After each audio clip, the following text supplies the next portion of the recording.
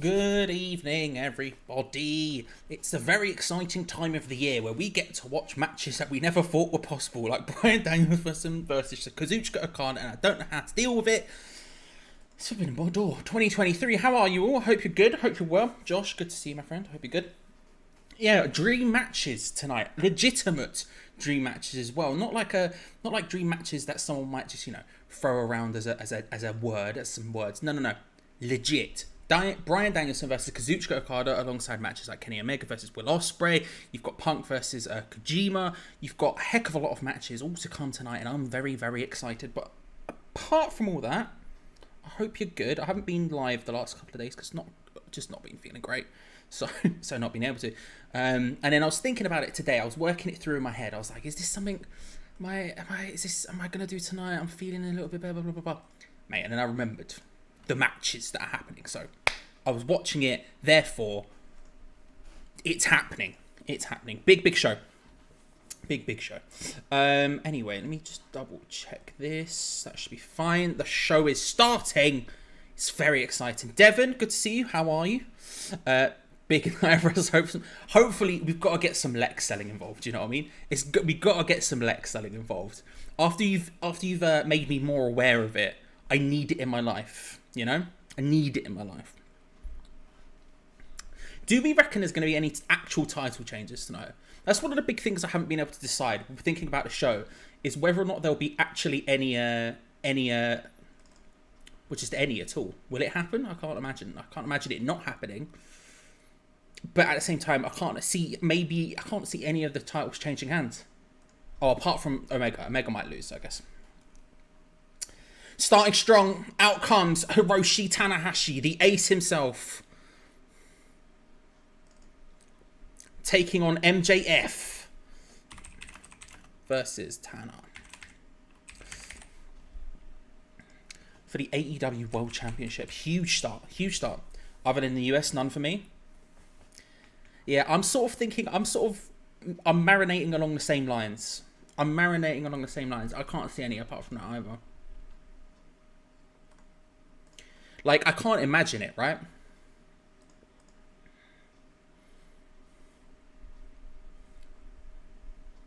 And I guess actually the US Heavyweight Championship, the Omega Ospreay match, that happening and sort of feeling like it could lead into a trilogy potentially at All In, it kind of makes sense and gives them enough freedom to not have any other title changes on the show. If there was like a trios title or a six-man tag title match on the card, then I could imagine it happening. But outside of that, I don't know.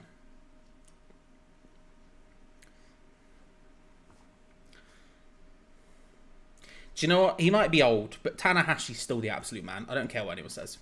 Tanahashi's still the absolute man. Not interested in what anyone has to say. Massive banger, huge banger. Go Ace.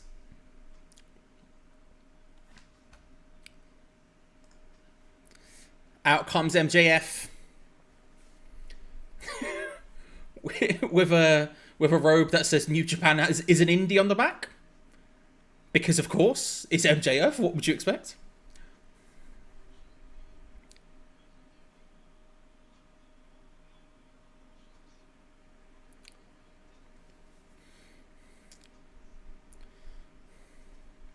Wild to think that there's both the AEW World Championship and the New Japan World Heavyweight Championship on the line, the IWGP World Heavyweight Championship on the line, and neither of them are main event.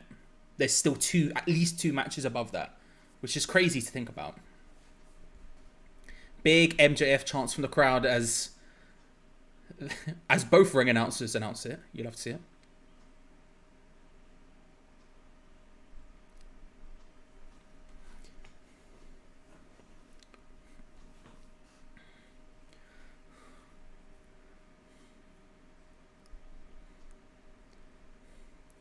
I love, but having both the announcers just sort of looking back and forth, it's just quite nice, quite wholesome. Hello, Andromeda. You're right. I don't care what anyone has to say about Tanahashi. He's still the best, man. Look at him.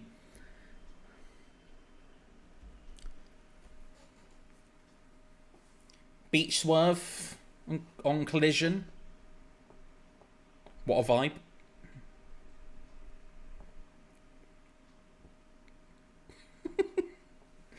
MJF, not impressed. Not impressed.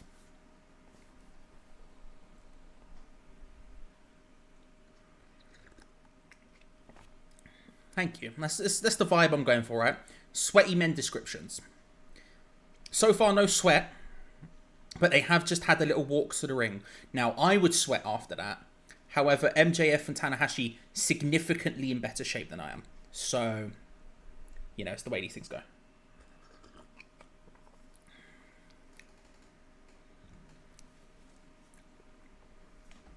MJF hands the belt over to Bryce Remsburg. First match of the night. MJF defending the All Elite World Wrestling Heavyweight Championship against Hiroshi Tanahashi, the ace.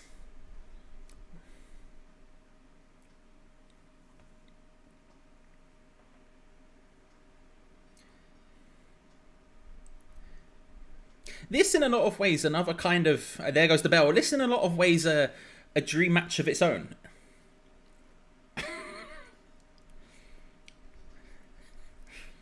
MJF starting with some solid air guitar. You love to see it.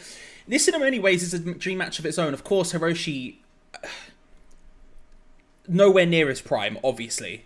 Although seems to just go on forever. Nowhere near his prime. So perhaps not... perhaps not a dream match in this stent, but still a huge match.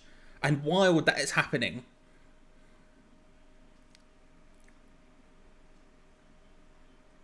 One of, if not the best of the 2000s and a lot of the 2010s, versus who most people would expect to be one of, if not one of the very best of the 2020s on onwards.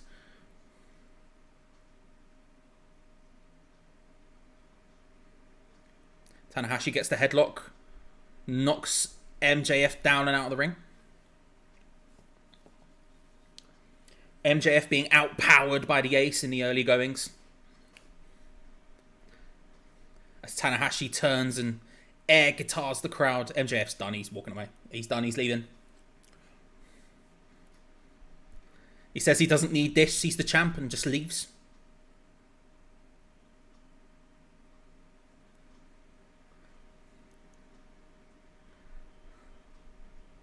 Tanahashi starting the crowd with the coward chant. MJF currently being counted out, getting frustrated by it.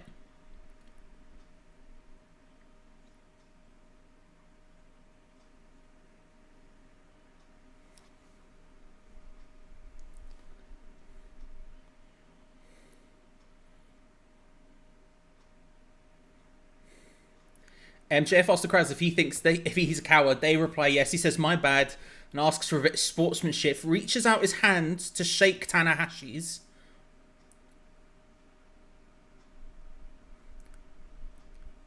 Oh, Tana looked like he fell for it. Catches the boot. Spins MJF around. Big just slap across the face.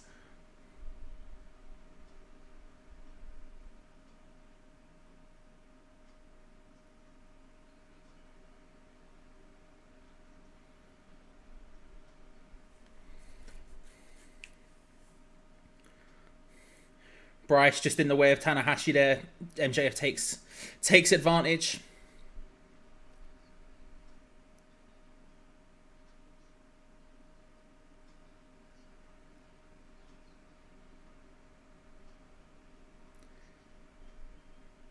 MJF takes control and celebrates the crowd. This match has a very Fire Pro Wrestling vibe about it, you know? Just these two specifically in a ring together, it feels very much like something that would happen in Fire Pro. Imagine if Tanahashi won. Yeah, true. Did Tanahashi win? That would be actually kind of wild, Josh. Did Tanahashi beat Zack at Royal Quest?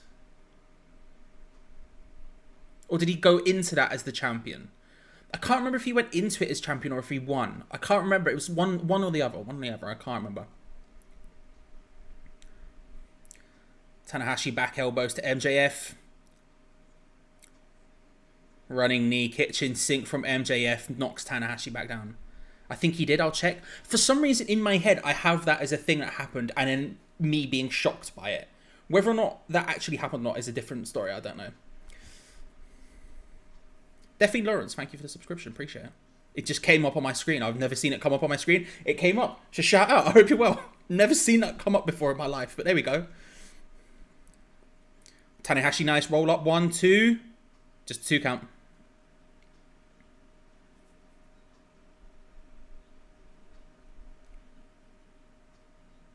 MJF, nice little roll into the abdominal stretch. Close to the ropes. You've got to imagine MJF's going to grab those ropes. Yeah, there you go. Look at him. He's gripped them.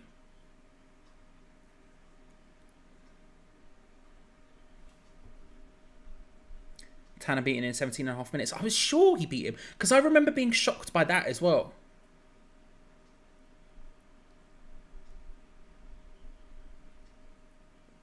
MJF gleefully grabbing the ropes a second time from the abdominal stretch.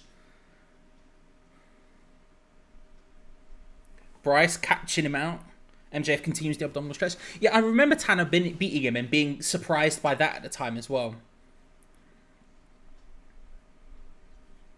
I think if this was a couple of years ago, if this was before the pandemic, I mean, obviously AEW didn't really exist back then, but if this was before the pandemic, I could imagine a world in which Tana beats him.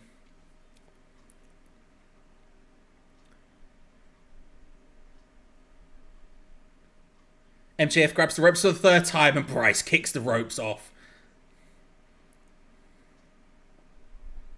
If this was a couple of years ago, if this was pre-pandemic, obviously AEW wasn't fully in its thing back then, I could see a world in which Tana would beat MJF for it.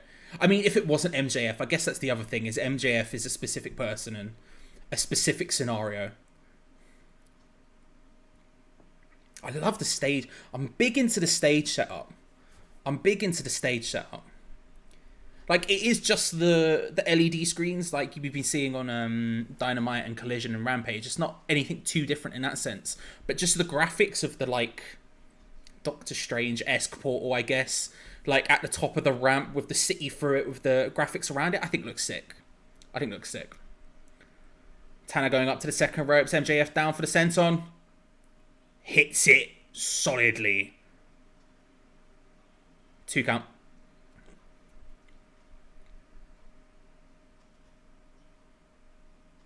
He did face Moxley, didn't he? I completely forgot of that existed. Tana flying up to the top. Looking maybe for the high fly flow. MJF fights him off. We saw him sort of wobbling on the top against Swerve, going for the same thing.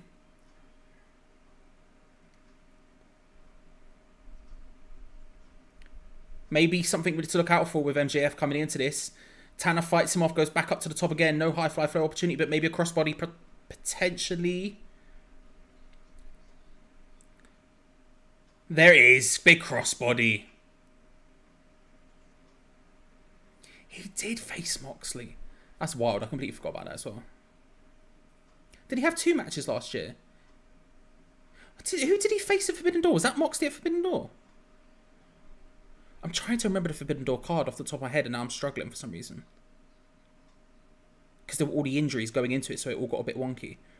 MJF flies over the top, runs across the top. Gets caught by Tanahashi. Lobs him off the top.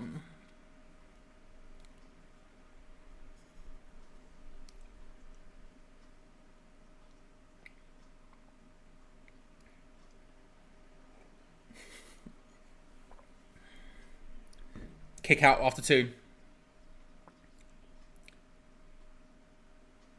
We've got the collision set up as well. I think they've probably just kept it there, but we've got the collision set up of the announced tables by the ring. Tanahashi again struggling on the top again, trying to find the high fly flow. MJF knocks the ropes, knocks him down. That was Forbidden Door. I'm trying to remember the Forbidden Door card last year.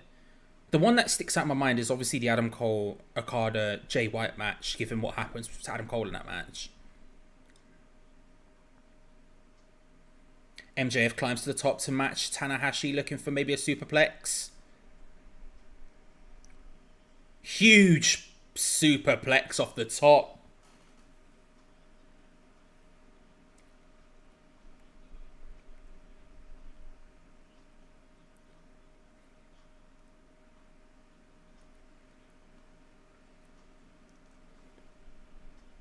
2 count.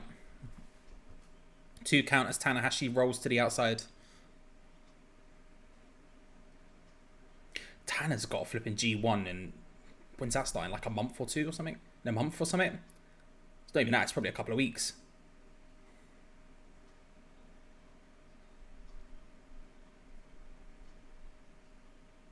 Because I was just thinking, how many main events do we reckon Tanahashi still has left in him at a top level? But you would imagine he would probably main event at least a couple of nights of the G1, depending on the other matches that night.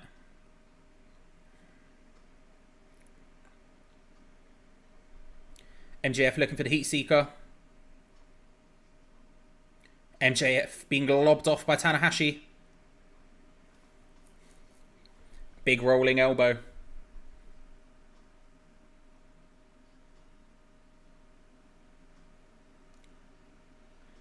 Big shoulder breaker from MJF. Held Tanahashi in the air for a hot second there. Goes down holding his knee significantly after it. Pardon me. My stomach is going mad right now. Pac was on a buy-in last year with Miro, Clark Connors, Malachi Black for the All Alliance. Holy crap, that was a thing that happened. My lord. A year is fast. A year is fast. It's called the All Atlantic belt for a start back then.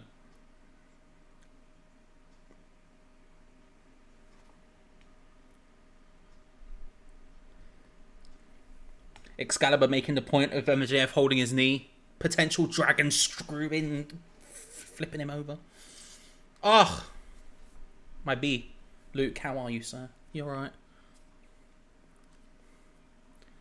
MJF screaming at Tanahashi, calling him a joke. As Tanahashi slowly gets back to his feet. MJF in control now. Yeah, Thunder Rosa voted Tony Storm. Yeah. An amazing card. I think this year's card is maybe better than last year's card. Which is kind of wild to think about, because last year's card was also sick, but I think this year's is probably better.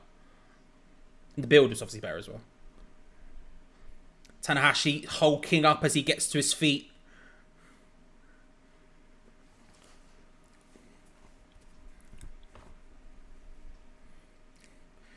Slowly getting back up. MJF starts laying it in with a forearm.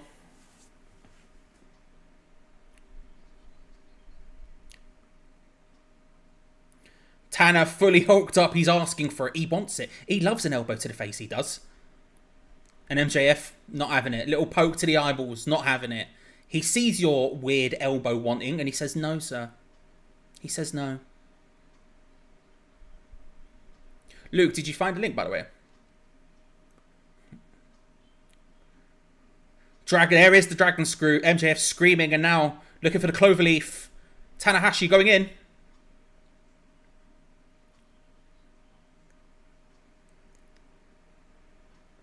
Into the Texas cloverleaf, all over it.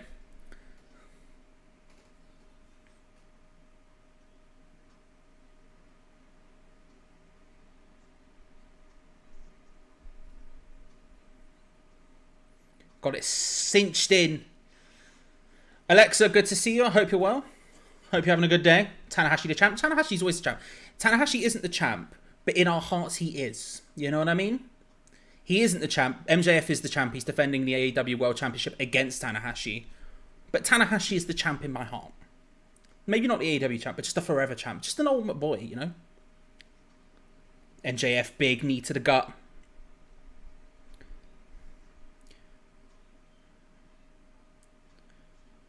He was looking for that. He was looking for the suplex. Shouts, oh my knee, as he goes up for it. Tanahashi fights his way down. Sling blade.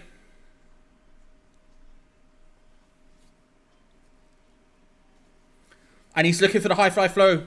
Flies over the top. Looking for that upset, Josh. Looking for that upset. Tanahashi up to the top. High fly, knees up from MJF, who reacts very badly to it. That injured knee. He's screaming. Screaming all of Tanahashi's weight down on it.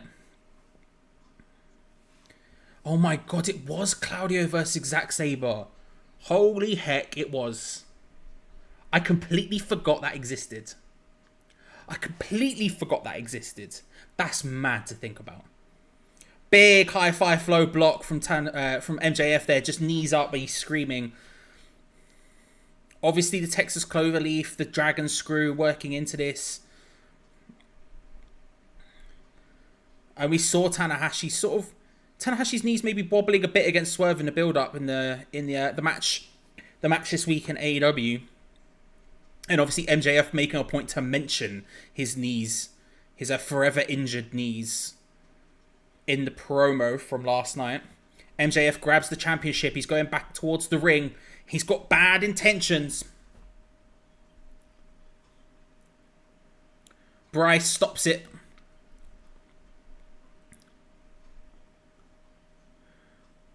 Hiroshi with a roll-up. 1, 2, 3. The visual count is there, but Bryce isn't. 1, 2.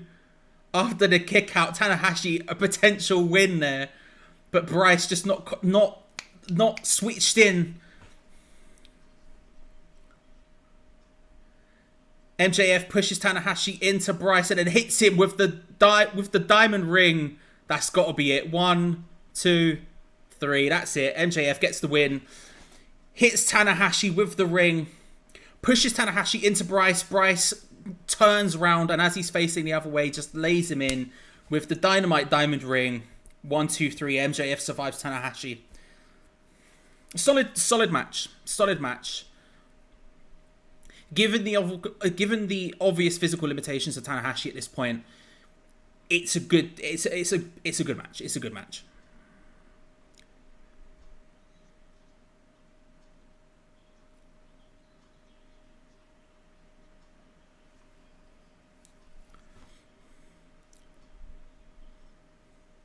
Tana, of course, getting the visual pin when Bryce wasn't concentrating.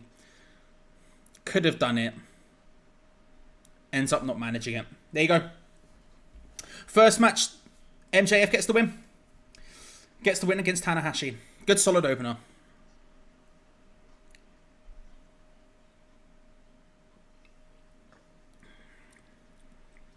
MJF as he's being helped out. By a security guard, obviously tending to his knee, shouts down the lens, I'm still waiting for real competition AEW. I am interested to see where his reign goes. Can't see who beats MJF now. Yeah, neither do I. I don't really know what's going to happen. I mean, Adam Cole, I guess, going forward is potentially an option. They've obviously sort of left that one. I don't know, there was another reference to it in that match with the coward stuff. There's maybe an argument that Adam Cole could be the guy, but it's not yet, is it? I don't know when MJF loses it. That's the thing. But there's obviously a lot of people who are around who could be facing him. You're looking at the likes of, potentially another CM Punk match. You're looking at Danielson could come back in. There's a lot of people who could face MJF for it. Moxley, a lot of the big hitters, Omega. I mean, and the thing is with MJF is he doesn't seem to be on either side of the divide as it's being made out to be. So I guess there's lots of people who could face him, but right now it feels like he's sort of working his way through. I don't want to say the lower down people, but certainly not the big hitters. But I could imagine it being Adam Cole. I could imagine that, but that would have to be in the future at some point. Next match, CM Punk versus Satoshi Kojima in the Owen Hart Cup. Out comes Kojima. What a man.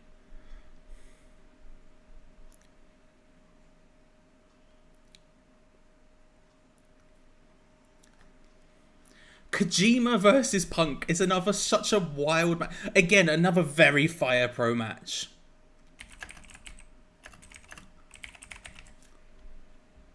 Another very Fire Pro match.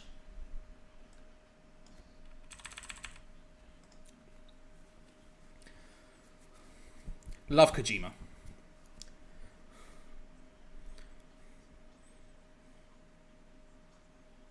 Look at those biceps, man.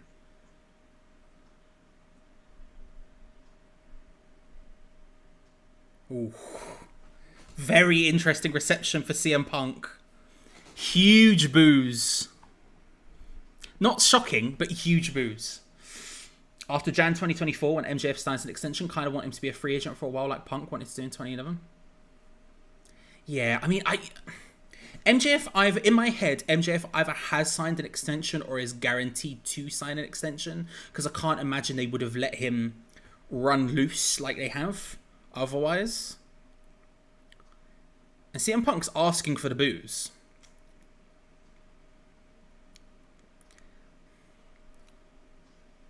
CM Punk cupping his ear to the crowd, who are booing him very heavily. Of course, this is it's Canada. It's Kenny Omega territory. You wouldn't be shocked of this happening.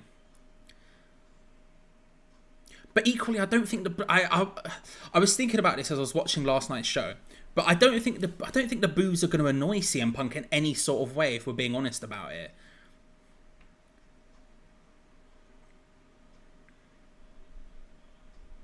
Like, he's a heel through and through.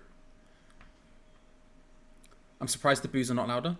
That's a fair point. Yeah, that's a fair point. Because there are some CM Punk chants. They're being absolutely drowned out.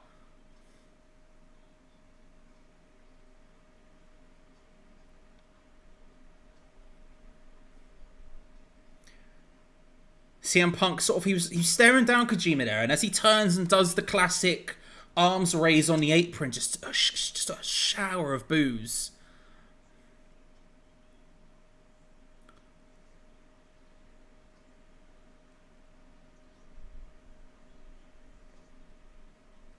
But Punk a board heel. Let's be real about it. Punk has always been a heel. He's better as a heel.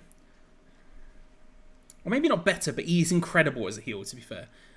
So the polarizing thing, and I think I was looking around on Twitter as well after last night and hearing the sort of polarized reaction and people talking about the boos and the cheers and all that stuff, and I'm like, CM Punk wrestled John Cena for years, who had almost as polarizing maybe not as polarizing as this is, but like, who had an incredibly polarizing time. It's not odd to me, and I don't think it's odd to CM Punk. I think he knows what he's doing. He comes out tonight, and he's in a sort of black and gold trim. He's in black and gold trim outfit. And if anything, this is going to be great, because the second Kojima gets on top, this is going to be huge cheers for Kojima. So I'm here for it. The bell goes, CM Punk straight into the wrist lock.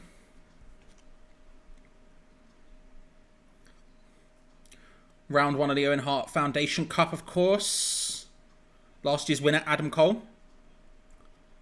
Kojima, big block, knocks CM Punk back.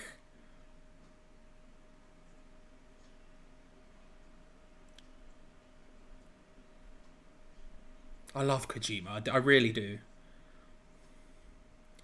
But I never saw Kojima in his prime. So I sort of just enjoy him for what he is now. See, a CM Punk chant broke out there, and then the boos just completely took it over. Kojima again just throws CM Punk into the ropes and blocks him down. CM Punk completely unable to knock down Kojima.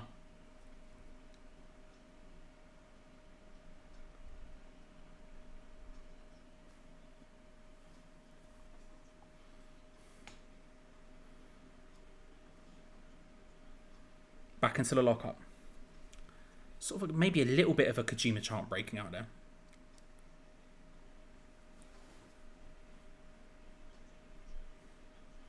Kojima starts laying in those shots. Big forearms. Huge cheer from the crowd.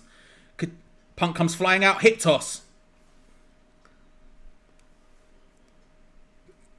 Then the tackle from Kojima. A little flex of the pecs. I love him. I love him.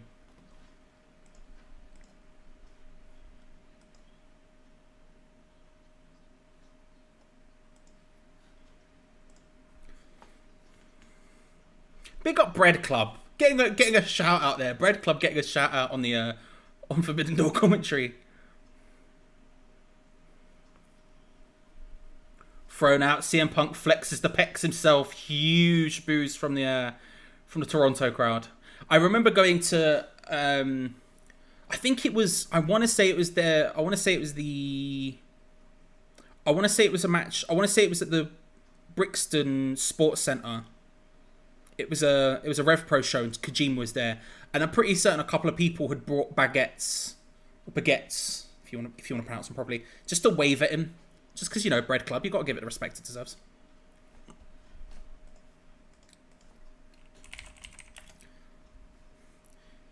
CM Punk chopping Kojima on the outside. Kojima sending some back of his own and knocks him flipping out.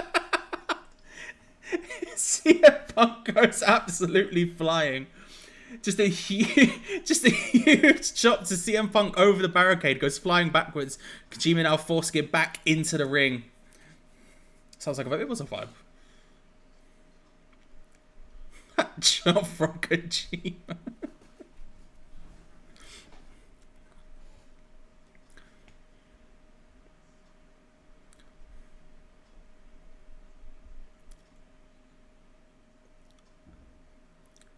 CM Punk fighting Kojima on the outside, little chop of his own. Was looking maybe to jump off the apron. Kojima just shifts out of the way and then little pull of the leg. Little pull of the leg, trips Punk over.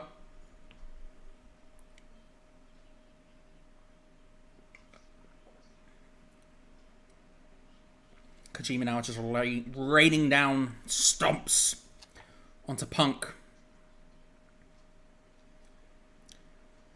Big leg lariat from CM Punk knocks Kojima down. Rare moment of Kojima being down in this match.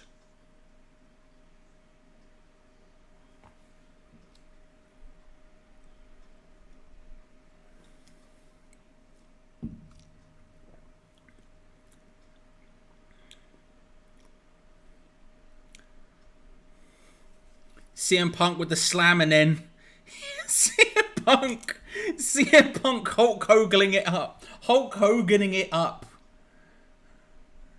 He's playing fully into it now. CM Punk just hits the ear, cups his ear after the slam and then just leg drops Kojima. Maybe getting suckered in a bit too much by the crowd as Kojima begins to fight back. Again, you'd imagine this is a CM Punk win.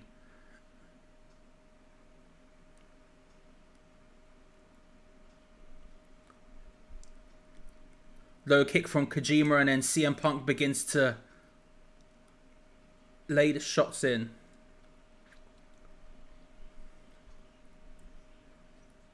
And as he hits the 10 punches on the top turnbuckle, counts to 10 in Japanese just to show off. Headlock takeover into the pin. 2 count.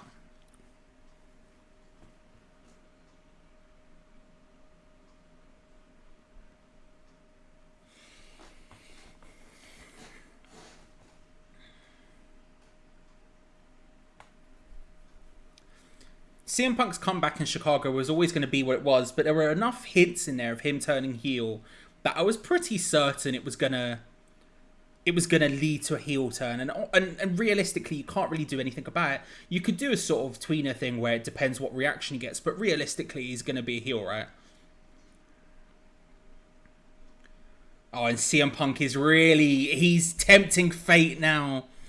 He's laying the lariats into Kojima in the corner, shouting the word lariat, shouting the word Kojima. Big back body drop. The receipts on that he's not going to enjoy. The receipts on that he is not going to enjoy. Back body got dropped, 2 count. CM Punk getting lackadaisical now at this point. Not doing the covers properly. He's acting very confidently, very overconfident, complacent. He's 100%. He's got to be. He's gonna be. I'm interested to see what the reaction is if he wrestles at All In, which I can't imagine him not wrestling at All In. I'm really interested to see what his reaction is going to be then. Oh, and now he's hitting the tens on. I don't know what they are. What are they? Open hand chops? I don't know what they are. The King Kong chops? I don't know. The Tenzin thing where he's like, pow. He's laying those in. Tenzan, Kojima's tag partner.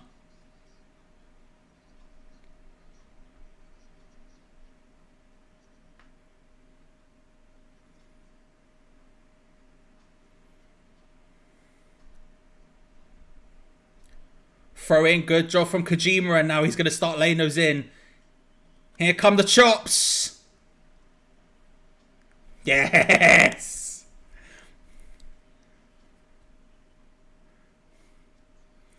Punk pushes Kojima away from the machine gun chops, and Kojima lays him in again.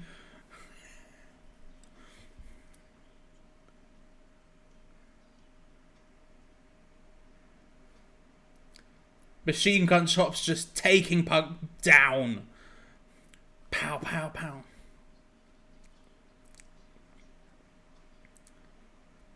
Throws him to the opposite corner. Nice forearm.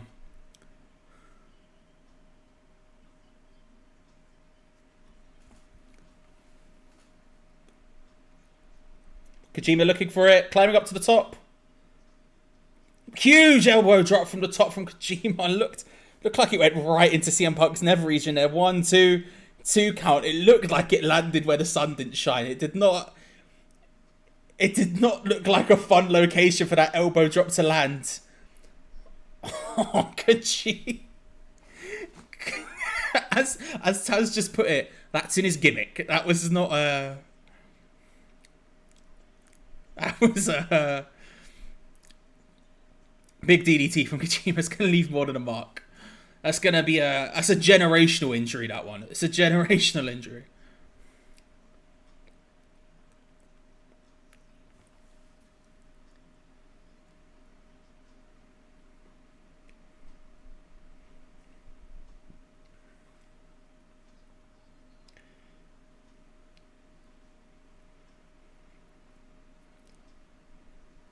CM Punk with a reversal on Kojima. They're running knee to the corner.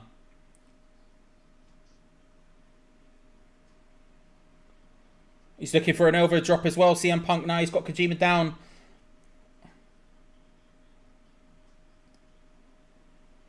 Stops for a second to take in the crowd again. He's got to be quicker than this.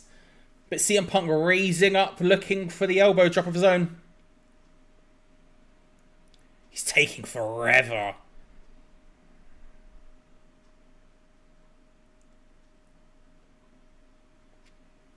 Arms to the sky.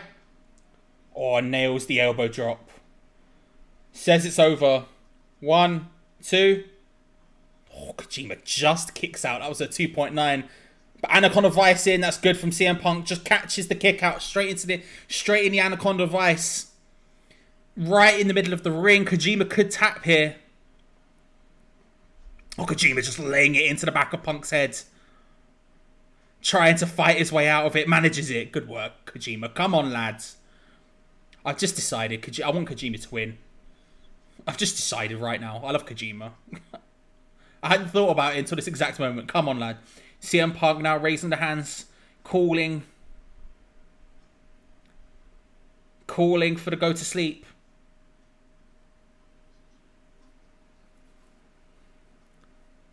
I can't tell what they were chanting there.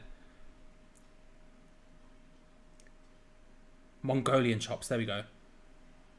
Double Mongolian chops from Punk. Lifts Kojima up into Simon's carry position. Kojima fighting his way out with elbows. Go on, Satoshi. Hit some chops of his own.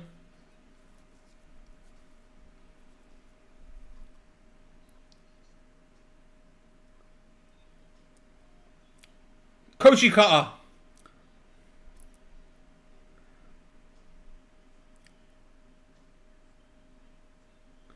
Come on, Kojima. Here we go. He pulls down the elbow pad. Let's go.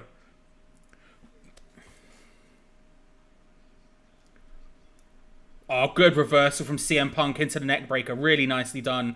1, 2. 2 count. Lovely reversal. The lariat coming in. Just nice roll through into the swinging neck breaker.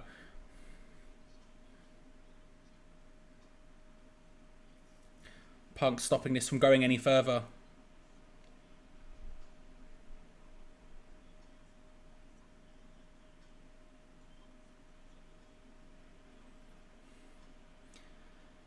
CM Punk hyping up the chants for him. The crowd responds with a very, very, very loud boo.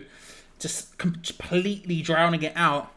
And now just laying in forearms and punches and chops and up for the GTS, the go to sleep. CM Punk, he's taking his time with it. Walking around the ring, just soaking in the booze. Oh, Kojima catches it. Catches the knee. And a big forearm.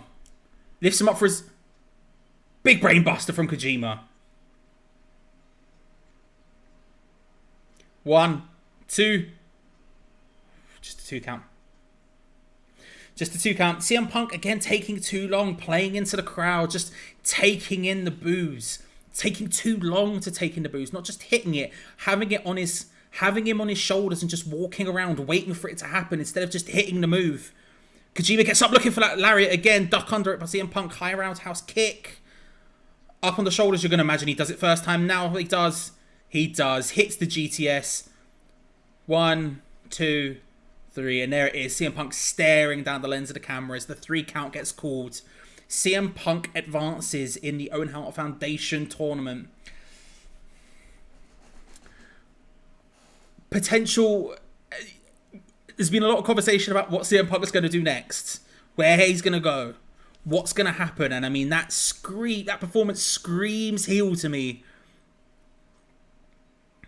And after it, just in the middle of the ring, doing press-ups. Staring down the lens of any camera that will meet his eye.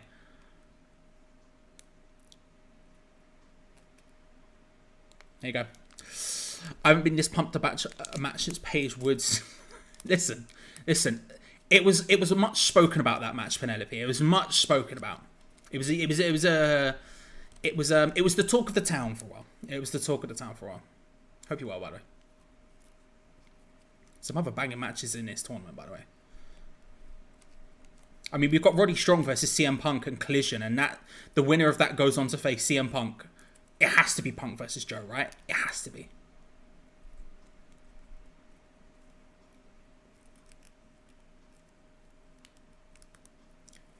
CM Punk taking the time to lift up Kojima a little bit. I've got a feeling this might not be the end of it for Punk. He's lifted up Kojima. He's raised his hands to the crowd.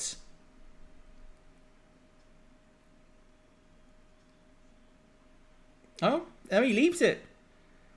CM Punk raises the hand of Kojima and then leaves. I was surprised. I thought he was going to do so. I thought he's going to just lay in a little lariat of his own. And off he goes through the stage. There you go.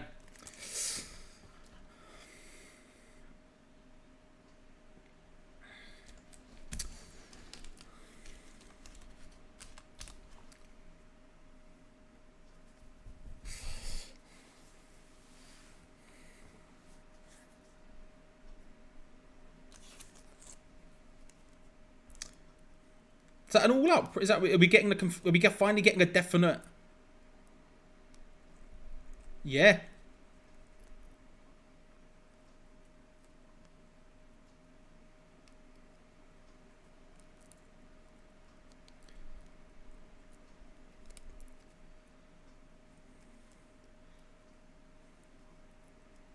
Yeah. We are getting confirmation of All Out. The entire week being in Chicago, leading into All Out. Of course, the weekend after All In. That is the weekend after, isn't it? I'm not crazy, right? Because, yeah, 27th, yeah. So you've got All In, and then they go straight to Chicago and have a week in Chicago leading into All In. That's leading into All Out. That's kind of wild, isn't it? That's kind of wild. Oh, turn this up. The AEW International Championship match is next, and here comes the Orange Cassidy's just such... He's the best.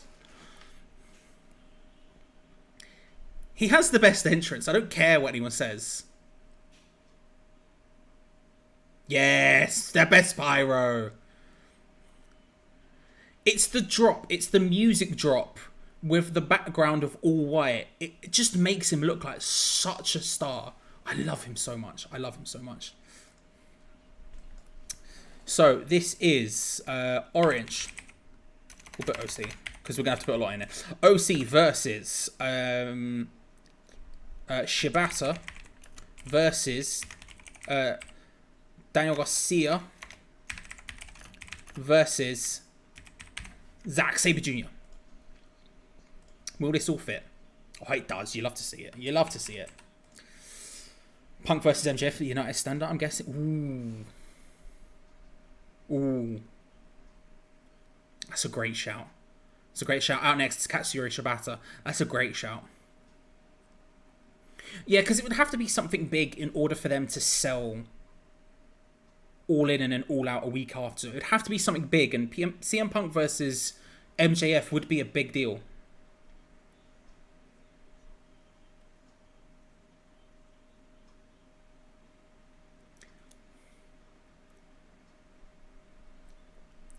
Out comes the ROH Pure Champion, Katsuyori Shibata.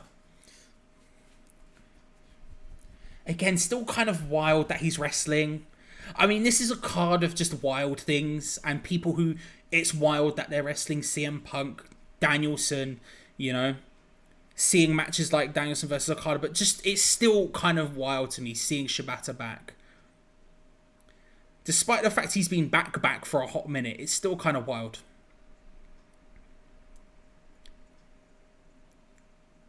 Next out is Daniel Garcia.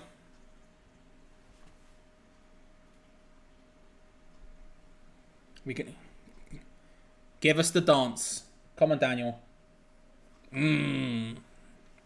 Yes, let's go. Let's go.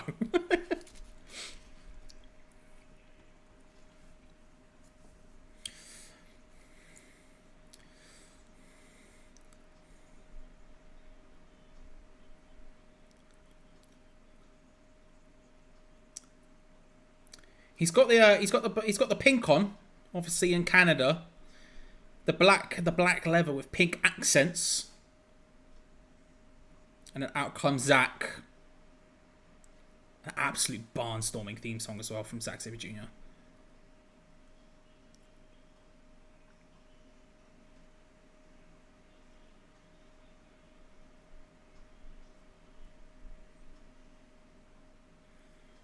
But then again, I don't know if Zack's ever had a bad theme, to be fair.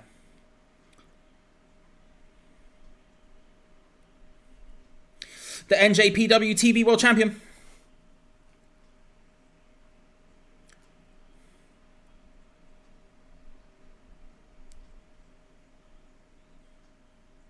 Cool point made by the commentary about Daniel Garcia being the only one without a championship.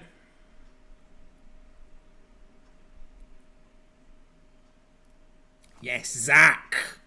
Come on. This match is going to bang. This match is going to bang. Yeah, I can't imagine Orange Cassidy's going to lose.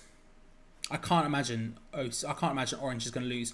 Although, it only being for Orange's belt does make me feel like he could potentially lose, but I don't think he will. I don't know who I want.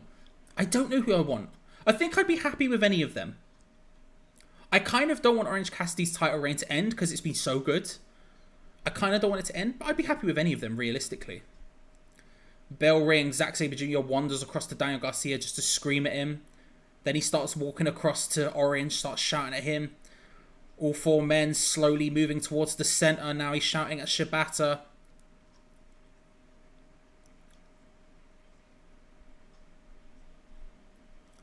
Orange starting with some vicious kicks. Laying it into all three men. Oh, Zack with the reversal. Throws it to Garcia, throws it to Shibata, who throws it back to Zack.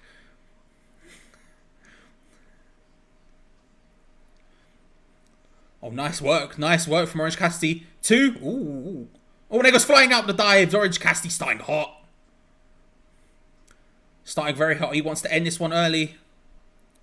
Oh, he's looking for that. He was looking for that tilt-a-whirl DDT. Garcia catches him straight into the sharpshooter.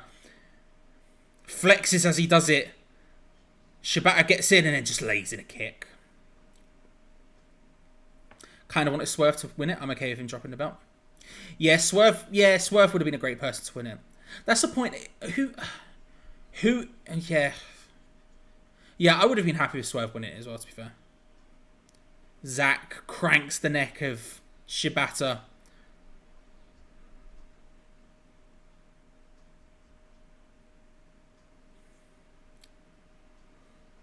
Zack just twisting Orange Cassidy into ways that I can't even describe.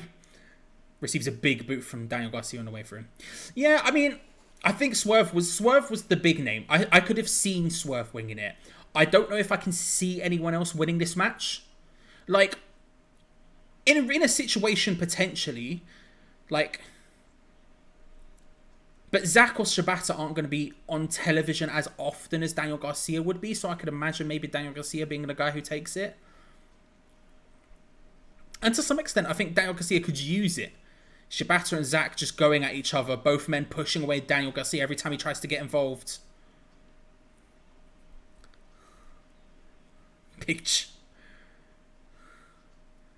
Now all three... And now Zack and Shibata trading blows with each other, and then Garcia hits the dance. Yes, go on, Daniel. I mean, Daniel could use it. Out of everyone who could use it, it's probably Daniel.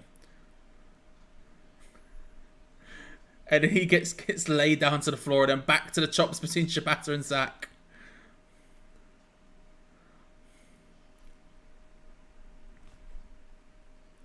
Double clothesline from Garcia, and then he hits it one more. Yes. Oh, good roll up from Orange. 2 count. Big boots all round. All 4 men just big booting each other.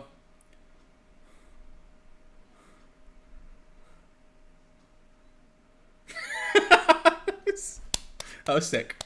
Just all 4 men big booting each other. Orange and Daniel big booting each other.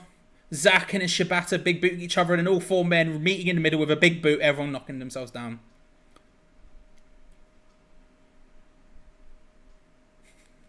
Zack currently screaming orange bollocks.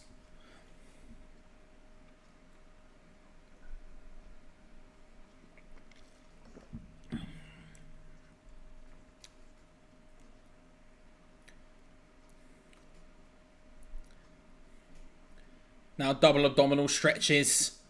Shibata stretching out Garcia. Zack stretching out Orange, and now Zack and Shibata trading blows in the middle of the ring. Throw their individual men aside and start going back to the chops and uppercuts.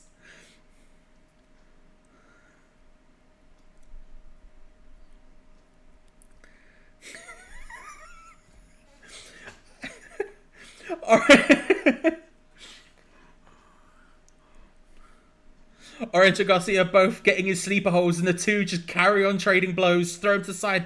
Big brainbuster from Zack. Shibata just gets back up. Hits a suplex of his own.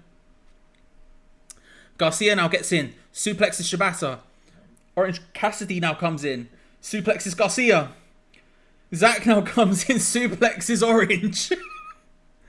Shibata in. Suplexes Zack. We're just going around and around in circles here. Just non-stop suplexes from all 4 men.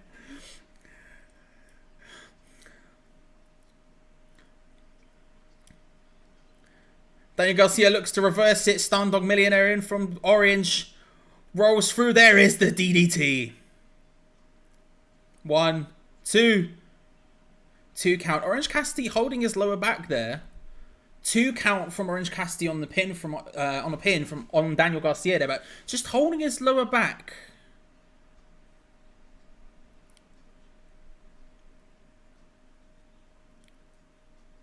I could see a situation in which Daniel wins this, you know. I could.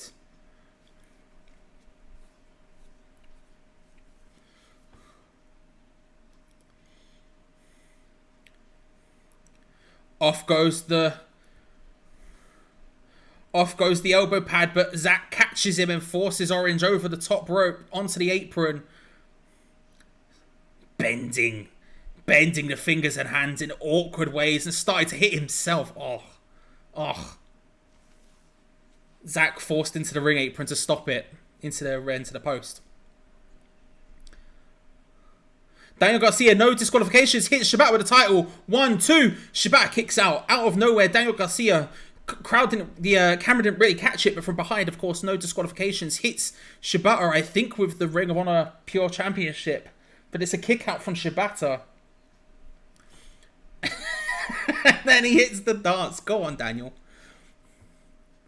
I tell you what, a Pure Championship match between Shibata and Daniel Garcia right now, I'd happily take that after this. If that's something that comes off the back of this, we run that back, run that one. Yeah. Shibata now asking Garcia to really lay it in.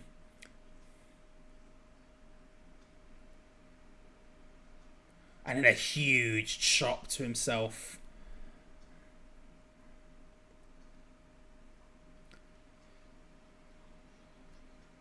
Can't remember what move it is in Pokemon, but there's a move in Pokemon where you rest, and then when your opponent hits you, you hit them back with that ×2 back or something. That's what Shibata just did to Daniel Garcia there. He was asking for the chops, he was asking for the forearms, and he was laying them in, and then as he fights his way up, just starts laying them back in, knocking Daniel Garcia to his feet. And now Shibata and Orange Cassidy size each other up in the middle of the ring, no one else around. And they both sit down, and we're going to see maybe a chop off here. Their match was so good.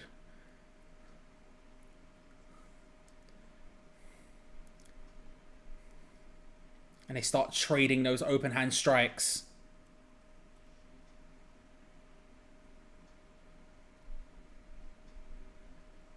They start fighting to their feet, firing those chops back and forth. Couple of Kawada kicks from Shibata. Stop just before the blow as Orange Cassidy lifts his arms up.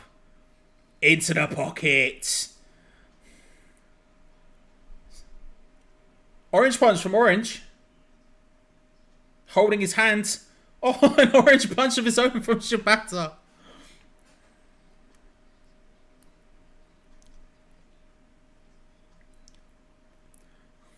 Beach break from Orange. 1, 2. Hook of the leg, 2 count.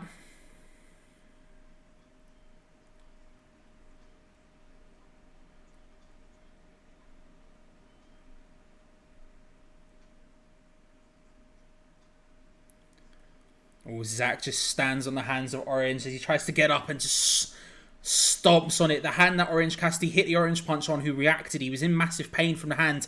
And now Zack just really focusing in on it. Earlier on, he was doing all kinds of neck stinks to it on the apron, and now he's just stomping down on it, really putting Orange Cassidy in an awkward position here, working it over, joint manipulation, just bending it in all ways he can. You sick F, chance coming. Oh, nice roll through from Zack. Really nice roll through.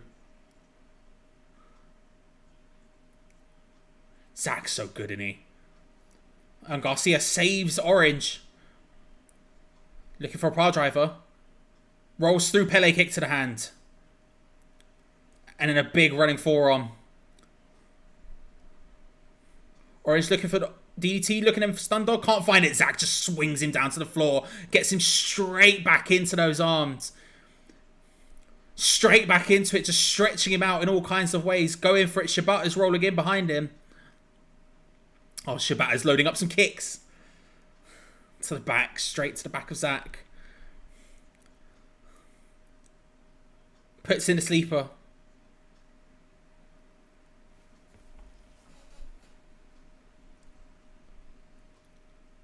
Oh, big boot from Kojima.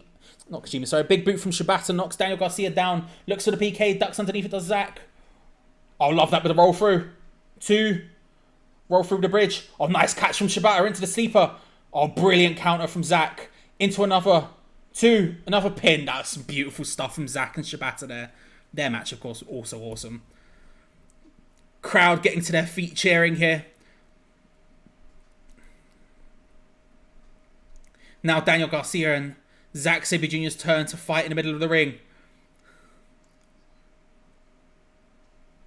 Oh, nice reversal from Garcia. Catches Zack in the European uppercut. Looking for the backslide. Hits it. 1, 2. Ooh. Roll through. Now looking for the pile driver.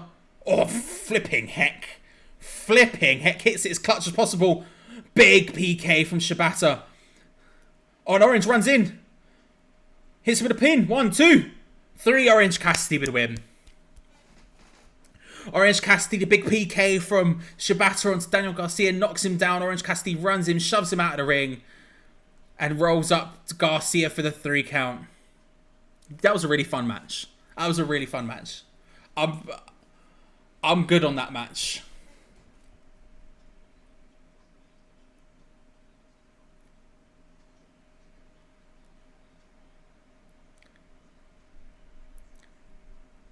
A match in which realistically anyone could have won that at any point. There were a lot of moments towards the end where people had winning opportunities. And Orange, the last one out, just managed to sneak in and get there. Oh. The ref about to hand the belt to Orange. Zack snatches the belt from the ref. And he wants the television championship as well. He's holding them both. And he holds them both over Orange.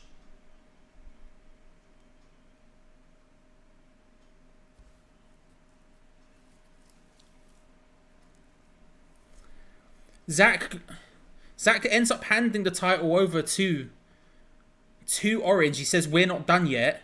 Shibata gets back in the ring with the Pure Championship his own.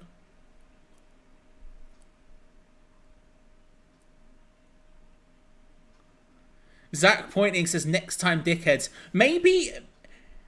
Look, listen, any 4 of those people putting into matches together, I'm very happy with. That's an awesome match, if we're being honest. But maybe a hint of a triple threat for the 3 championships at once, maybe there. I'd be very happy with that. The last 2 men in the ring, Orange Cassidy and Shibata, share a shake of the hand. I love those two. It's just a combination. They're so good together. Shibata hits the pose. Orange Cassidy lifts the title. There you go. That was a really fun match.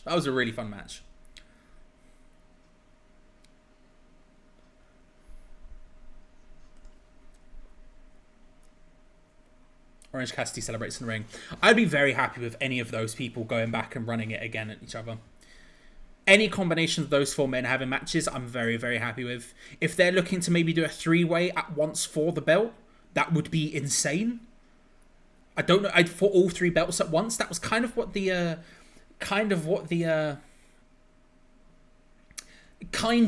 felt like. I don't know.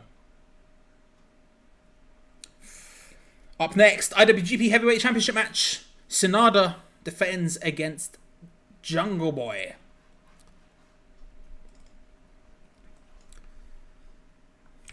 Sanada versus Jungle Boy.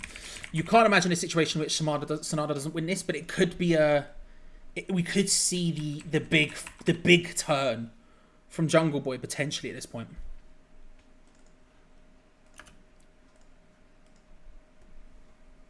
Just 5 guys, great stay with him. I know I didn't watch the show in which they sort of happened. I didn't watch it live because obviously Japan, it was early morning and I wake up at the worst of times. And I remember people tweeting about just the name Just 5 Guys and me being like, it's funny because it's a bit random or whatever. And then no, that's just what they went with. Fair enough. You know? Fair enough. Do we reckon if Jungle Boy does turn heel, which feels like this is what we're leading to at the moment, it does feel like we're going towards a heel turn. Does Jungle Boy lose the theme song? I mean, it's been such a good theme song for him, but I feel like he's got to drop it if he's going heel. It's too fun. Out comes Hook with the FTW Championship.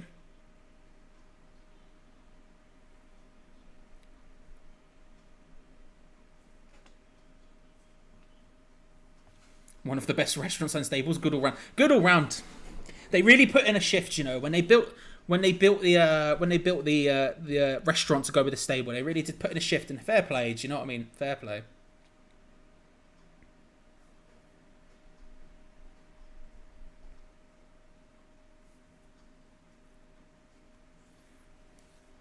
Oh, Red Shoes is refereeing. Let's go.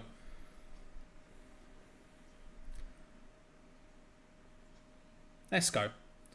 He's 100% losing that song. He's got it, right? And then once he turns face again, if they bring it back, then it's twice as fun.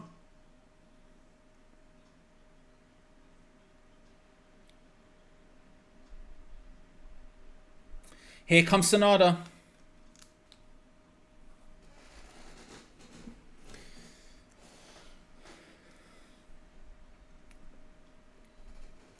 The IWGP Heavyweight Champion. Out of the two of him and Evil, I would have been shocked if he didn't win the title before Evil did, but somehow Evil did. And I'll be honest, as much as I think Sanada is better in ring, I was always an Evil guy over a Sanada guy. Don't know how. Don't particularly know why. I think I preferred his entrance.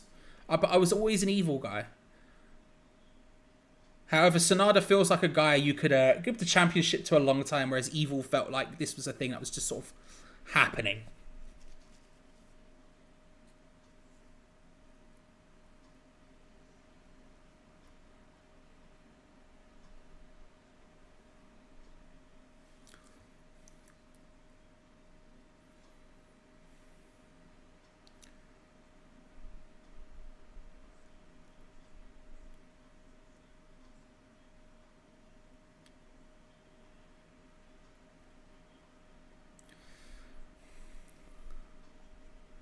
Jungle Boy getting a bit of 5 o'clock shadow.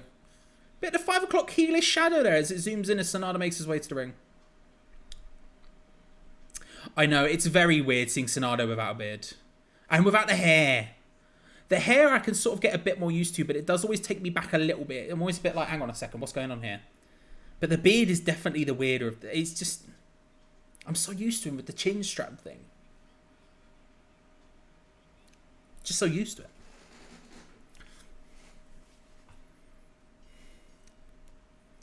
Here we go. Like I say, Jungle Boy, a little bit of a 5 o'clock shadow as the bell rings. Not important to the match, although maybe important to where his character's going. A potential Jungle Boy beard, potentially. Jungle Man situation.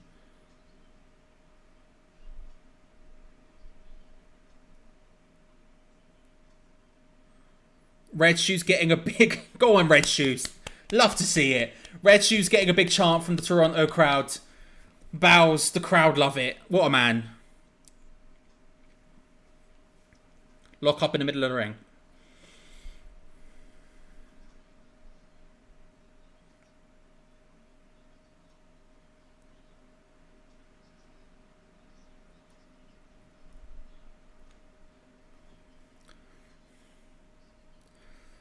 This one was always interesting when Sanada announced that he was going to do an open challenge here tonight, and then it was instantly accepted by Jungle Boy.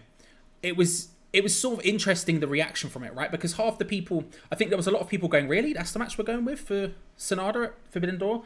And I think, given the rest of the cards, you sort of can get away with doing something else. But I think this is such a big opportunity for Jungle Boy. For Jack Perry, as he will potentially become known as soon. But it's such a huge opportunity for potentially one of the better matches of his career. A really breakout singles match. Obviously, he's had big matches before. Oh, nice roll through into the STF. Nicely done from Jack Perry there. Quickly, Sanada drags himself to the ring. Drags himself to the ropes to break it. But a huge opportunity for Jungle Boy. A really, really big opportunity. He's had big matches in the past. He's obviously fought for the AEW World Championship. But this feels like a really specific... A stage that maybe he wouldn't get put on in the same way before. And if this does move the story forward, then I'm okay with it. I'm okay with it. Jesus, we are already an hour in. It's been very quick, hasn't it? I mean, that's what happens when it's a good show, right? Big drop kick from Sanada.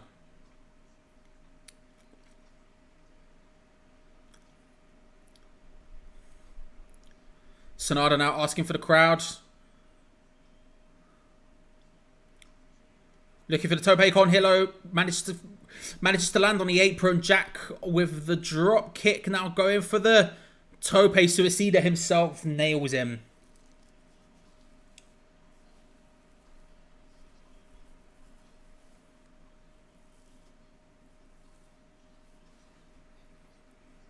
An hour really has flown by.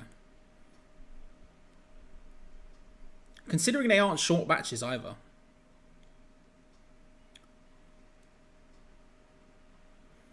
Kick out from 2 on Sanada. It's good if the... Yeah, it's a fair point. Because what, we got Raw... Oh my god, I just realised. We've got Raw. We've got Dynamite.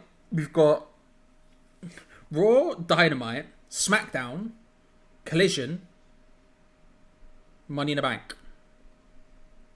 And Rampage, I guess. It's a lot in it.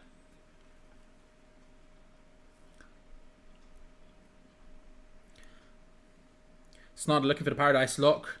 Jack pushes him off. Oh, looking for a Paradise Lock of his own. If there's one person who knows how to get out of that, it would be Sanada, and he pushes Jack out of it. Roll through from the sunset, flipping again, looking for it. And there it is. There is the Paradise Lock. Jungle Boy center of the ring, tied up, can't move. Sanada just pushing the crowd up. A lot of wrestles, a heck of a lot of wrestles.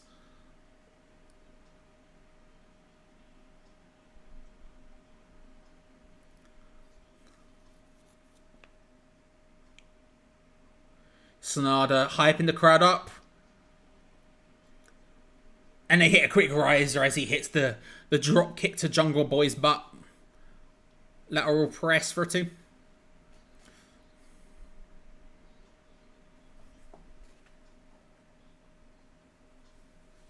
Is Money in the Bank on Saturday or Sunday? It's on Sunday, right? I should know this. This is information I should have in my brain. It's on Sunday, right? Open hand chop. Jungle Boy just fighting his way back. Sanada being all over him so far.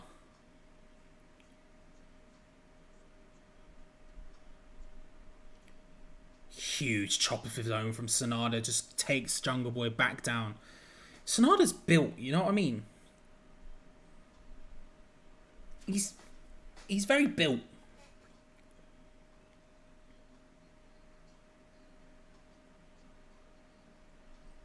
Big shots from Jungle Boy. Oh, and then a big boot from Sanada.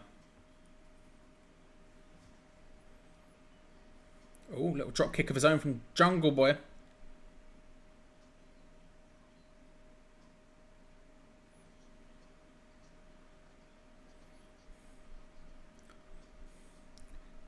Roll through forearm, doesn't quite get that. Nice super kick from Jungle Boy, and then a big lariat knocks down Sanada for the first time in a big fashion. Double underhook. Oh, love that into a Tiger Driver. 1, 2. 2 count. Jungle Boy may be looking for a suplex, but reversed by Sanada.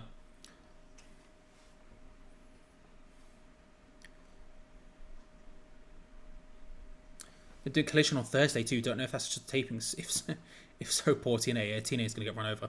Although it probably would be... Yeah, no, TNA is going to get run over by that slot, isn't it?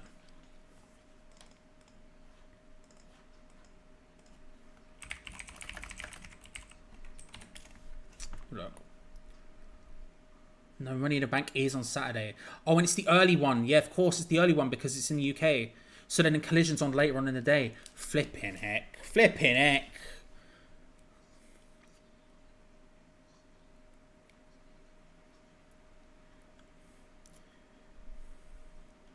Huge chops back and forth from Sanada and Jungle Boy. Oh, he loaded that one up. Jack Perry loaded that one up. He had cruel intentions as he held his hand back and he looked at the chest and he went, I've got this one, and with maximum venom came down.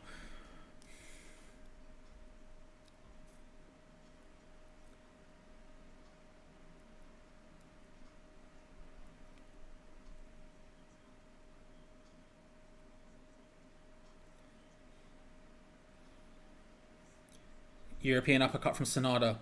Men meeting in the center of the ring here, just going back and forth. Oh, nice reversal backslide from Jack Perry. 1, 2. 2 count. Oh, looking for the crucifix pin. Sanada manages to catch it again. That big henchner's coming into play. Lifts him up into the fireman's carry position. Although, oh, nicely. Nice skull end. He's done it. He's locked in Sanada's own finisher against him.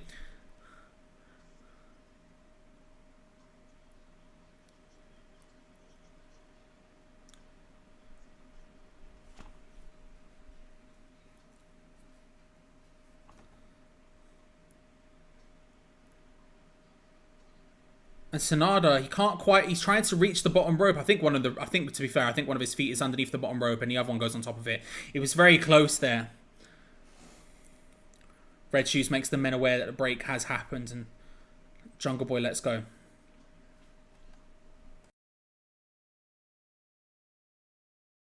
Sanada instantly hoists him upon his shoulders. Back up once again on the fireman's carry. TKO, love that. Do love a TKO. 1, 2. 2 count. I do love a good TKO. It's one of those moves you don't see very often, but I love them.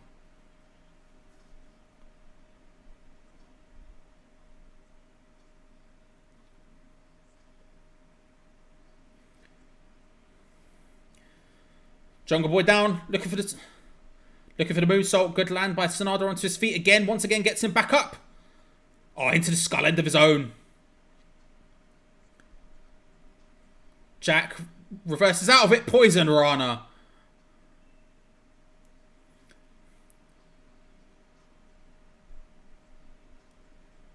Sanada does well to avoid the lariat to the back of the head. Gets him again.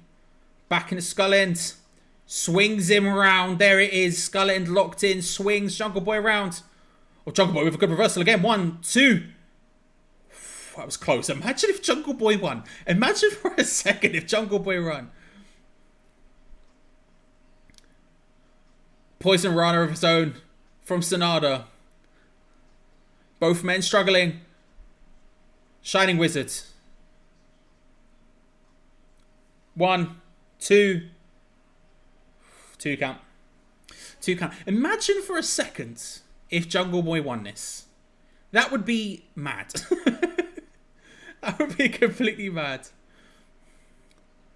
Sanada going up for the moonsault again. Missed first time. Landed on his feet. Second time. Hits it flush. Lateral press. 1, 2. 3.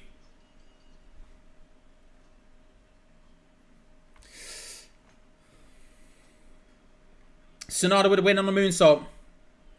Missed it the first time. Managed to land artfully on his feet. Second time. Managed to land it as flush as possible. 3 count. Felt like there was another stage to that match coming. Instead, he finishes it in the Muto way. Shakes the hand of Jungle Boy, who's still on the floor. Looks across at Hook and leaves the ring to Sanada with the championship.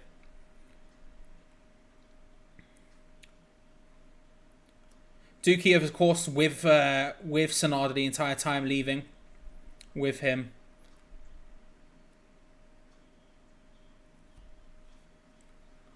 Jungle Boy being helped to his feet by Hook. Something gonna happen?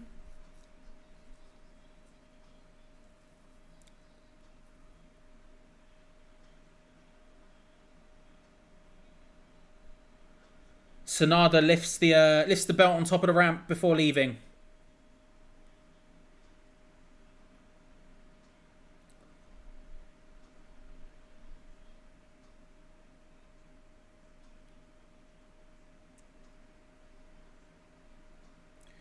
Jack being helped to the back by Hook. Nothing seemed to happen. Again, it felt like they keep cutting back to Jungle Boy and Hook, who are at the top of the ramp now. Jack down on one knee. Hook tries to lift him up. Lifts up the arm. Jack, looking distraught, hits him with the lariat. There it is. We expected it and it happened. It felt like there was a stage to this match that was going to go further. Jack drops to his knee at the top of the ramp. Hook helps him up, lifts up the arm, and Jungle Boy just smashes a lariat.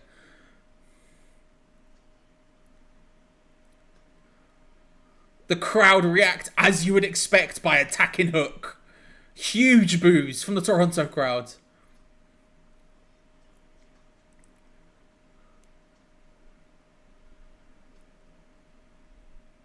He says, "Are you booing me?" And then instantly starts taking in the boos, drops to his knees, absorbs it, sarcastically does the hand waving, and gets up and leaves.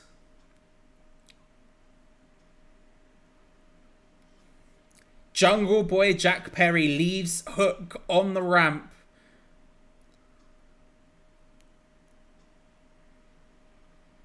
You effed up crowds you effed up chants from the crowd. Hook is going to suplex the living daylights out of him at some point. It won't be now, but it will be soon. Jungle Boy lifts up the FTW championship and just throws it at Hook from a distance and walks away.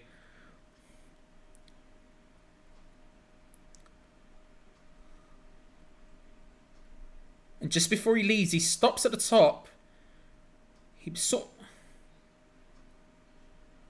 And he walks through the heel entrance. There was a moment there where he went to walk through the face and stopped himself and walked through the heel entrance. There we go.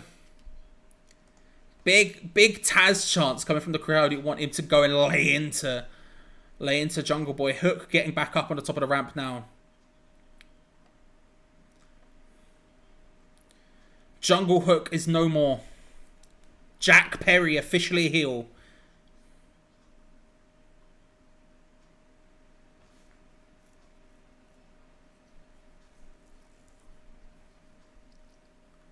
Taz is very angry. Very angry.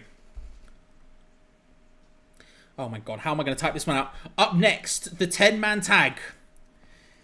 BCC and Takeshita and Umino versus Elite and Paige and Ishii. No, we'll do the Elite and Kingston. No, this is not going to fit. This is just not. We've got problems. This is just not. It's been broken. We've broken the system here. We've broken the system here.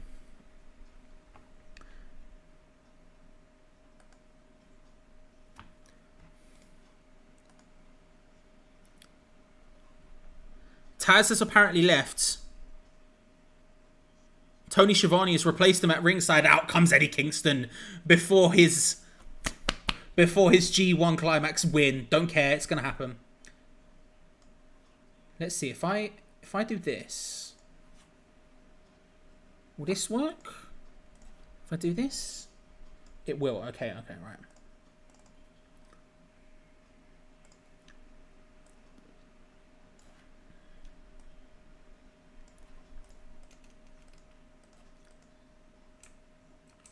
There we go.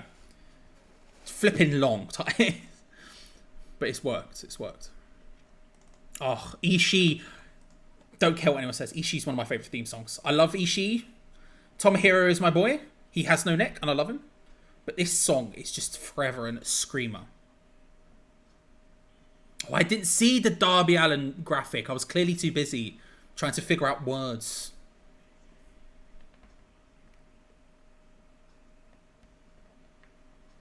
Oh, look at him. The Stone Pitbull.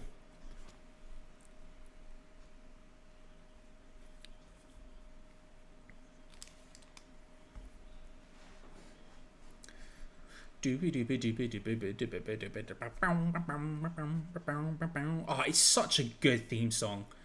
Tomohiro Ishii.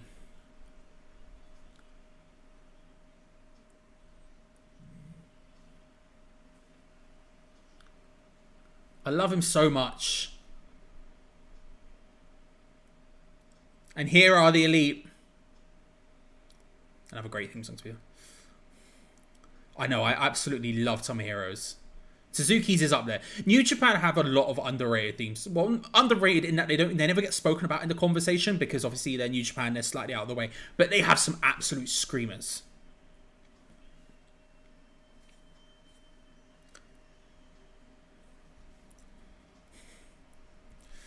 Out come the Young Bucks and Hangman and Page. A lot of history in New Japan themselves. Adam Page being in the G1, wrestled as part of the Bullet Club. Young Bucks, obviously multiple-time IWGP Junior and Heavyweight Tag Team Champions.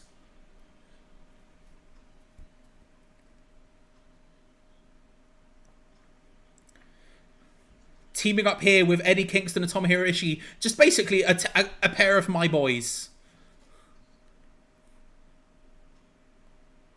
Up against the huge team of the Blackpool Combat Club. Being Claudio. Being Yuta and Moxley.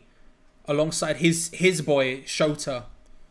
And of course, Takeshita, who's maybe part of the BCC, maybe not. We don't, we'll see.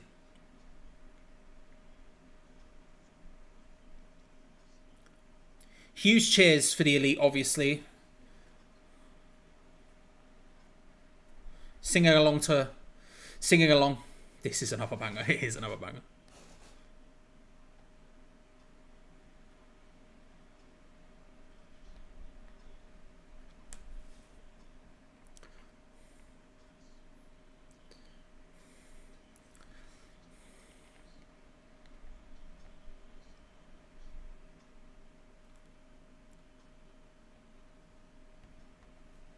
Oh, not the theme song I was expecting from the Elite. From Blackpool Combat Club.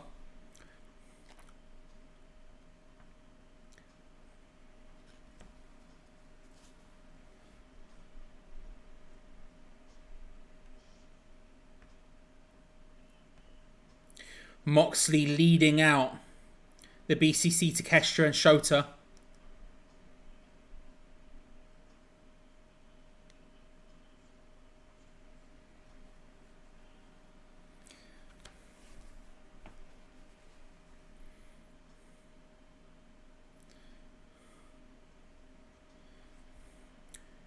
Shota, of course, traditionally a much beloved man by everyone, really. Coming out with the baddies here, given his affiliation with Mox. Mox controlling him. Not controlling him, just making sure he's okay. I hope Kenny comes out to his NJPW theme. That'd be a great show, actually. I mean, don't get me wrong. I really like his theme, but yeah, that'd be huge.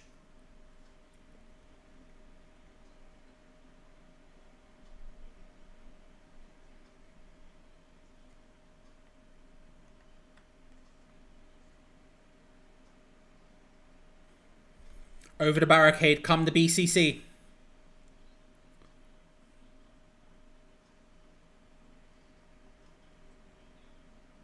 This match is going to be massive.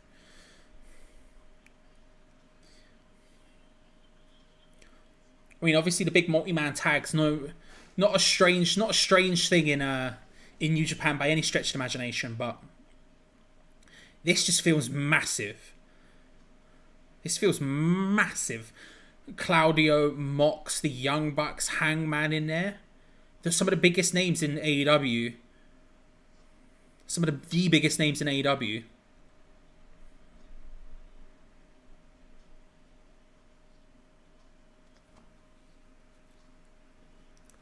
They're playing up the rivalry between Eddie and Claudio. And Claudio's asking the others to leave. He wants Claudio first. He wants him.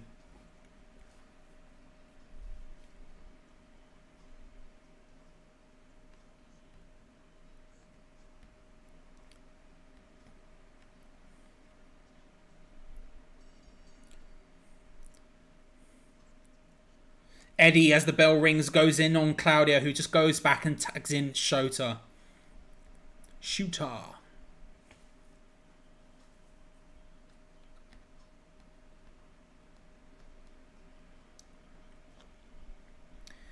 In comes Page. Hangman Page. The start of this match is going to be Hangman Page and Shota Umino.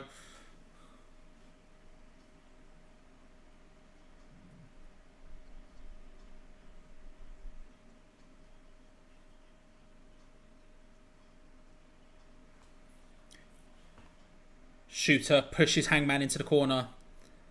Clean break. And then lays in a forearm instead.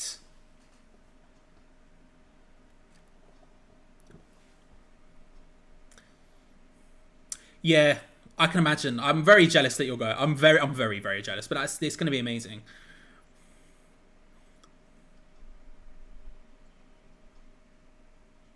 And to be fair, I suspect SmackDown's going to be really good as well. I suspect that SmackDown's going to be really hot, and I think Raw will do a good job at hyping up what it needs to as well. And then you're going to have a strong Dynamite and a strong Collision as well, fighting against that off the back of this, laying in some interesting stuff. I think it's going to be a really good week for wrestling. A really good week for wrestling. Ishii and Hangman looking for a tag team throw there. Shooter fighting back. Oh, the double fire up. You love to see it. Big shoulder block from the two men from the Elite. Well, honorary Elite member at least, to Ishii tonight. Shooter tags into Takeshita. Moxley just goes off to drop just to make sure Shooter's okay. As Ishii and Takeshita square up in the middle of the ring. This is what a banging match this could be. Tomohiro asking him to lay it in. Japanese words exchanged. No clue what's being said, but you love to hear it.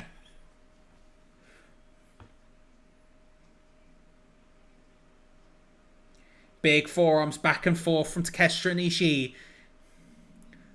Just non-stop. Crowd start clapping.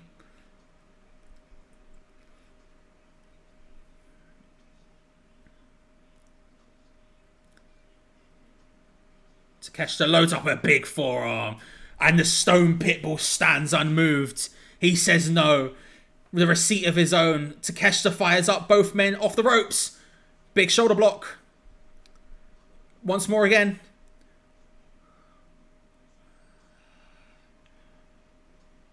Takeshita wins round 1. Tomohiro wins round 2.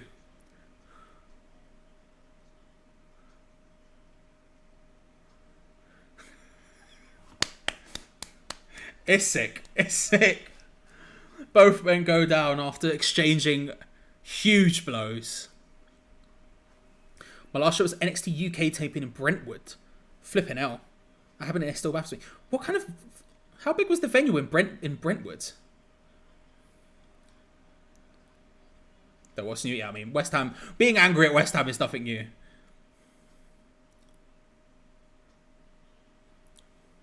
Nice backbreaker combo from the Young Bucks. They're flying now. What size venue was it in Brentwood? Or is that where the BT Sports studios are? I never went to any of the NXT UK tapings. I went... Oh, Kingston and Moxley in the ring. The crowd get to their feet. I went to the UK Championship Tournament, the second one, at Royal Albert Hall. So that kind of counts, I guess, but not really. But I never went to any of the tapings.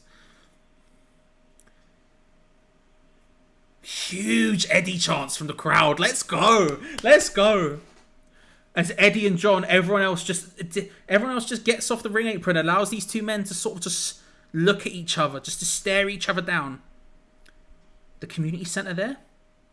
BG Studios next to LS. Is it? I've never known that it was close to the LS. I never knew that.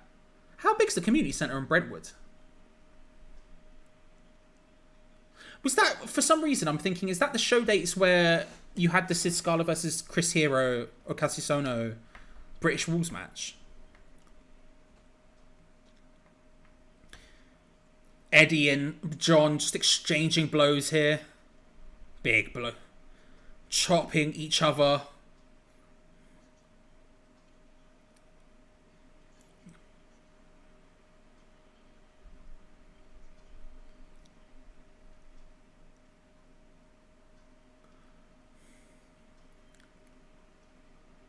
Big chops back and forth, just non-stop. No forearms or anything else mixing up in this. It's just chop, chop, chop.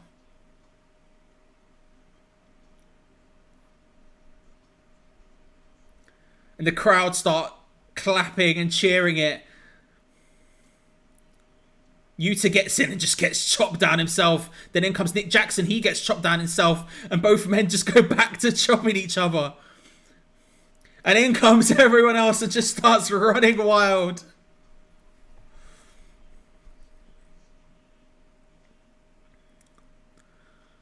Everyone slowly fights their way out of the ring. The two men, Moxley and Eddie, still just going at each other. The Young Bucks go flying to the outside. And the two end men, Kingston and Moxley, are still in the middle of the ring, just exchanging chop after chop after chop. And as they do it, Hangman Page climbs to the top of the ropes. Huge moonsault to the edge, to the outside. Yeah, Royal Albert Show was really good. I was at the second night. I didn't go to the first night. I was at the second night. The one where it had... was it the second night? Was it the first? No, it must be the second night. The second night where they had like... I think they had... Did they have Toni Storm versus Shayna? They had the match where it was like... It was the four-way with Malachi and...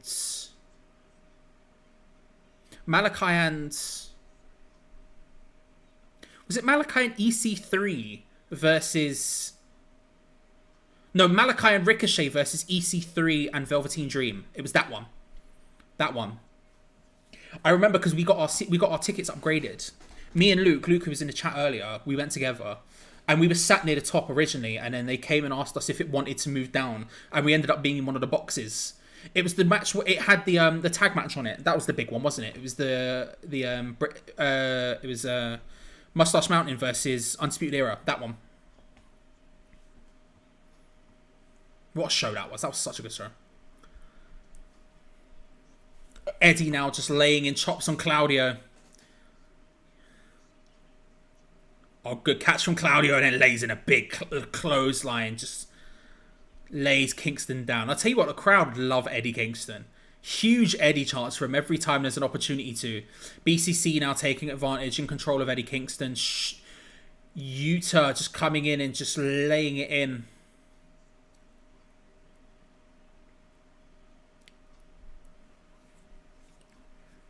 Moxley just making eye contact with Eddie as he's up against the ropes. In comes Takeshita.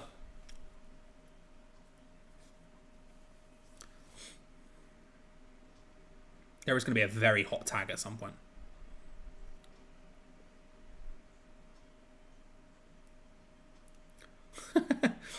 Takeshita, who has Eddie in a camel clutch, Tomohiro Ishii just walks in and just starts laying in forearms onto Takeshita. Oh my god!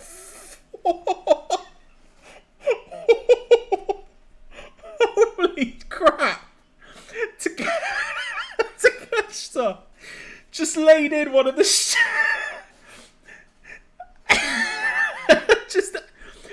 just absolutely laid in one of the strongest forearms to Tomohiro I've ever seen. And the crowd just stunned by it. Tomohiro rolls to the edge. And in comes Shota. Shota's still laying it down on Eddie Kingston. Flipping it, got forearm. He just... I need to after the show I'm gonna have to replay that and just watch it again because it was ridiculous.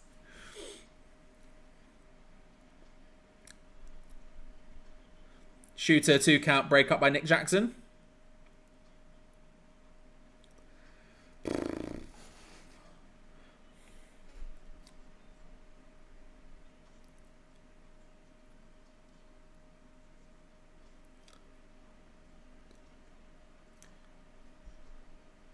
Claudio with a big European uppercut to the corner, laying him in hard and fast now on Eddie Kingston, who's going down. Excalibur making the point that this is Eddie's first wrestling action since coming back from hernia surgery. And he is completely being dominated by the BCC side here. Mox asking for a tag from Claudio. Oh, he doesn't tag him in. He instead goes for the high boot. Eddie Kingston catches it and then a big lariat. Knocks him down. Matt Jackson wants the tag. Hangman Page is also there. In comes Moxley and just blocks off the corner. Moxley back in. This is a big opportunity for Eddie now.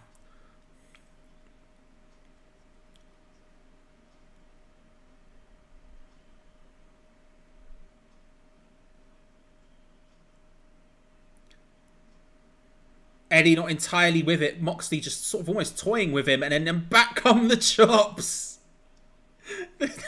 They start laying him in once more.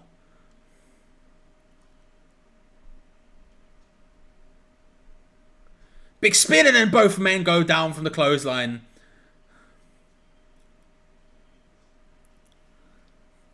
And John looking for a tag out, looking for Shota. But Eddie almost tags in Tomohiro. Oh, big ducks from Tomohiro.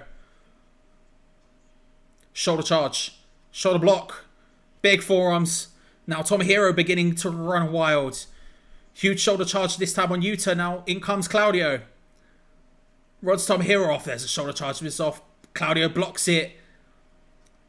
Tomohiro fires up off the forearm. As does Claudio.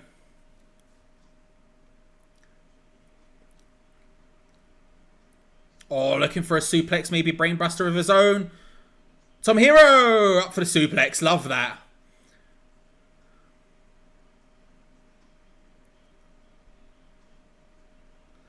Takeshita comes back in and now these two men face off once more. Both men grips each other's necks. Shota comes in behind and hits Tomohiro. Hangman's complaining to Rick Knox there. Who is doing a pout. This is awesome chants coming from the crowd. Takeshita and Shota running train on Tomohiro here. Oh, big knee. Rolling elbow. Huge again from Takeshita. Gets Tomohiro up. Oh, nice. Into a little reverse DDT powerbomb thing. Jackson blocks it. Moxley lobs him up. Is it 2K? Flipping heck. How full was it? How full was it? I think there's a lot of NXT UK I need to go back and see. Because I only watched it on and off. And there's some big matches. Like I didn't even see the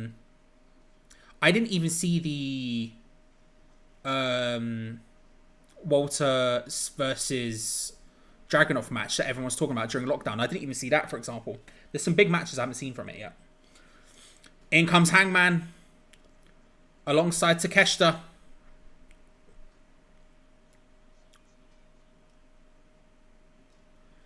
Cowboy crap from the crowd.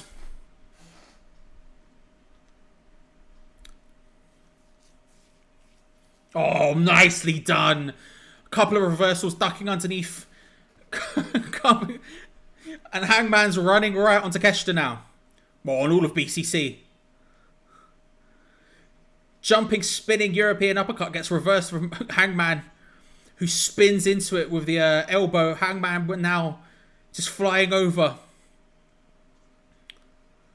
Oh, he's running riot. Hangman is running absolute riot now. He's in control of all of BCC. Runs across, big boot to Takeshita, who's caught by the Young Bucks.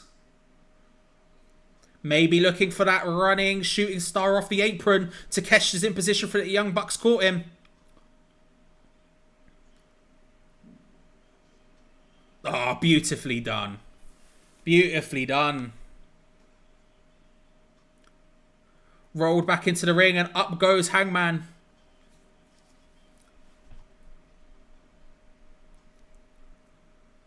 Takeshita coming to his feet in the middle of the ring. Big hammer blow from the top. 1, 2. What a nice roll-up cover. Tyler Bate versus Chris Hero, and I can't remember it. I mean, you know.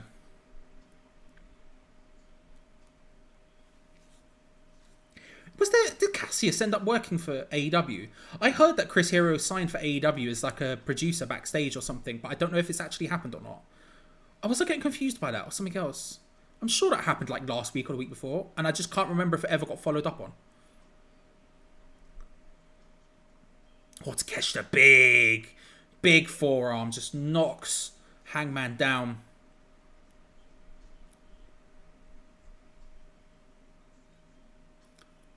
Oh, and the big triple hit from the Young Bucks.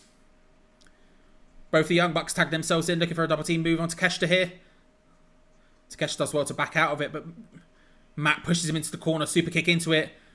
Looking for a sliced bread, Burning Hell comes in. Nice movements there from the Young Bucks who are running fully on Takeshita here.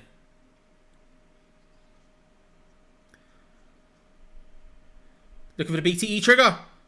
Oh, Takeshita does well, just stands up. Both men hit to collect on the kneecap. Maybe looking for a double German suplex here. Oh, and he does it. A double German suplex from Takeshita on both the Young Bucks.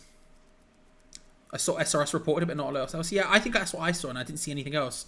Oh, the double super kick from the Young Bucks. And now the party's in full flow.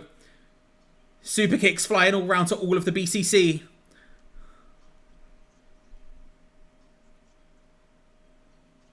Oh, Eddie Kingston. Eddie Kingston saves Moxley. And now Moxley regains control. Eddie Kingston. They were in full control. The super kick party was in full full. It's the big blue thunderbomb. Kick out from Matt Jackson. They were in full flow of the super kick party. Super kicks flying all over the shop. And right as Jon Moxley is down on his knees about to be hit by his third super kick, a double super kick, it's blocked. Eddie Kingston pushes him out of the way and he takes it instead. And now the BCC retake control.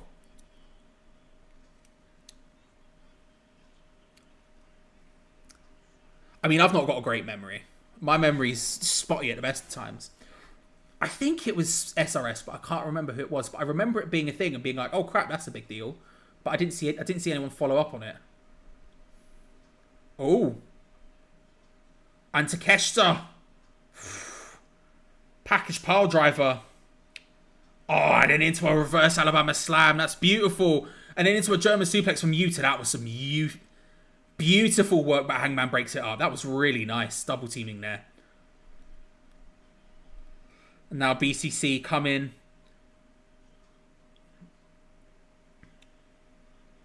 Just mugging it down. Matt Jackson's in an awful position here.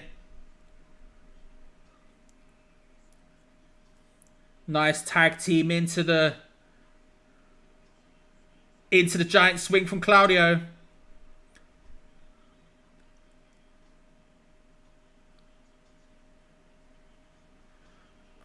And then Yuta with a drop kick. 1, 2. Somehow broken up by literally everyone. And now Claudio just raining down the elbows. The BCC hammer just on Matt Jackson, who's been absolutely destroyed in the last 2 to 3, 4, 5 minutes. Just been nothing but Matt Jackson receiving offense from everyone. Oof!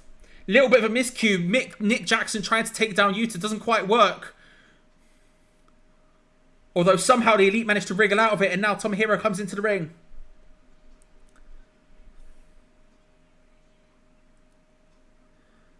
Ishii going after Wheeler Yuta here.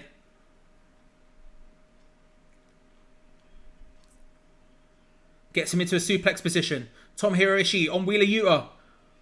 Delays it. Beautiful superplex from the top. 1, 2. 2 count. That was really nice. Tomohiro getting Yuta up into the suplex position on the second ropes and then just delays it slightly and then just pushes off that second rope. Makes it look great. And now Eddie and Tomohiro just squashing Yuta in the center of the ring. Ishii looking to bounce off the ropes and hit him with maybe a clothesline. Claudio stops it.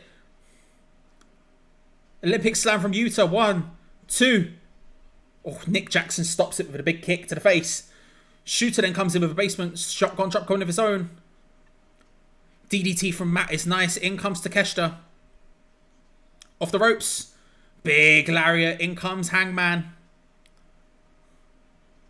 Oh, pop-up powerbomb is really nice on Takeshita. Big European uppercut from Claudio. Spinning back fist from Kingston. Cutter from Mox.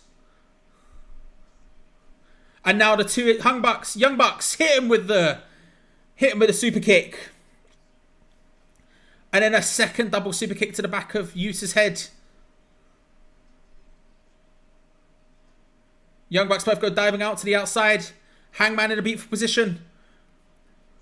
Looking for the buckshot. Ducks under goes Yuta. Oh. German suplex flips out.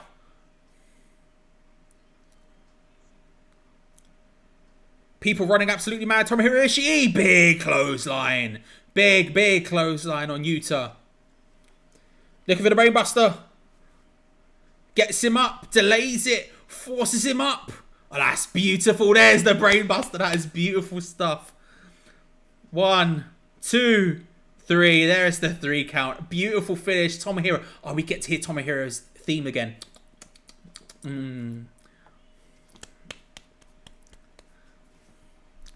Really good multi-man match. Really strong multi-man match. I mean, the Young Bucks and the Elite in general are always really good money for big multi-man matches like that. Big finish there. Tomohiro, it was a really nice delayed brainbuster. Just forces him up, muscles him up, just holds it for a minute, just forces him into the top, just holds him up and then just into that brainbuster. Beautiful stuff. Really good match. And the Elite with Tomohiro lift their hands in the middle of the ring. Eddie Kingston not there. He's on the edge of the. He's outside the ring.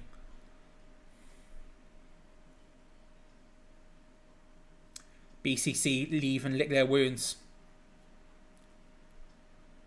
Can't wait to play the AEW game. Yeah, me too. That's Thursday, isn't it? Yeah, Thursday. I might stream it. I'm thinking about streaming it. I'm going to get it on Thursday regardless, but I'm thinking about streaming it. We might do. I don't know. We'll see. Eddie just sort of leaving the... he's not super keen with hanging out with the Young Bucks. Not super keen with hanging out with the Young Bucks. Very happy to hang out with Tomohiro. Decides to leave his own way, does Eddie? Just leaves down the side of the... that's the side of the ramp. Oh, the little guitar bit. Oh, I love Tomohiro's theme. Really good match.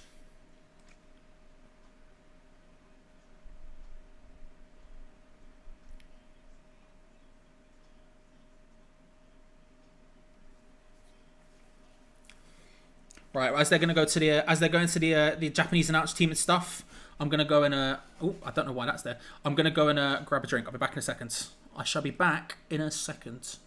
There it is. 1 minute.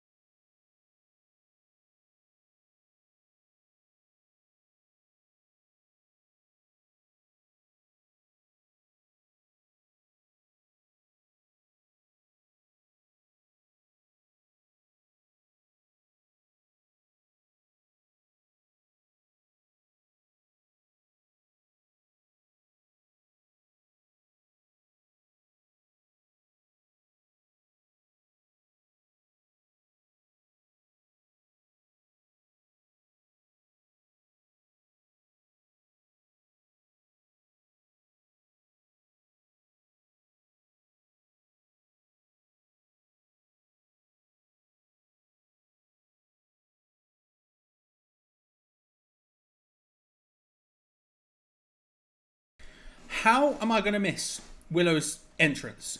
I'm fuming. I'm fuming.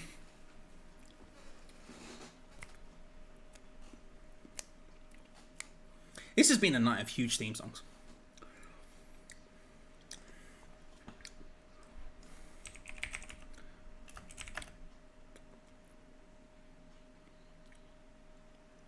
Storm versus Willow.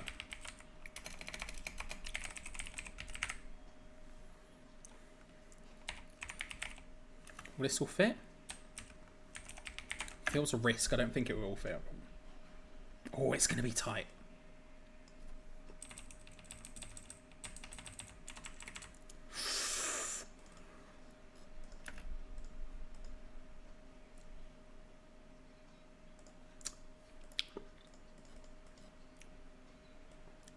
I'll just do a little bit of that.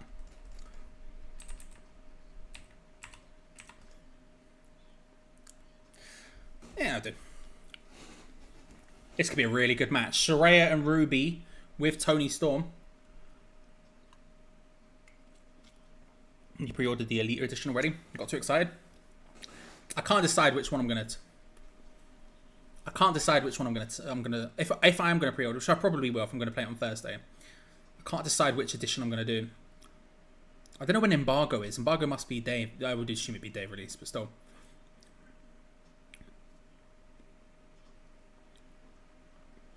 Here we go.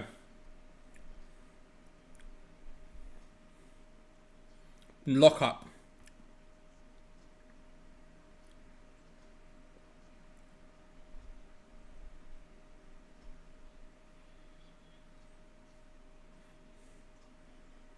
Nice roll through from Willow into the headlock.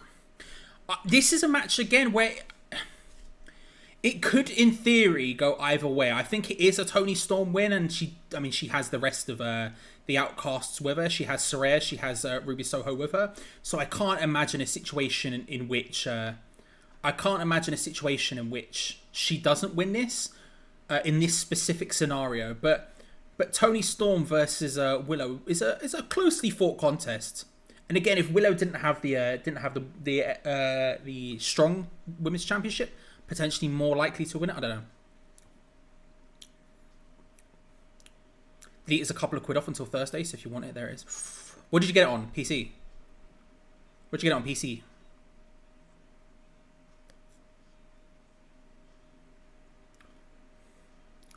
Roll through from Toni. Willow swing and a miss. Oh, nice reversal there from Willow. Rolls it through. 2 count. Xbox. Not fair. Big slam from Willow.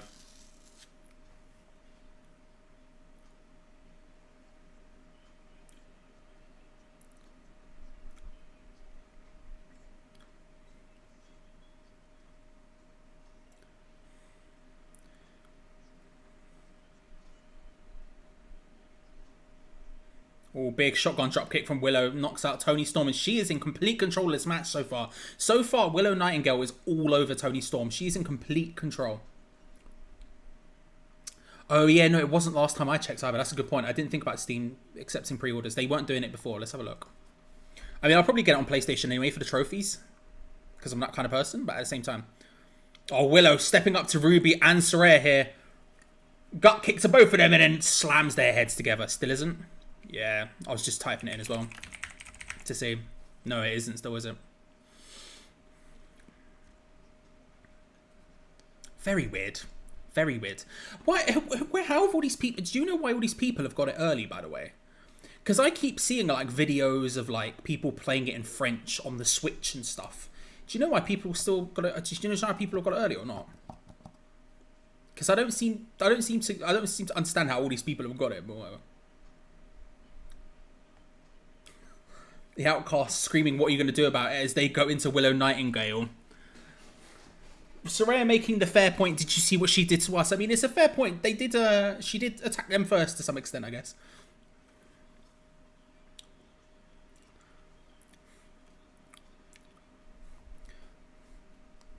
The Outcasts turning the tables though altogether. Toni Storm with a big pick. Breaking Street Day? Yeah, I would assume so, right? It was just that it was in French and on Switch, because obviously Switch is jailbroken. So if one person broke Street Day and then, you know, worked their magic, then they could probably just get it around, right?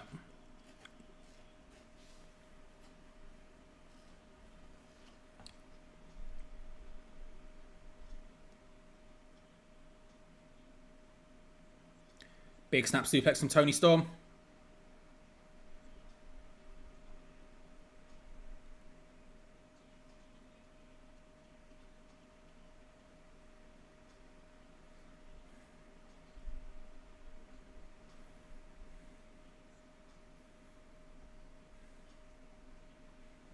Since the Outcasts took advantage, she's been in control here, Tony. Willow trying to power her way out of the full Nelson. Big shot to the back. Puts it back, straight back in. Yeah, I saw there was one last week. Whatever the last... Was it on Collision? It must have been on Collision. There was an All-In advert across the bottom of the screen at one point. I think during an ad break. Must have been. It was one of the shows I did a watch on for, so I think it must have been Collision last week. But that was the first one I'd seen.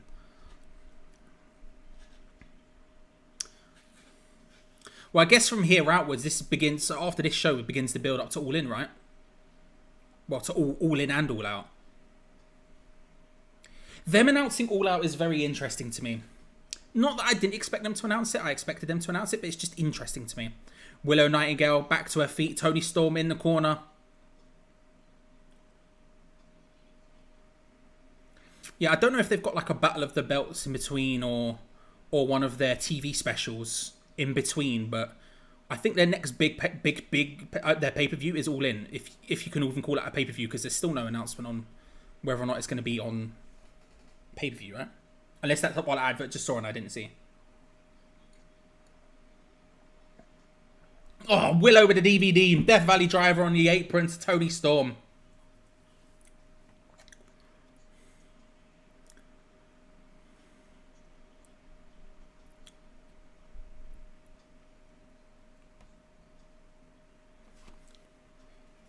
Looking for another Death Valley Driver. Hits it in the middle of the ring this time. 1, 2. Tony Storm kicks out.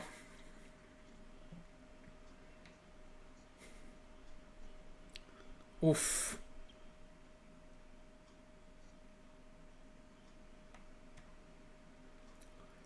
Soraya's vocals have been very good in this match.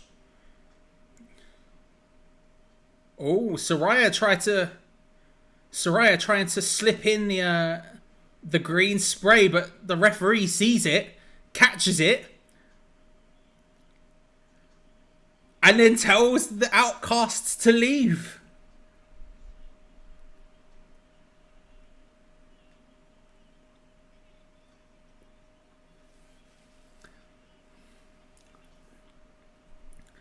The spray doesn't work.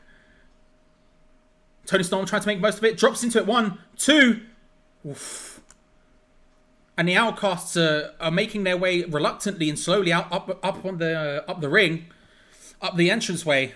And Willow in the ring in the meantime has complete control. She goes up to that second rope.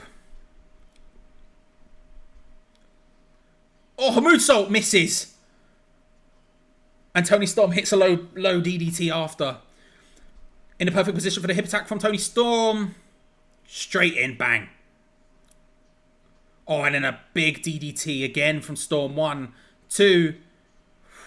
2 count. All of a sudden, this is a really good opportunity for Willow Nightingale. Tony is bleeding from the nose. Just blood dripping out of her nose there.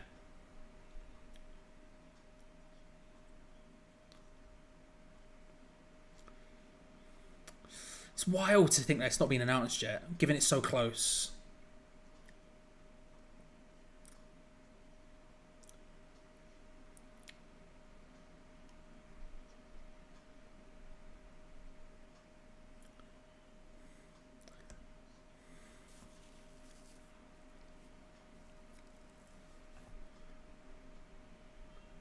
Oh, huge spine buster from Willow Nightingale.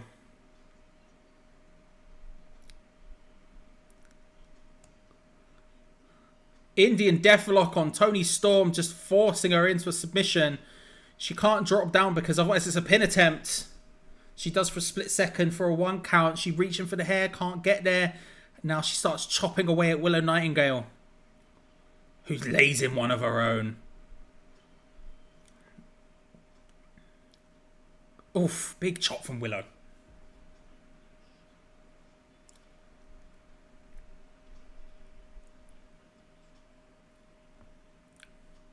Toni Storm having to fight for this one. Managed to almost force her way out of the Indian Deathlock. Oh, she starts biting at the knee. Toni Storm biting at the knee of Willow Nightingale.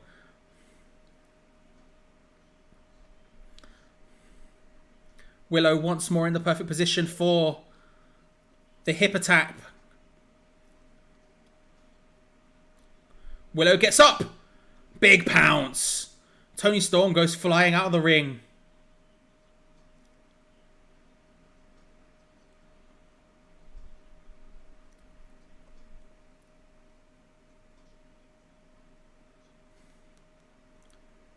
Toni Storm in the corner.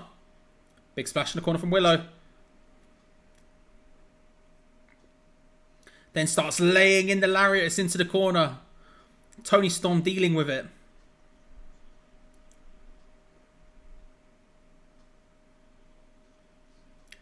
Straps go down for Willow. Big headbanger maneuvers. Oh, she was flying into the corner on Toni Storm. Gouge to the eyes. Strong 0. 1, 2, 3. It's done. Toni Storm retains. Toni Storm retains almost out of nowhere. Willow was charging up for something in the corner. And as she's about to receive it, Toni Storm drags the referee in front of her. And as she pushes the referee out of the way, little gouge in the eyes. And then a quick strong 0. 1, 2, 3. Ooh, we see Sky Blue backstage. Shaking of the head. Oh, we also see Britt Baker backstage also watching on.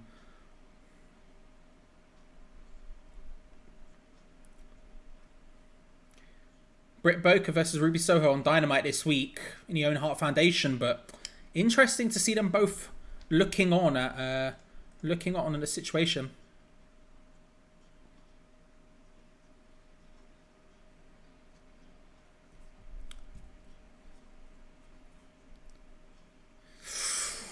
Next up, the crowd atmosphere changes. Next up, the first match of the 2 big main events. It's Omega versus Ospreay 2. So Omega versus Ospreay 2. I need to go and get another bottle of water. I'll be 1 second. Hang on. I'll be 1 sec. As the build-up package for this plays. That's the one I was looking for. 1 sec. I'll leave this here.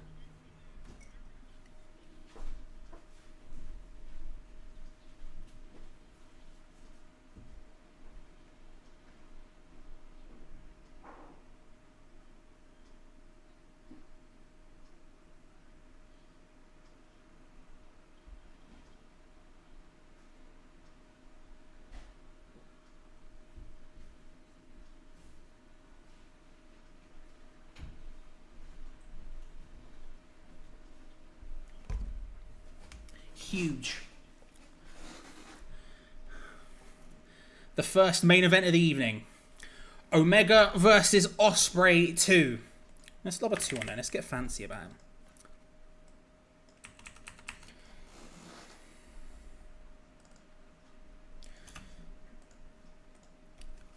I mean, this will be interesting to see how this one ends up. You have to imagine it's going to be an Ospreay win, right? You have to imagine it's going to be an Ospreay win, and that could potentially lead into a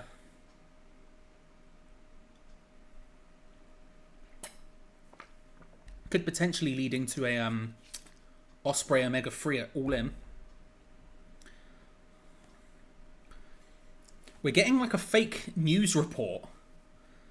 Violent protests erupt in Canada instead of a lone assassin. Obviously, Will Ospreay, the aerial assassin, standing in front of a bank of TVs is Will Ospreay.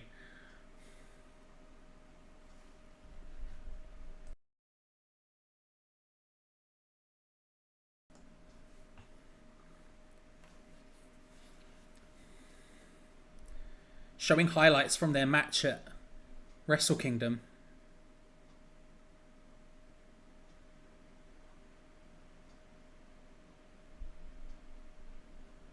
With their with his old theme, little bits of his old theme coming through. Banger match, yeah. You can't imagine it being anything but banger match.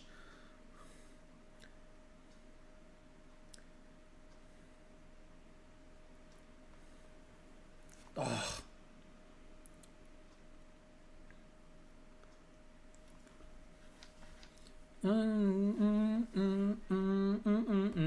It's oh, it's so elevated. Elevated plays out.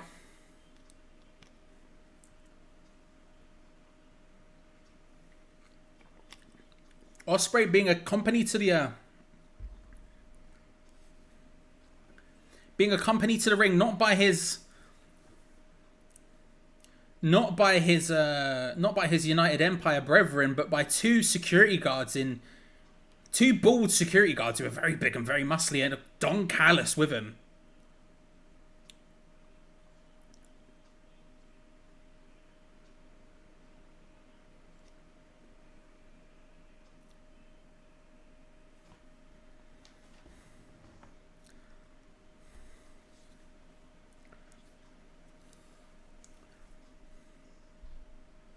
Military grade security is the words of Excalibur.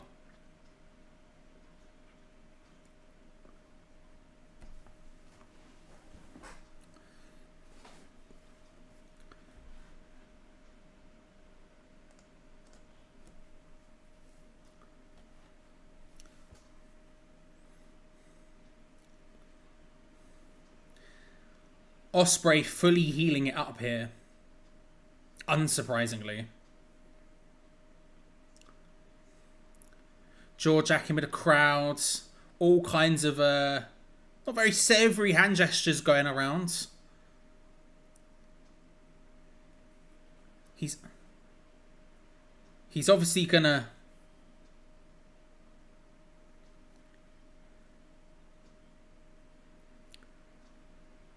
Well, it's gonna be interesting. Here comes Kenny.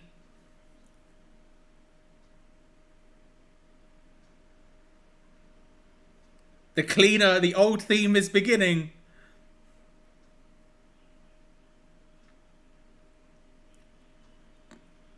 We gonna get the full version? Oh, we are! We're getting the full New Japan theme. Kenny Omega, Best Bout Machine.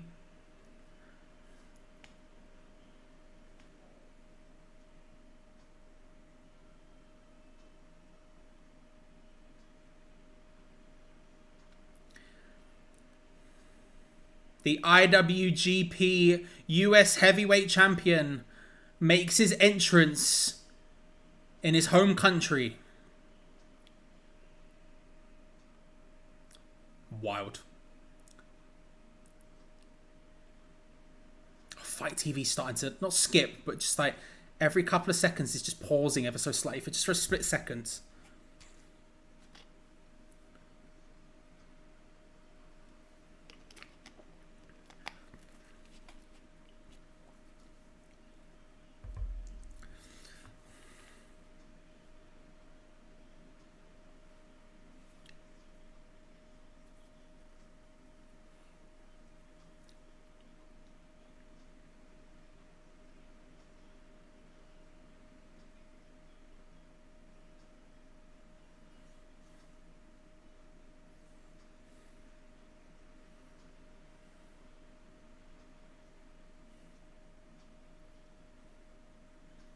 Kenny takes off the belt, walks to the center of the ring, locks eyes with Ospreay.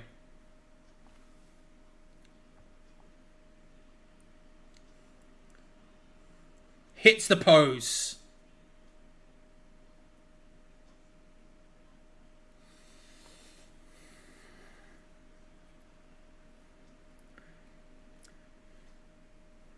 Paul Turner lifts up the belt.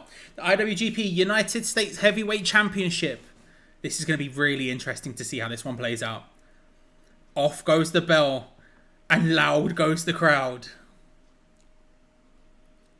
What an absolute banger of a song that is, by the way. Yeah, My Fight's playing up as well. I wonder if there was an all of a sudden spike in people tuning in to watch it on Fight, because My Spike's playing up as well. Just every so often I'm getting a quick pause. Only for a split second, but a very quick one.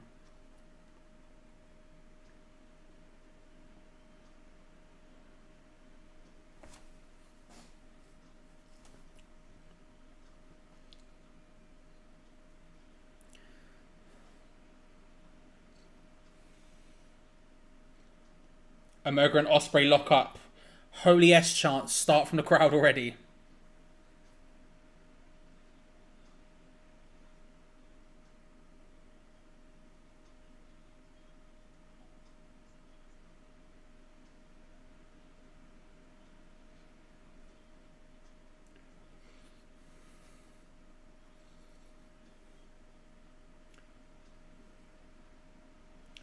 Both men starting with some wrestling here.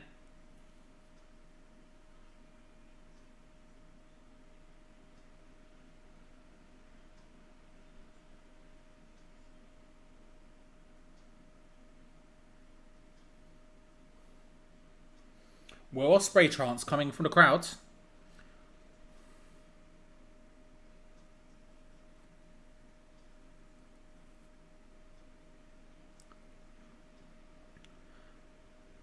Omega and Ospreay just starting with wrist locks,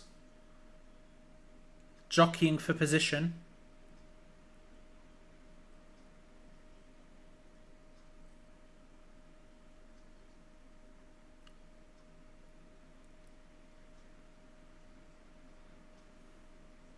Yeah, it's definitely on Fight's End because I started getting it as well at around the same time.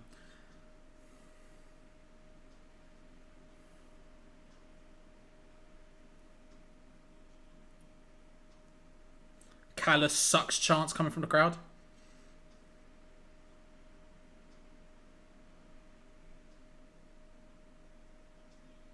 Oh, Ospreay trying to get out of the leg headlock, slammed back down by Omega.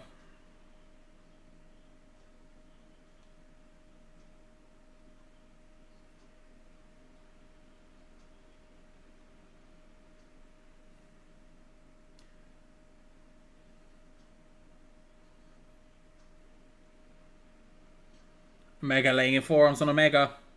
So Ospreay laying in forearms on Omega.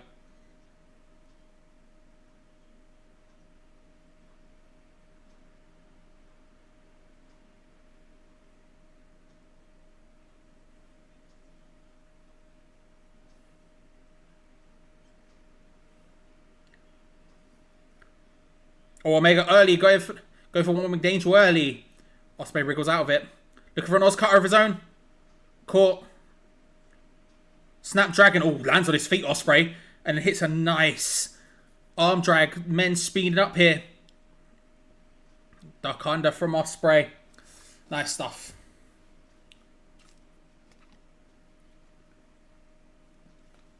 It's got to be on Fight's End. It's still happening for me. I almost don't want to rewind. I rewound like a second. I almost don't want to rewind more than this, just in case, you know.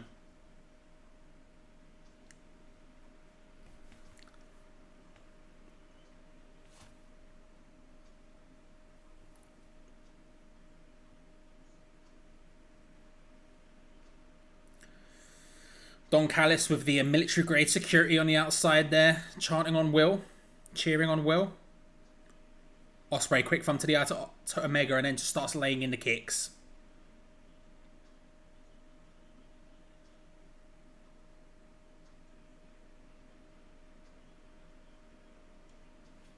Big chop from Ospreay.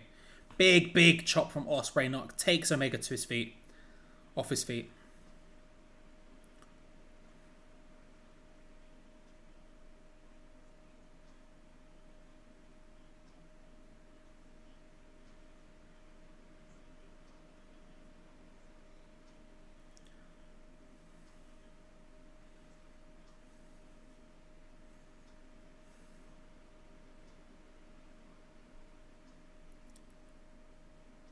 Yeah, it's died down a little bit for me now at this point. A little bit. Not sure why, but it has.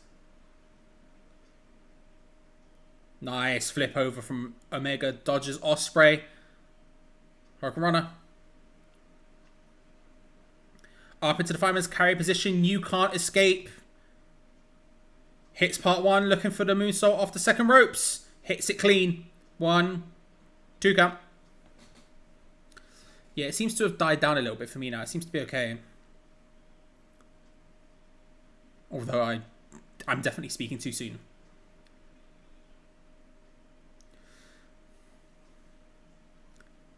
Terminator collapse. Omega building up for that tope con hilo. Callis just grabs his ankles from the bottom, stops the momentum, and Omega goes flying after Callis. The security just stand in front. It's a good point from Kevin Kelly on commentary. He said that's who the security's for. It's for Callis. It's not for Ospreay. But Paul Turner has just sent Don Callis from ringside. Ospreay comes flying over the top rope, takes out Omega.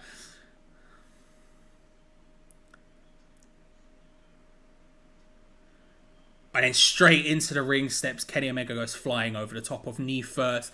The security seems to be remaining at ringside, but Don Callis is gone. Ospreay just smacking off a hat on the way through.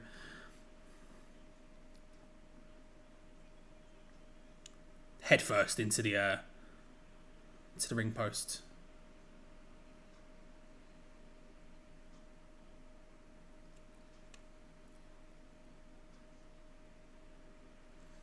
Yeah, the security seems to be staying by ringside. Callis has obviously been sent to the back.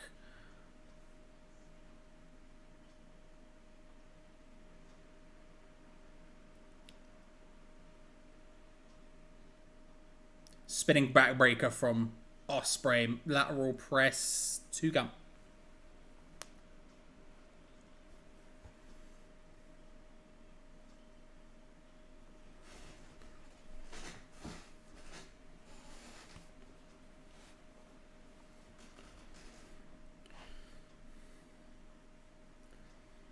Shot on the back from Ospreay, who's now in control of this match.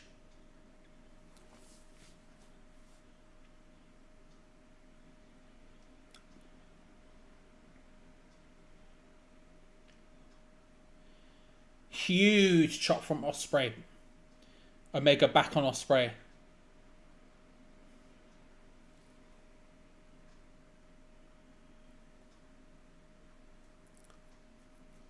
Oof. Can drop directly down into the brainbuster. Ospreay.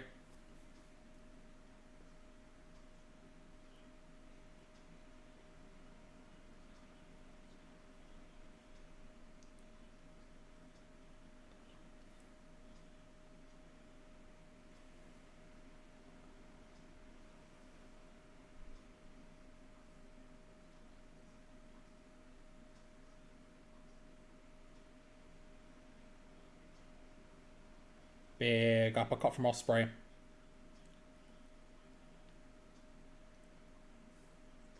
Oh, steps in nicely. Into that abdominal stretch we've seen so often tonight. Stepped into it really nicely there, Ospreay. Just really fast.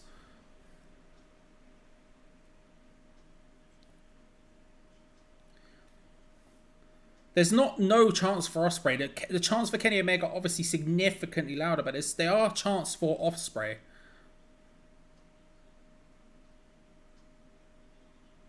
Off the ropes, nice duck under by Omega. Classic Kenny Omega drop. Ooh, nice drop kick to the knees.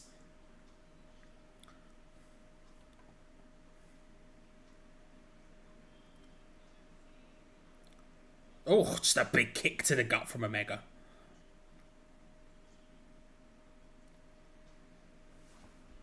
Slams Ospreay down. 2 count.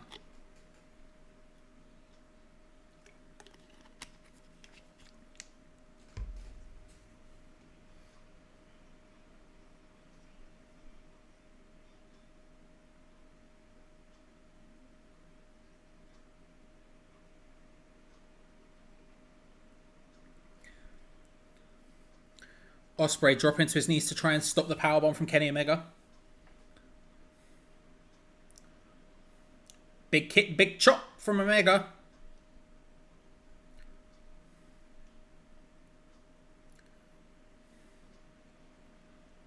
Oh, step up enziguri from Ospreay.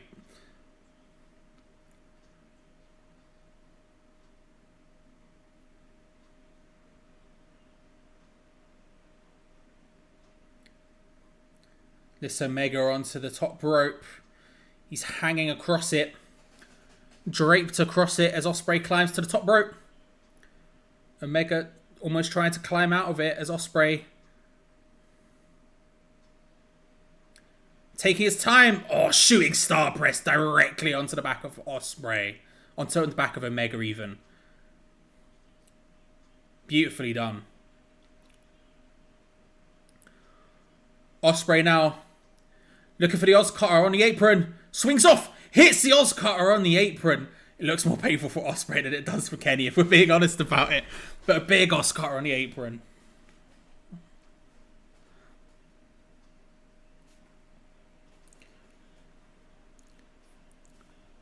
Picture perfect shooting star press from Ospreay onto Omega, who's draped across the ropes, and then the Oz cutter on the apron.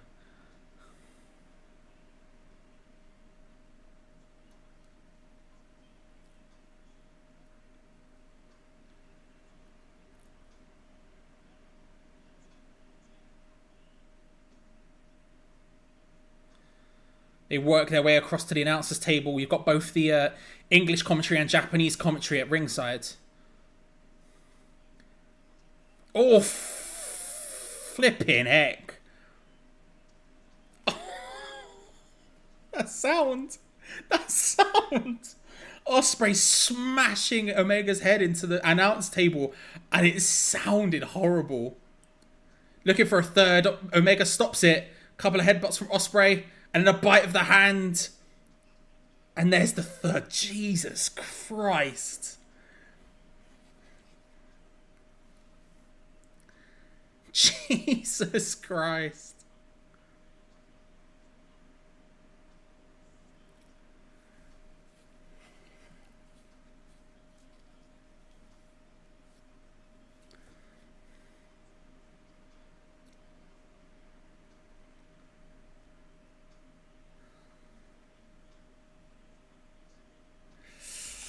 Those first two specifically, I mean, the third one Omega sold like a champ, but those first two sounded horrible.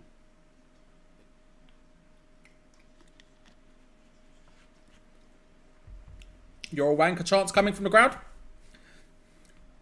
towards Will Ospreay. The top board of the desk there now just draped across the ring. Omega, oh, straight through it head first. Ospreay just forces his head into it. Omega, already bleeding slightly, is just being forced head first into that top board from the announcer's desk.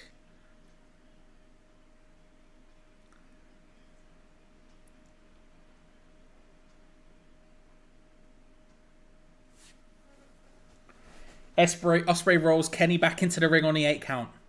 This is, of course, in AEW rules, so it is a 10 count, I believe.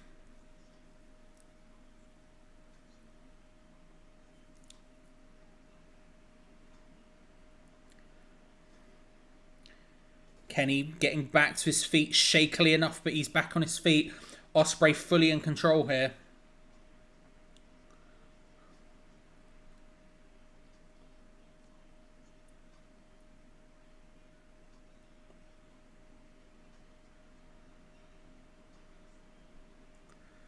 Ospreay moving Paul Turner out of the way, who's checking on Omega, who's moving around. He's stumbling around.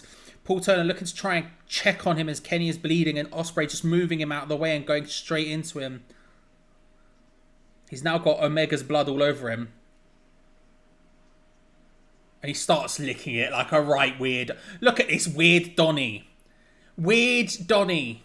Not here for it. Crowd correctly telling what Will Ospreay is. Weird Donny. Not here for it. Very not here for it.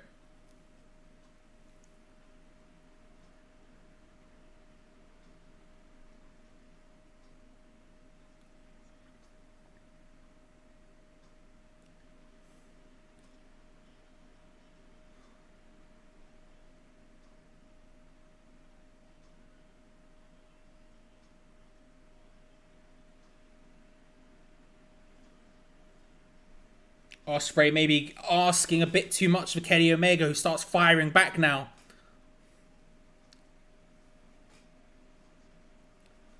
Big blow, spinning forearm from Will Ospreay, just knocks Kenny to the floor.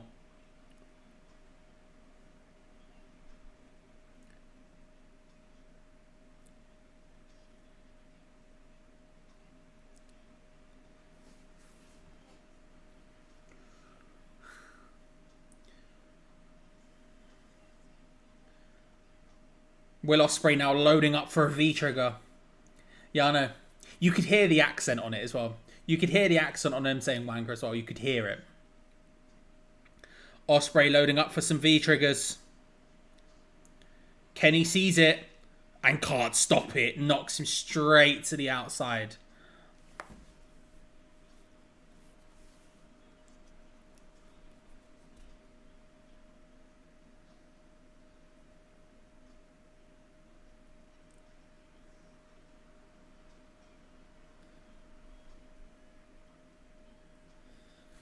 Ospreay now having an argument with two small children at ringside.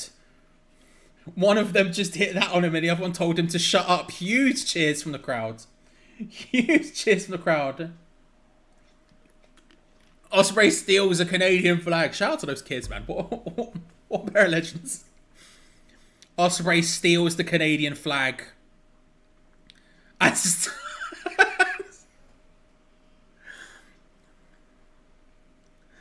And starts wiping himself with it, let's say, and picking his nose with it, and just, you know, in general, not being very respectful to it, let's say. And Ospreay gets clotheslined to heck from Omega.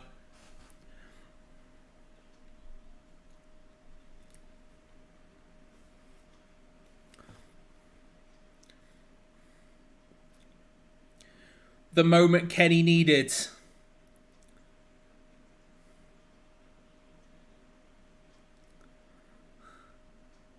And now Kenny using the flag to strangle Ospreay. Lobs him across the ring with it. And again, just Will Ospreay going flying around the ring here. Yeah, they probably fully have a right for that now. They probably fully have the right to now, to be fair.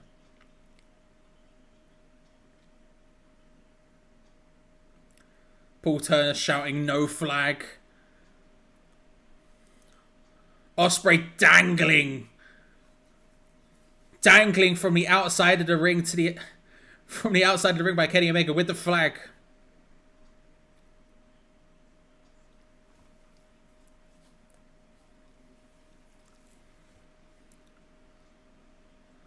Oh, it is the New Japan rule set. It is the New Japan rule set. Those kids. The kids back again. Kenny handing them the flag. Just very excited. What a day they're having. Oh, Kenny running up. Oh, V-trigger to the barricade on the outside.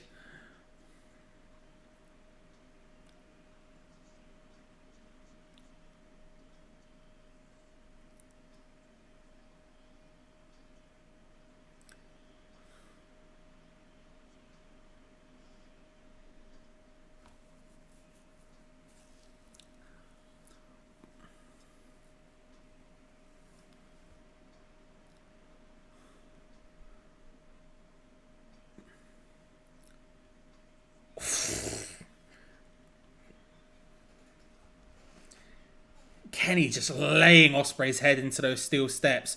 Paul Turner begging to go back, to get him to go back in the ring.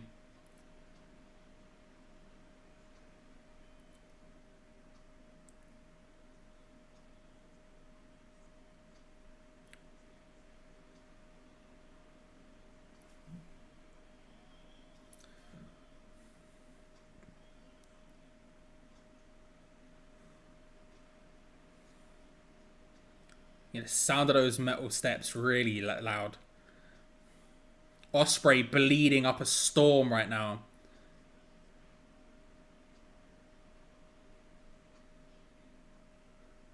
Bleeding up an absolute storm. As Omega's setting up for something. There's a huge amount of Ospreay's blood on the steps. Well, there's an amount. Some of Ospreay's blood is on the steps. And now both him and Omega are on top of them in a really awkward position. A really awkward position.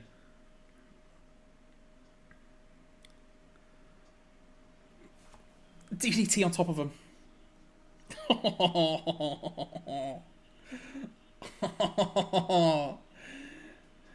The DDT on top of the side of the steps. I know that doesn't make sense, but it's what happened.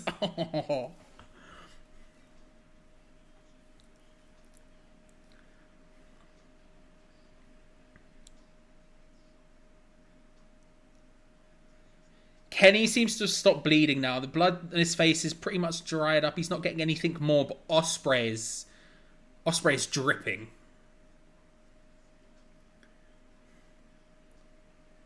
But now Omega fully in control of Ospreay, manages to get into the full mount position and starts just laying in those open palm strikes.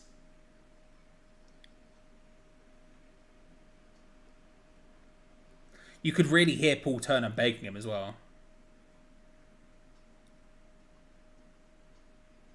Ospreay is covered in blood. Ospreay's face is completely red right now. Just completely red. And not in my way when my face is just red all the time. No, he's actually like masked up fully. Kenny Omega looking for the triangle.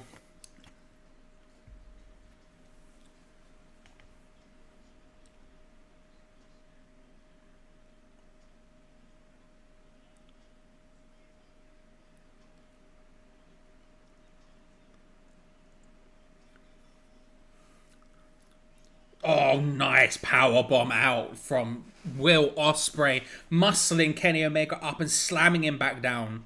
Really well done by Ospreay there. Huge show of power from him. Huge show of strength. Didn't know he had it in him.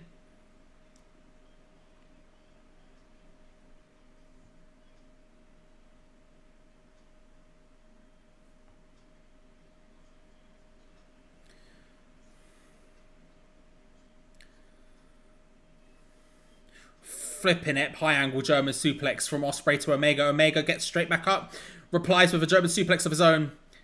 Ospreay back up, replies with another German.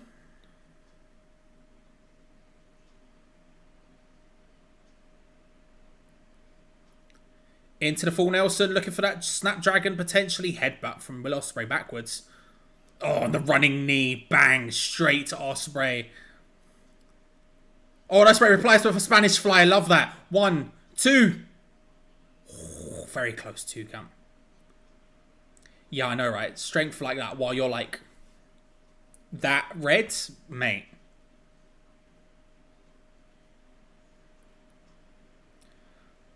And a guy who's not known as like a strength guy. I know obviously Ospreay of the last sort of 3 to 4 years has been slowly becoming a different type of wrestler. He's not the speed high flyer he once was, but like not known for a guy who can do sort of big power moves like that all the time.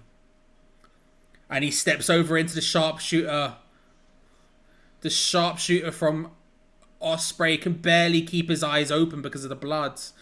Omega trying to slowly crawl his way to the ring, across to the ropes. But Ospreay can barely keep his eyes open because of the blood. Drags straight back into the center, does Ospreay.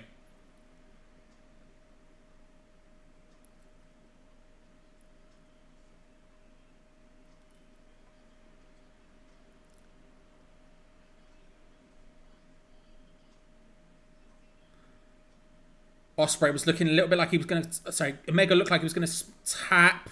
Oh, straight into the crossface.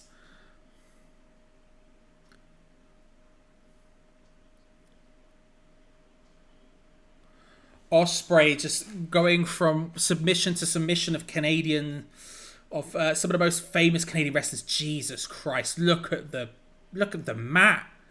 The mat is just stained with blood.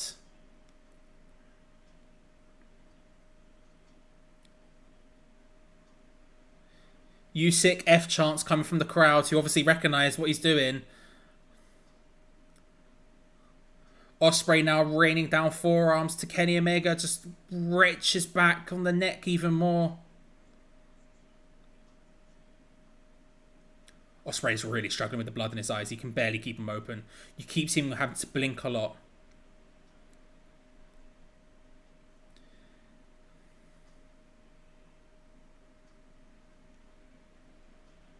Foot onto the ropes.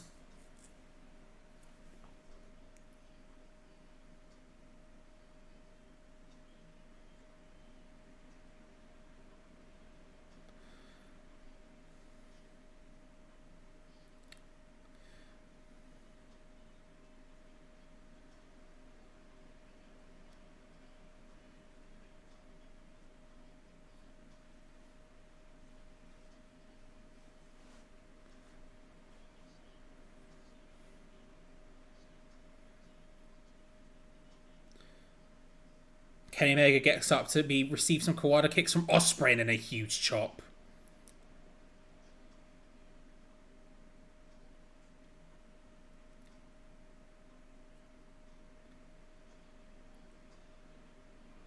Even more on another chop.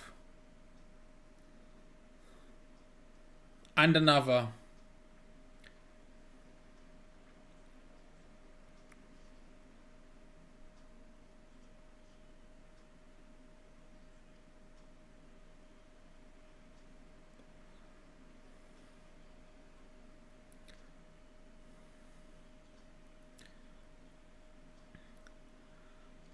Kenny sort of begging for the crowd to get behind him at this point.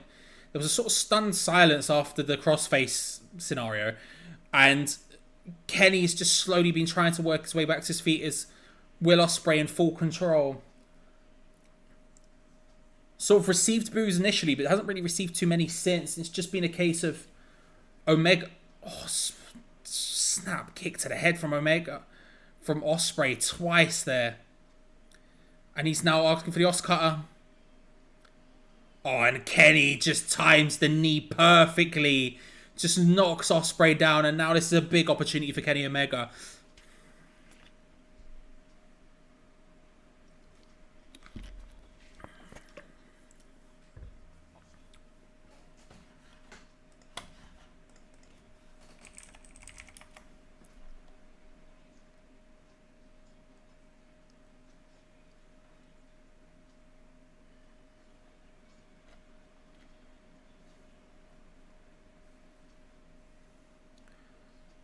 Snapdragon suplex.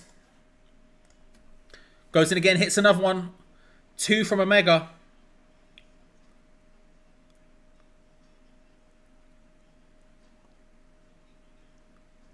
Looking for maybe a third. Ospreay fights his way out of it. Up against the ropes. Knee to the back. Poison Rana. Oh, and then a huge pile driver from Kenny. 1, 2. Flipping heck. Flipping heck. That's about as close to a 3 count as you're ever going to get.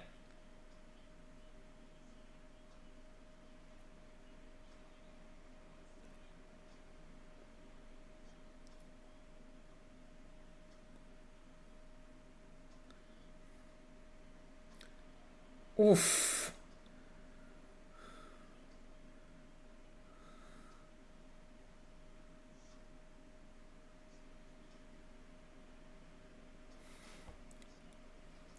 Both men in opposite corners.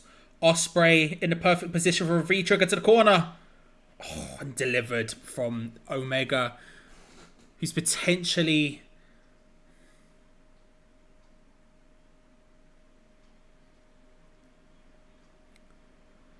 Kenny lifting Ospreay up. They're on the second ropes together.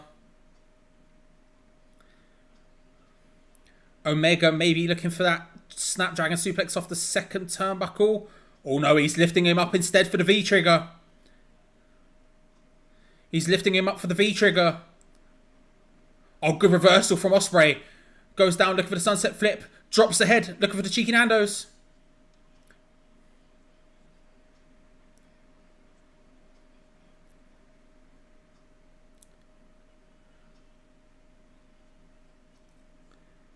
Hits it flush. Omega goes out to the outside of the ring. Ospreay climbs up to the top rope. Oh! Twisty thing in the air, back. It was a beautiful moonsault twist. I'd never know what it's called, but it's a beautiful from Will Ospreay. Lands it as clean as you like. As clean as you like. He throws Omega back into the ring. Ospreay climbs up to the top rope. He might not be that high-flying guy right now, but he is flying. Oh. Diving elbow from the top, and now he's looking to drop the elbow pad, looking for potentially the hidden blade. Ospreay goes in. Ducks under Omega. Both men with the high kick. Both men with the lariat. V-trigger from Omega. Oh, nice reversal from Ospreay into that powerbomb position. Sit out powerbomb. You love to see it. 1, 2. 2 count. Really nice sequence there. Really, really nice sequence. Both men loading up for their finishers. Neither men just about hitting it. Ospreay looking for the... Oh, looking for the Oscar from the top. Hits it. From the top. From the top. 1, 2. Oh my God, he kicked out. He kicked out again. Just about. He kicks out. Oscar from the top rope. Nips up to the top turnbuckle. Second one and then the top one and hits a beautiful Oscar. I thought that could have been it.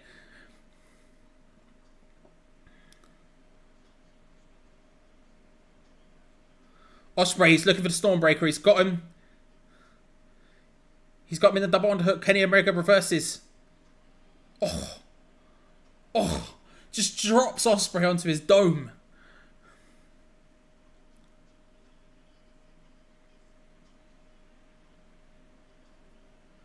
And Don Callis comes down to ringside once again.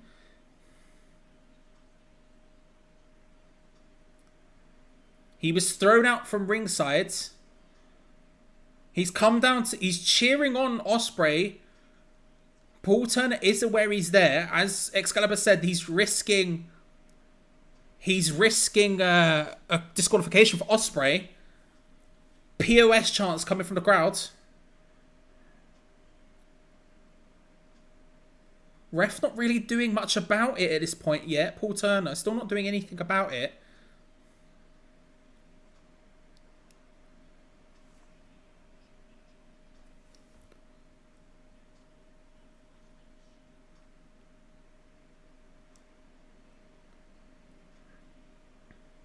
Omega lifting Ospreay up now.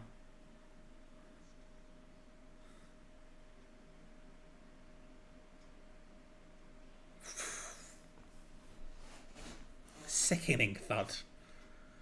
Big kick. Callis talking to the security people with him. Big kicks to Ospreay from Omega, who points at Callis, who's hiding behind a security guard. You hear him say he's out of his mind. As we cut back to the ring. Looking for a V-trigger. Oh, and just clears out Ospreay. Huge connection.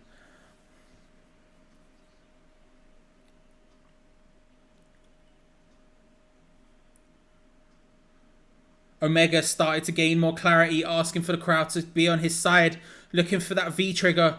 Callis is there. And Callis intervenes, gets in front over the way of Ospreay. Paul Turner has to do something here. Paul Turner has to do something. He's been ejected already. The problem is that it's... Oh, and Omega's going for it regardless. And hits the V-trigger on Ospreay.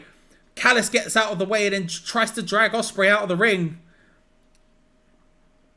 And Paul Turner getting involved. Trying to stop, and Don Callis reaches into his pocket.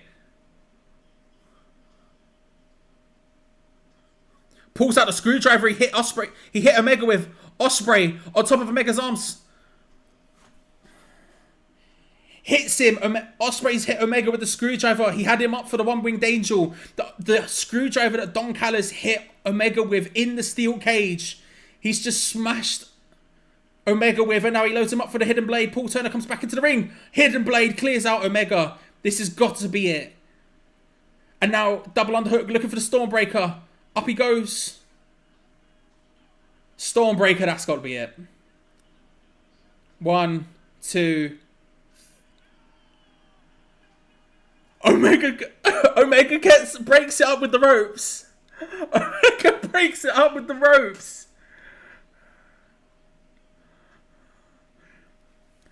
The screwdriver, a hidden blade, a Stormbreaker, and Kenny Omega manages to get a rope break.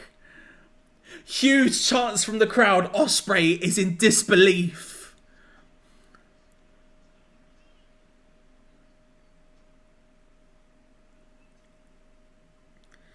Callis gives instructions to Ospreay.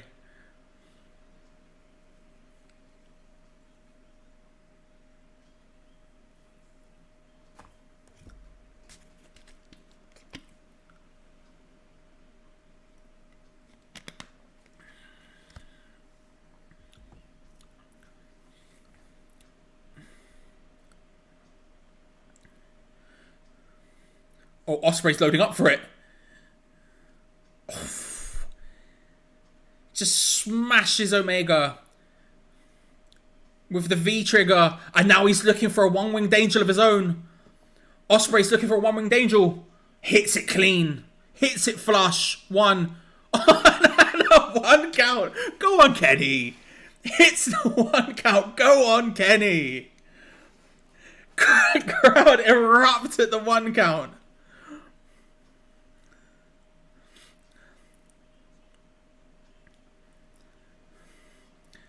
Ospreay beckons Omega back to his feet. And now they start trading blows in the middle of the ring.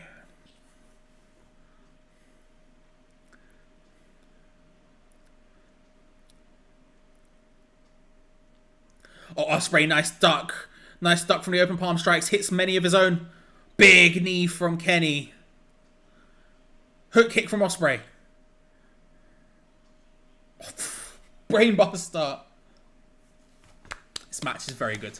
This match is very good. Unsurprisingly, this match is very good. Omega looking for the one-winged angel. Ospreay fought him off, but straight into a lovely German. 2 count. Love that German, though.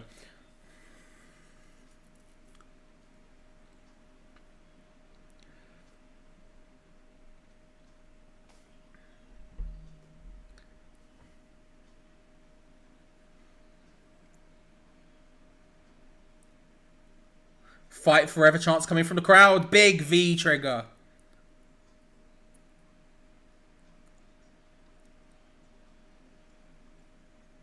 Up it goes. Nice rollout from Ospreay. Looking for Stormbreaker. Nice rollout from Ospreay. Nice rollout from Omega.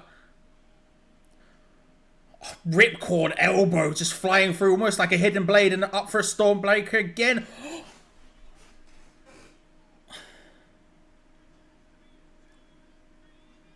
Oh my god, Omega kicks out. He just dropped Kenny, like, just square on the head. That was all neck. He's looking for a hidden blade. He gets him up, the double underhook, looking for maybe a Stormbreaker, and instead just a pile driver type thing, and there is the hidden blade once more. And again, looking for Stormbreaker. Double underhook, up onto the shoulders, looking for it, hits it. 1, 2, 3. He gets the win. Ospreay gets the win and wins back the IWGP United States Heavyweight Championship. He just dropped him flush on his head. It was very, very good. It was very, very good. I don't know if it's quite on Wrestle Kingdom level, but only because it was like brand new at that time. It was brand new, but like, that was really good.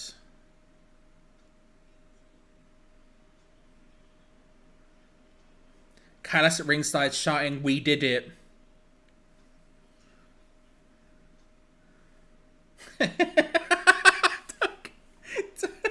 Don Callis just asking the security that he brought with him to just pay attention to these fellas at ringside. These fans.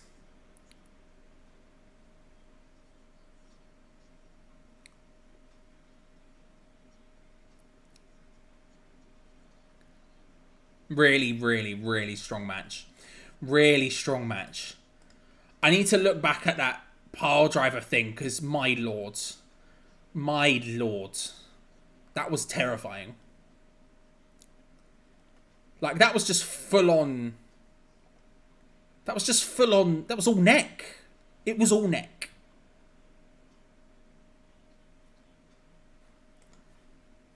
Like, I've never even seen that move before, I don't think.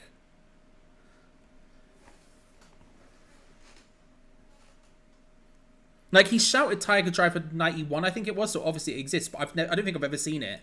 Probably for obvious reasons.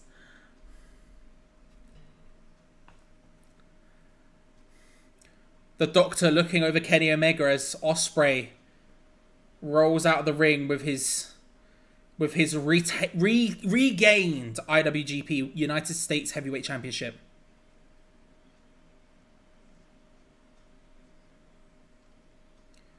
Well,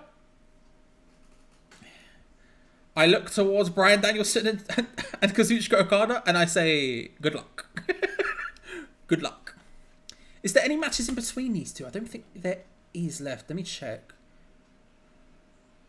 Oh, the Chris Jericho match with Sting, Darby, and Tetsuya Naito. Of course. But that's it.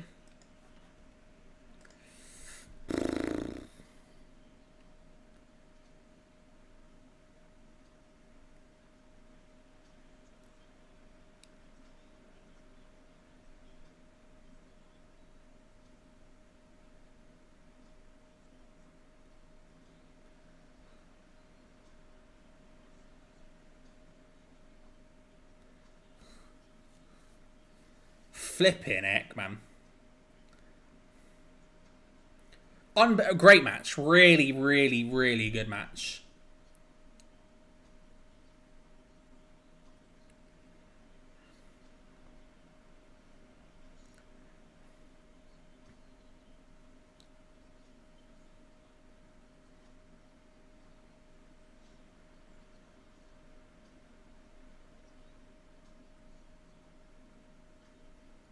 Flipping heck. Well.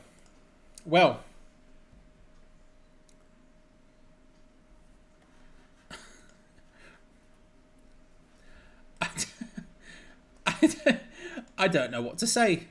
It was just a bit mad. Like I say, good luck to everyone else.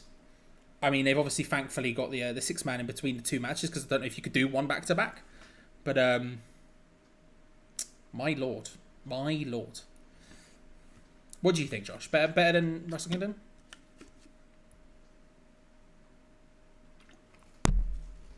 He's still got Danielson versus Okada. What the heck, man? What the heck do you do?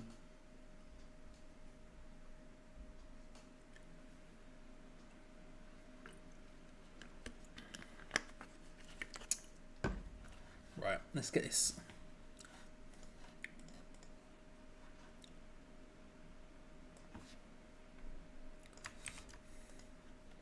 So, we have the Suzuki Gods versus Sting.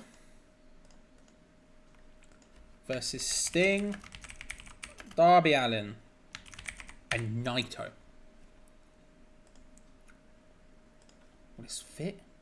It will fit.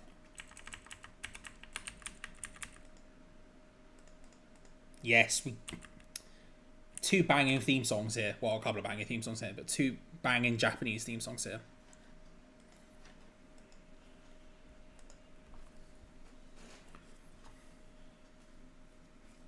Like, I've never liked this version as much as the original Suzuki version, but, like, it still has the important bit.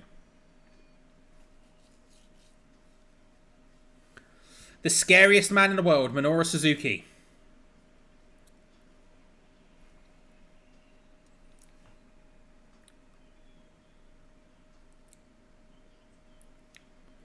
As Kevin Kelly says, do not make eye contact.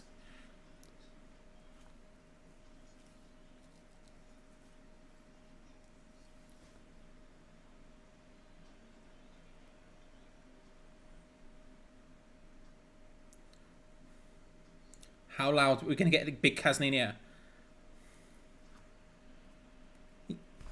Come on! Yes! Kaz Heck yes!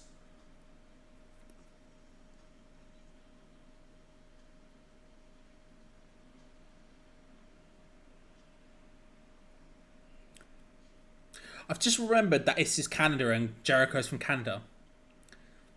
Like, that just hit me just this second. I mean, he made a big point of saying it in the promo, when was it, last night, but still. Sammy and Jericho making their way to the ring together.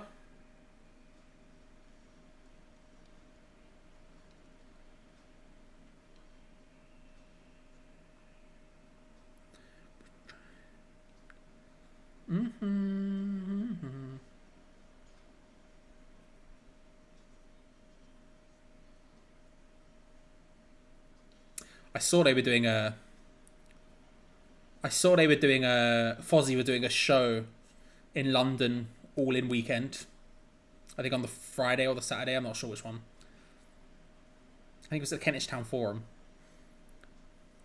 Is there something left for me to save in the wreckage of my life? My life. Never liked this song before AEW. Wild turnaround. Never liked it before.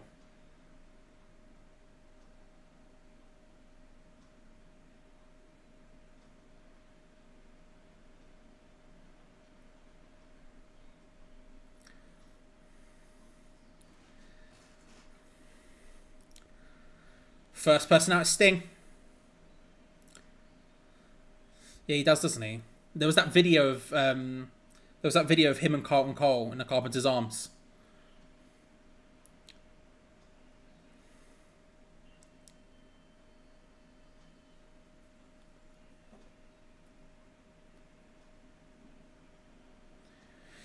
Sting and Darby Allin making their way to the ring first. Darby crawling along the floor because, you know, why not?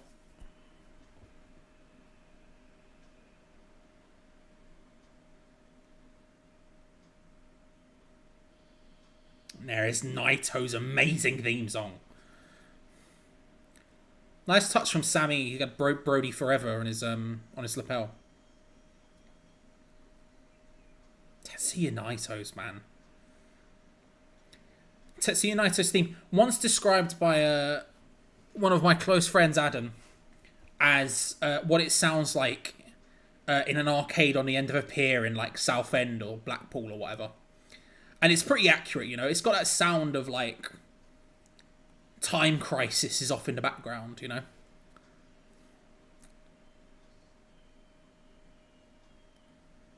I love Tetsuya's theme.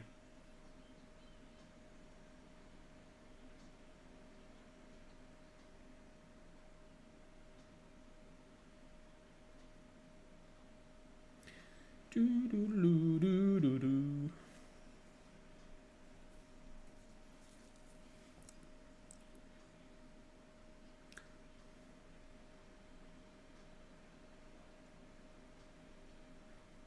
Bam, bam, bam.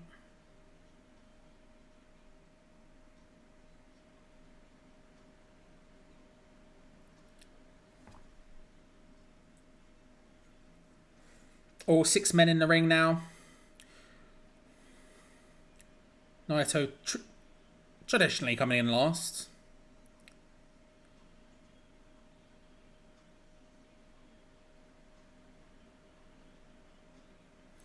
Be interested to see what happens with Jericho and Sammy in this one, obviously.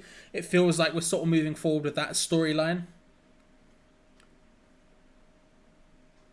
At one point, we're going to get Sting and Minoru Suzuki having a little stare down on port, which is going to be fun. Jericho and Naito running it back. The smell of the fresh donuts and stuff. And now I'm hungry. I'm starving. I've barely eaten today. I'm so hungry. But you know what I mean? It just has that... Like, when he said that, I was like, it's so accurate. It just... That sort of, like... You've got, like... You've got, like, a Ridge Racer or, like, Outrun Machine in the corner. You've got, like, Time Crisis.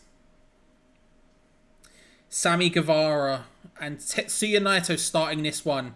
Asenayo. Tranquilo. Naito taking his time. He's wrestling T-shirt on tonight, Naito, which means Jericho trying to start a Sammy chant. Nice duck. Tranquilo, Senayo. Going for the lockup. Naito ducks under. And again. Oh, but this time, Sammy's the one who dodges it. DDR. Yeah. Big shout. DDR. Going mad. 100%. The slot machines with the 2Ps and that. When they move back and forth and you put them in and it drops down and you see if it drops off. Like, all that stuff.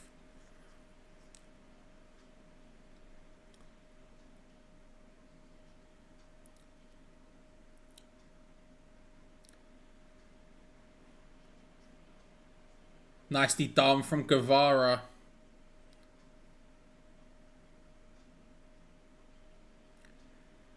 Kip up and then into the classic. Hitting the classic Guevara stance there. This slow kip up followed by the little lying on the floor with the head sort of thing. Jericho very impressed, clapping it. Suzuki probably going to hit... Sorry, not Suzuki. Naito probably going to hit one of his own here. Yeah, he does. That's... Yes, come on. Yes, that's what you want. That's what you want.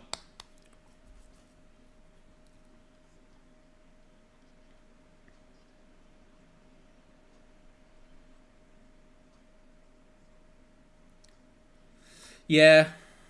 There's one... I walked past it the other day. There was this arcade in Central, in Soho, called Las Vegas, which is amazing. What last time I went to it was amazing, but that was years ago. It was like 5 years ago at this point. And I walked past it the other day, and I almost went in, but we were busy going somewhere, so I didn't have time to go in. But I wanted to see if it was still as good as it used to be. Arcades don't tend to bang anymore, but I had hoped that one would still bang. Tag in from Darby Allin on Naito there.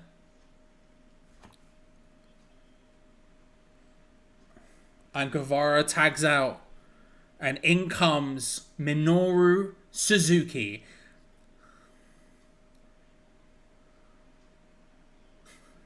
A terrifying individual with an even scarier barber.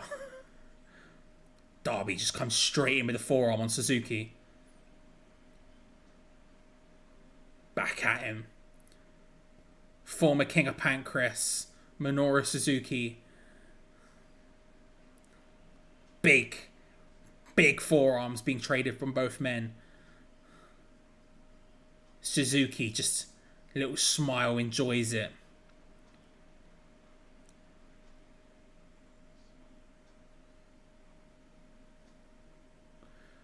Murder Grandpa being chanted from the crowds. Suzuki loading one up for Darby. Just clears him out. Jericho just clears him out. Daytona Virtua Fighter. Yes. Daytona. You want to talk about another great theme song? Daytona USA. Let's go away. Daytona.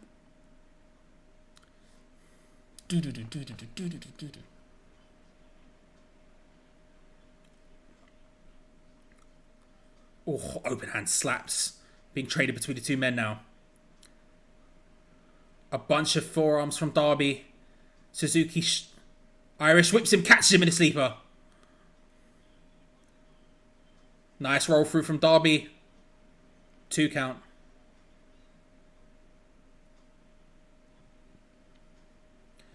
Both men somewhat getting their equal there. Sting gets tagged in. The crowd on their feet for the meeting of men. Suzuki and Sting. Jericho wants in. He's desperate in. Yeah, Suzuki says no. That's what I'm talking about.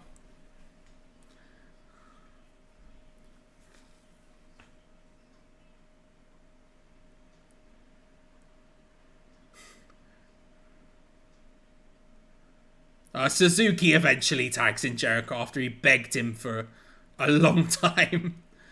Suzuki gave him 2 no's before letting him in.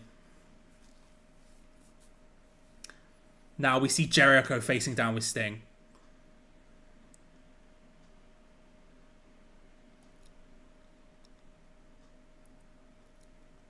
Lots of woos from the crowd. Oh, and Suzuki attacks from behind. And now Suzuki and Jericho laying down on Sting. Naito comes in, so does Darby Allin and Guevara. Everyone in the ring. Darby Allin throws Guevara out. Jericho throws Naito out. And now it's Sting and Jericho once more in the ring again, together, alone.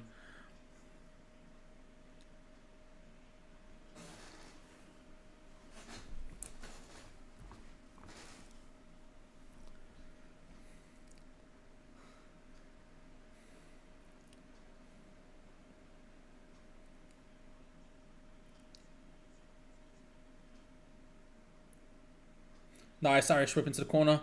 Looking for the Stinger Splash. Does Jericho. Sting ducks out of the way and then looking potentially for the Deathlock. He locks it in. Locks in the Deathlock.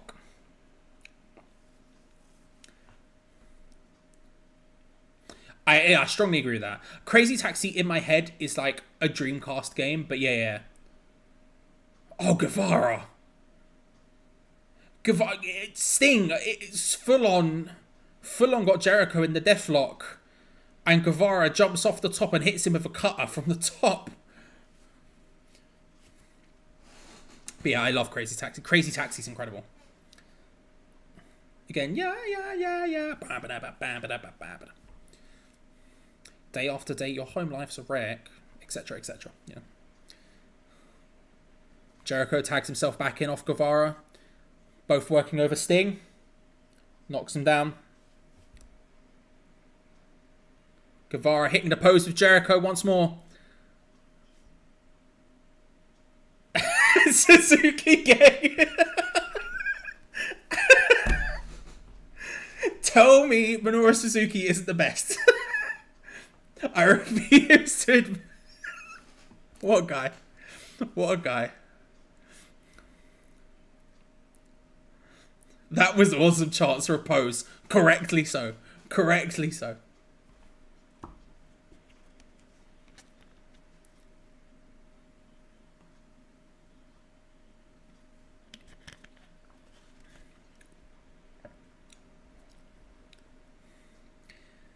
Sting manages to drop Guevara into the top turnbuckle, and in comes Darby Allin to attack Guevara straight in there.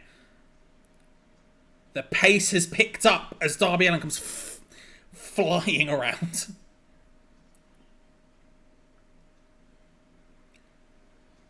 Love that. Code red from Allin. 2. Darby Allin with a code red.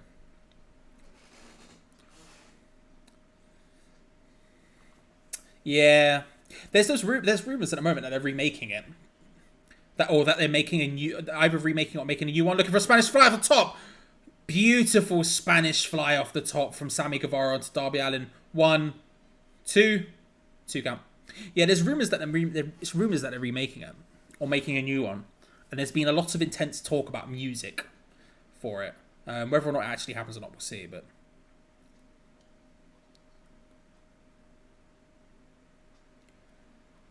Sammy Guevara in control. Points at Sting. Tries to look for a Stinger Splash on Darby. Darby ducks out of the way. Sammy manages to stop himself.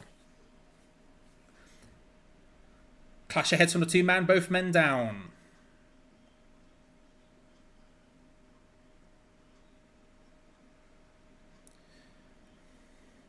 Yeah, I agree. Sonic Frontier is I didn't play it, but supposedly surprisingly good.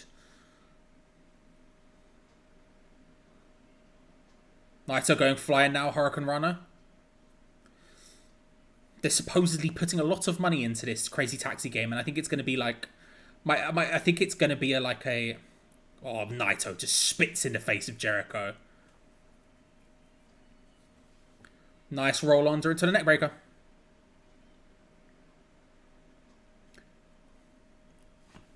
Hits it, you know, you got it for the boys. But yeah, they're supposedly putting a lot of money into this crazy taxi game. It's rumored to be putting a lot of money into it, and it's supposedly going to be like a live service title. You can imagine it maybe being multiplayer. I don't know. We'll see what happens, but yeah, as you say, Sega don't really have a lot going on. Is Yakuza / Like a Dragon, is that Sega? Can't remember. Everyone comes running in. Yeah, that's Sega.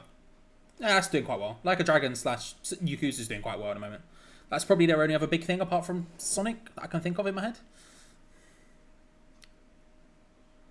Darby looks like he's going to go flying into Suzuki. Oh, bloody hell, and does. Just goes flying around Darby Allin. And now goes, oh, huge. Is that a Judas effect? I mean, looked like a European uppercut to me, but a huge Judas effect, if not from a good Darby Allin. Dives through, looking for the Tope Suicido onto Jericho. No, it was a Judas effect. Just goes flying. Beautifully done, to be fair.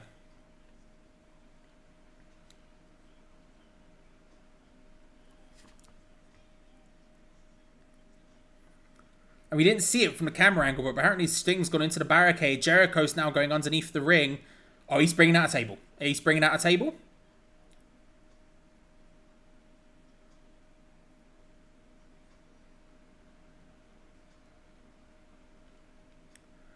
Jericho's setting up a table.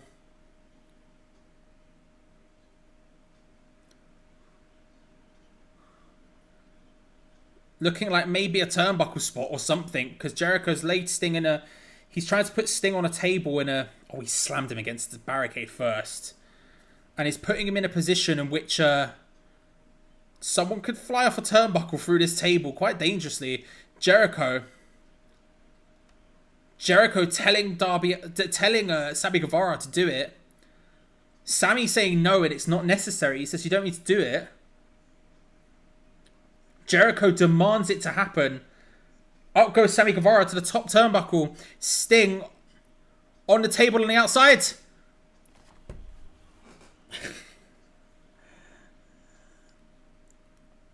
And he hits it. Naito comes in with a roll-up. 1, 2. Oh, kick out from Jericho.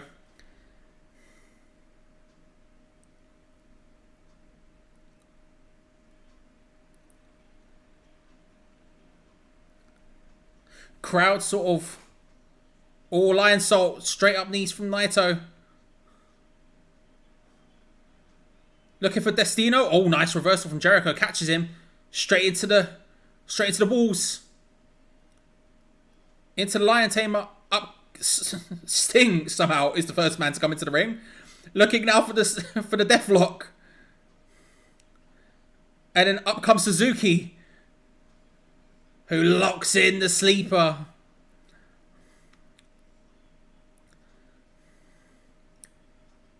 Looking for the Got Style Power Driver. Nice low drop kick by Naito. Oh, Jericho hits the code breaker. The crowd sort of understandably tired after the Omega match. Kick out on the 2 off the code breaker. The crowd understandably quite tired and worn out after the Omega match. This match sort of just fighting his way through it a little bit.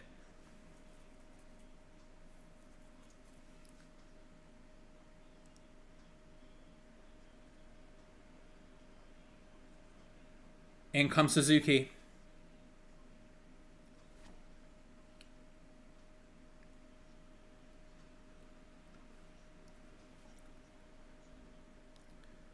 Suzuki throws Naito into the corner. Big boot from Suzuki. Dropped into turnbuckle. PK kick to Naito. And then again into the sleeper hold. Rolls him through. He was looking maybe for that Got Style Pile Driver. Can't quite make it. Naito fighting back against Suzuki. Sting's in the ring. Oh no, Sting goes in. Shot from behind on Suzuki.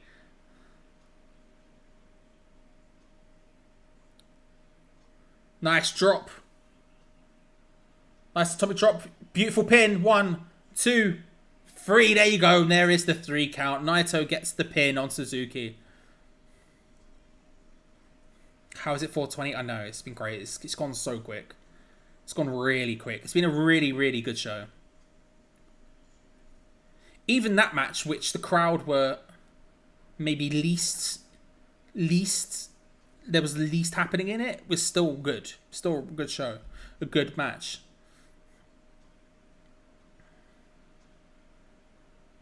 Sting and Jericho exchange blows at the back with bats.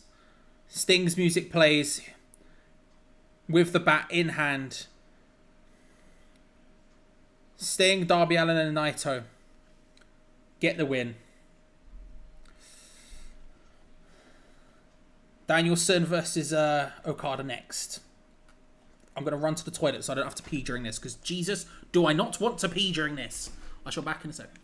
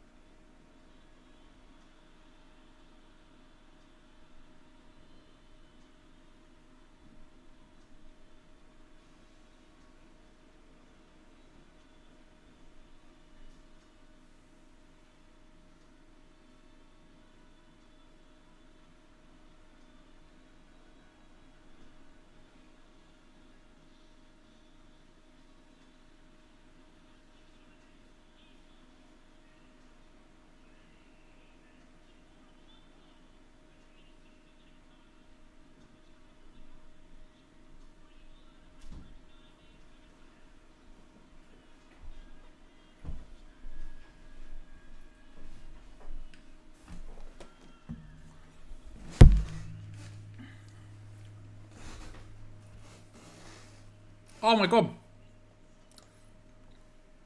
I missed they did the full thing. And I missed the beginning of it. Fuming.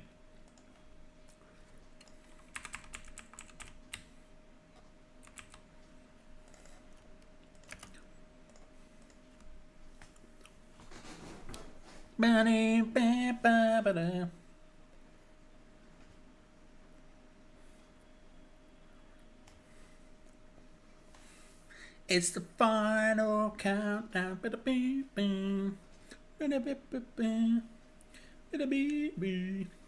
If there ever was a match for it. Danielson versus Okada. I'm so annoyed I missed the beginning of this. I need to rewind and watch it after.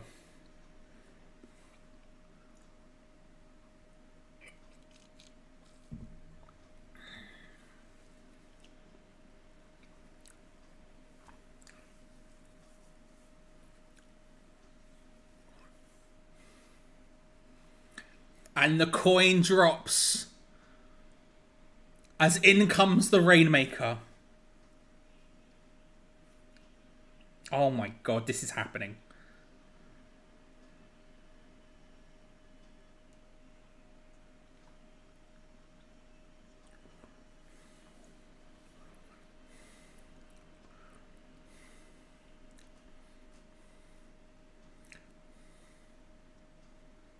He hits the pose. The dollar's falling. The Okada box.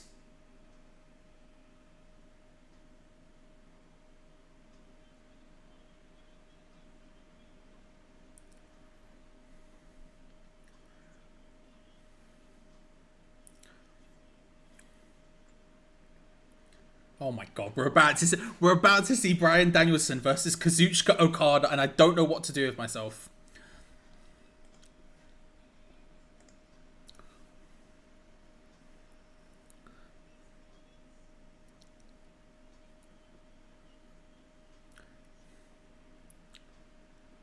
Big settings.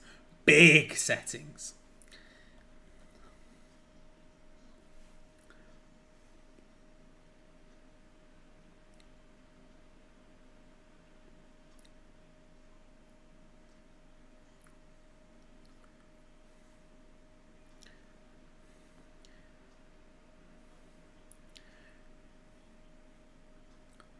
Bryce Remsburg just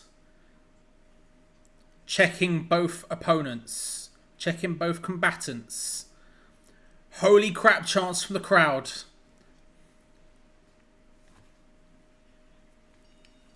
There goes the bell.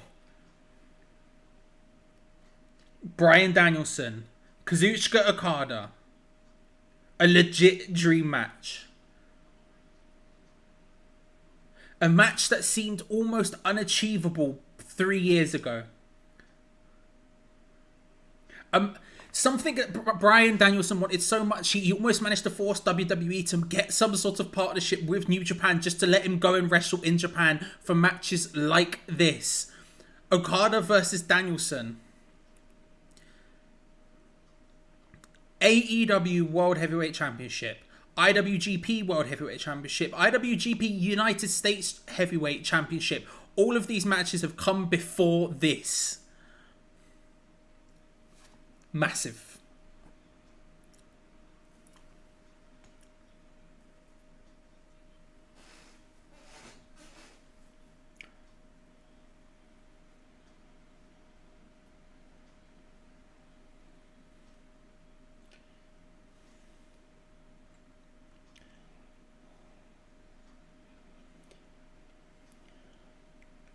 You're going to get your effing head kicked in chants from the crowd. Danielson understandably enjoying it.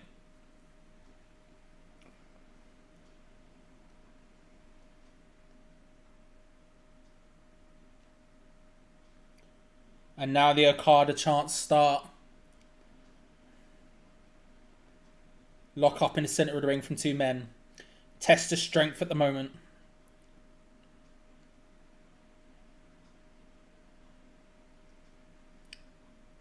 Followed quickly by both these guys chant.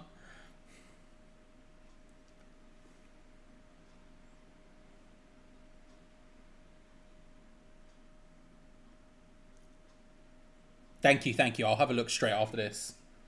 I'll watch straight up. Literally, the second this is done, it's the first thing I'm going to be doing. If they've bought the rights, they're going to make the most of it, innit?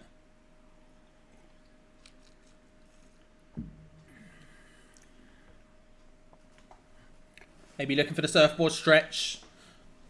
Gets the double stomp instead. And Danielson in control. Starts the jumping. The star jumps in the corner.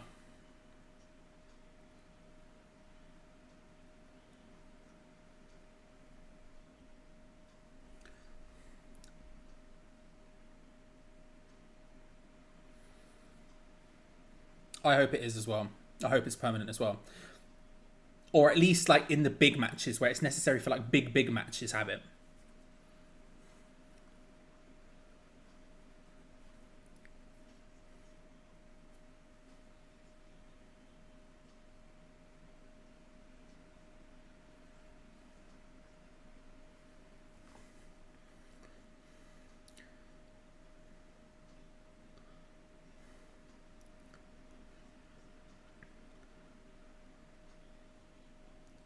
Back elbow from Okada. Knocks down Bryan.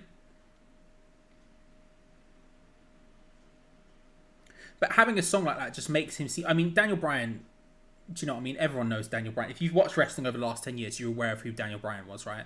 And obviously now as Bryan Danielson, he's still a massive, massive deal, and some of the biggest things AEW has and the biggest moments, and he does come across as an utter star, regardless.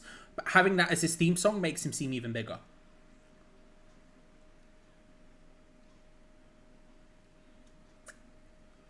Okada, Irish whip into the barricade goes Bryan, and then the big boot over the top from Okada.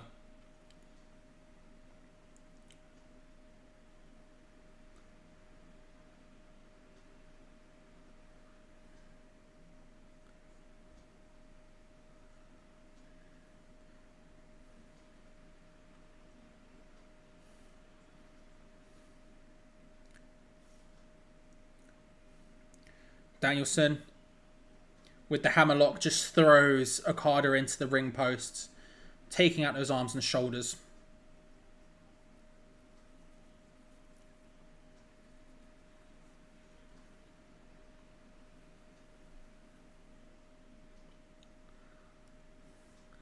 Danielson drop kick through the bottom, and Okada goes awkwardly into the corner of those announce desks. Danielson loading up a move from the apron here, maybe looking for a flying knee off the apron. And hits it. Yeah, I think licensed music is a huge thing. I think even if you're not doing it for specific wrestlers, even if you're doing it for like a promotion in general, it's big. But like, it can really, really help.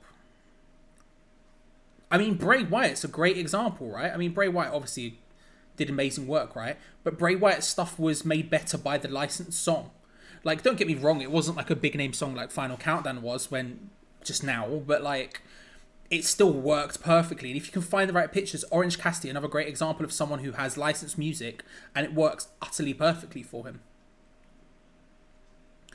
Danielson gets up to the top right, Okada stomps across that right arm. Slowly trying to work away at the arms, Danielson.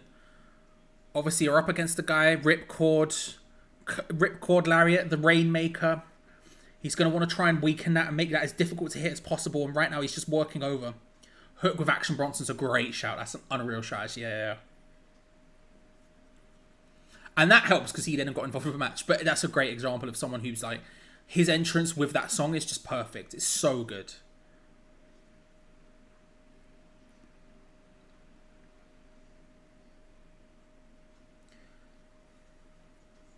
Okada breaking the hold with the ropes.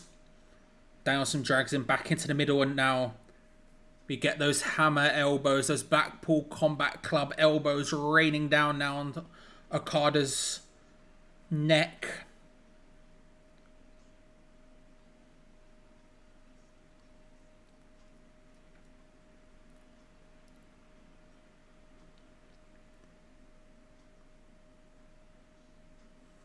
Oh, nice from Danielson into the pin. Had him in the cattle mutilation. Okada trying to just wiggle his way out. Danielson just rolling him through into a pinning predicament. Really nicely done.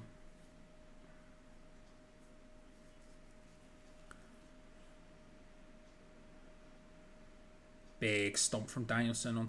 Again, just continuing to work over the arms of Okada. You can see the game plan. You can see the story.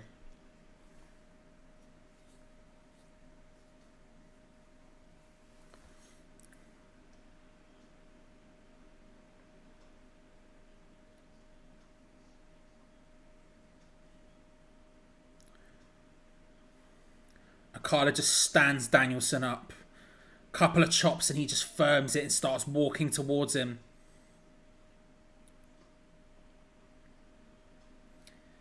You effed up chants coming from the crowd, and in come the kicks.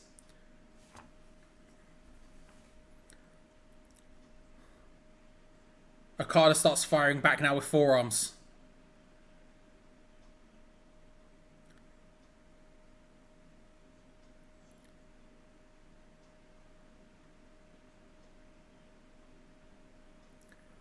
Oh, flapjack from Okada.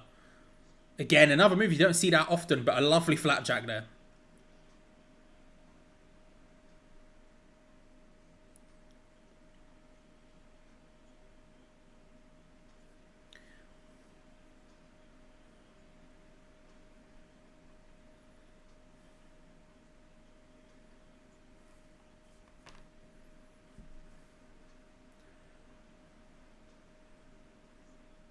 Okada starts laying it into Danielson. Big boot from Okada.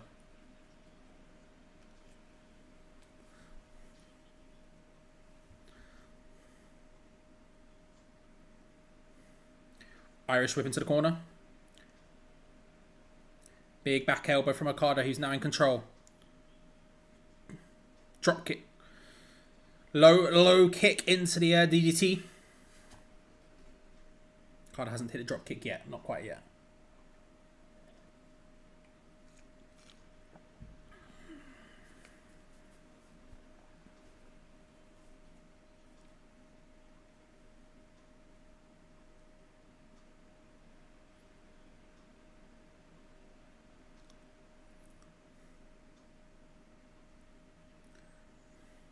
Big European uppercut from Danielson.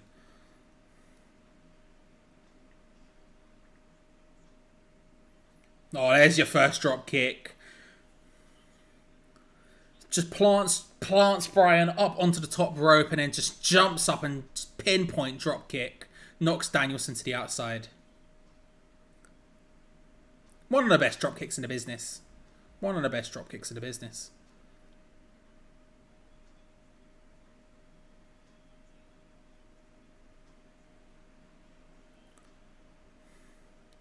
Irish whipped into the barricade. But Bryan Danielson gets sent over again. And Okada may be looking to launch himself over the barricade.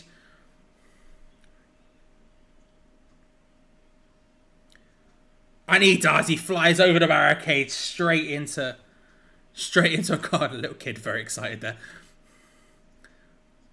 Okada walks into the crowd. Lots of pats on the back for the Rainmaker.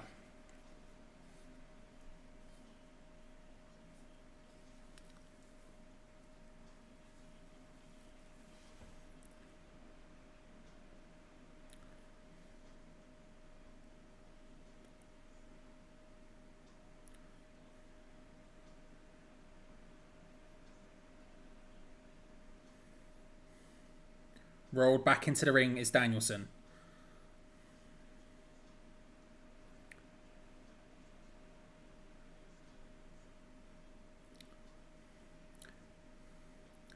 Okada follows him in. Wrist control now begins to work over Bryan Danielson's arms.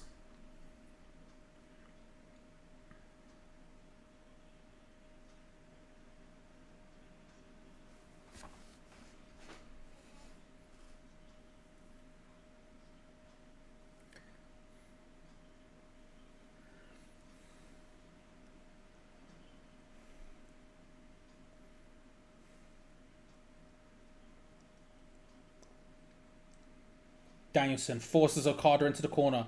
Runs towards him, looking to try and make advantage of it. But Okada catches him. There's that neck breaker. 2 count, pardon me.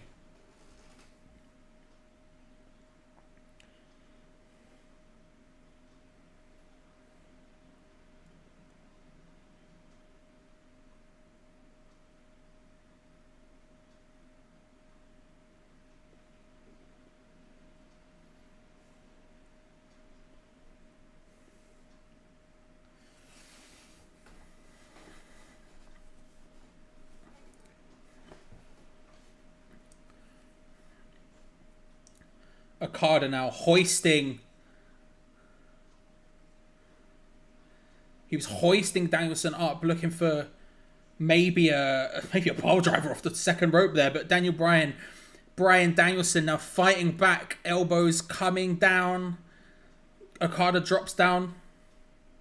Daniel again on the ropes, puts himself onto the top. No, love that shotgun drop kick. Really nicely done from Danielson.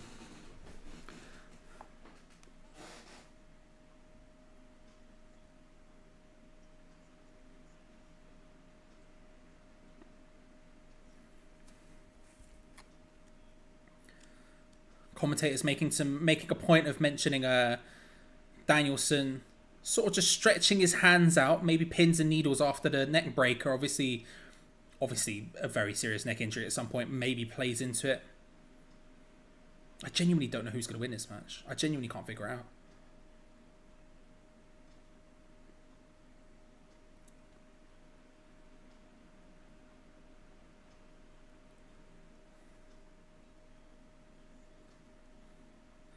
Danielson laying in the European uppercuts. Okada fighting it back now. Uppercuts of his own. And now Danielson goes back to work. They're just trading European uppercuts right now. Danielson hitting a bunch, then Okada hitting a bunch, then Danielson hitting a bunch.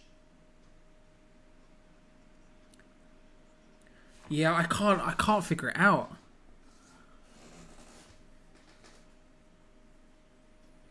If they wanted to run it back at like a Wrestle Kingdom or something, I think it would make sense for Danielson to win, I guess. But I honestly can't figure it out. Like, maybe Danielson wins this and then they do a second one at Wrestle Kingdom, potentially. But they're already doing that with Omega and Ospreay. I don't know.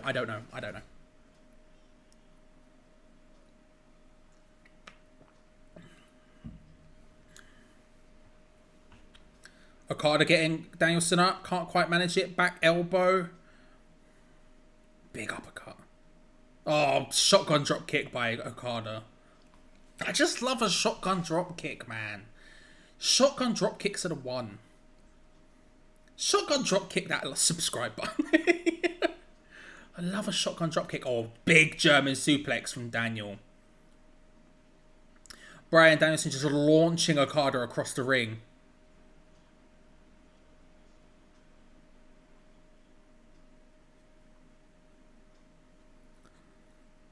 And then that big running, jumping kick into the corner.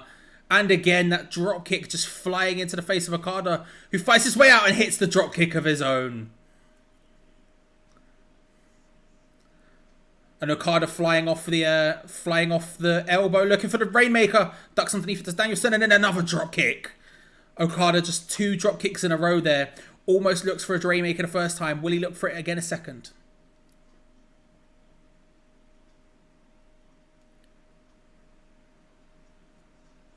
That's a good shout. That's a great shout. I hadn't even thought about when Jan 4th was going to land.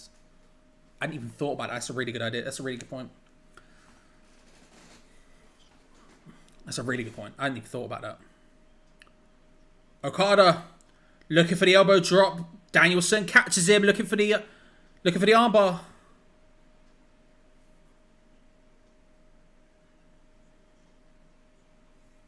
And there it is. Okada rolling back, and again, Danielson just working over the arm. The entire match, he's just been working over the arm. Trying to just lessen the Rainmaker. Just every opportunity he's got the label lock in. And now he's just raking back.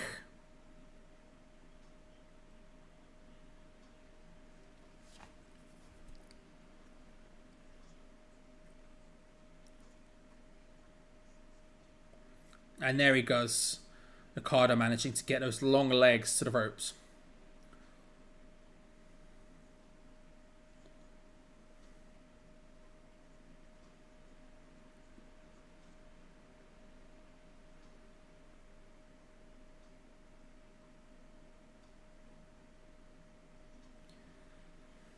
Okada on the ring apron. Oh, Danielson from inside just runs and just boots Okada in the back. And now Okada down. Bryan Danielson even. I keep making that mistake. Nodding to the crowd. He's going for it off the ropes. Tope Suicida, but Okada catches him. Rainmaker on the outside. Danielson dodges. Huge drop kick on the outside.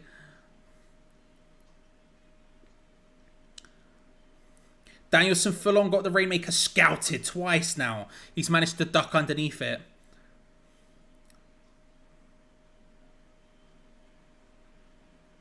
Well, that does feel like maybe they're setting up for an Okada win if he keeps trying to hit it and missing.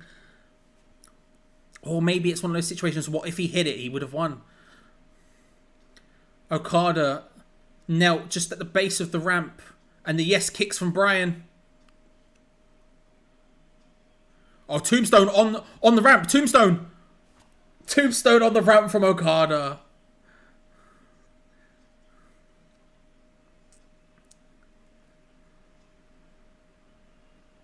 Somehow, on a night of scary neck bumps, that one looked okay-ish. I guess.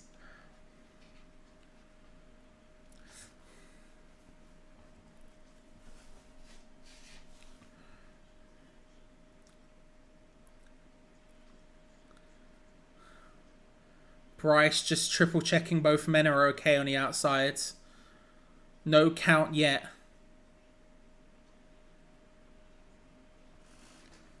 Okada getting back to his feet.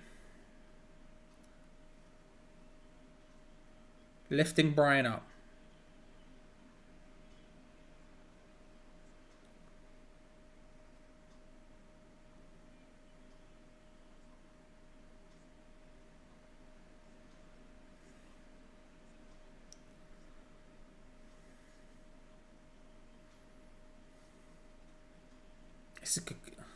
I'm really loving this production and camera, just holding it on one shot for like a super long time.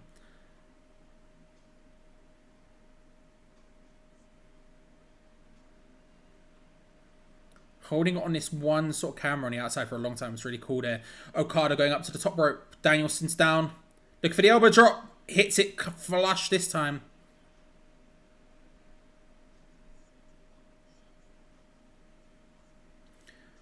And the pose.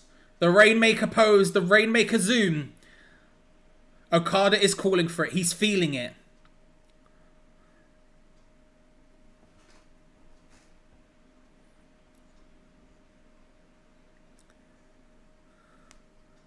Okada struggling to get Danielson to his feet. And Danielson not getting up at all. Calling the doc in. In comes Doc Sampson into the ring. Just to check on Daniel, according to Bryce. Okada just nods. He says it's okay. Yeah, the zoom is awesome. Danielson, he's sort of convulsing in the ring. But Kazuchika forces him out. And he's looking for the Rainmaker. Ducks under, does Danielson. He suckers him in. The knee. He's hit the Psycho knee.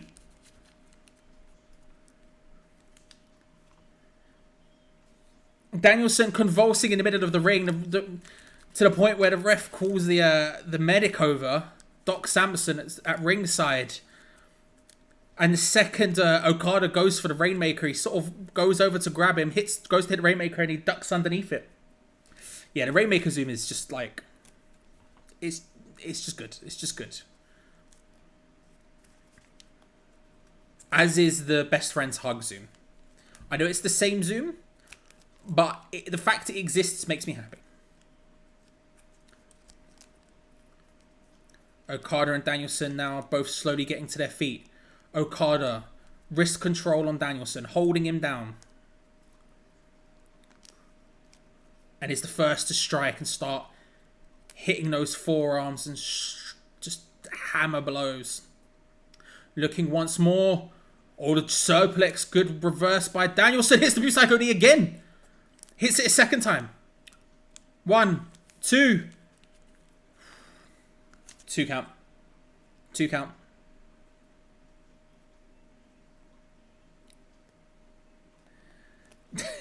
And Danielson shouts it's time to kick his effing head in. And he grabs the arm of Okada and starts just stomping. Stomping.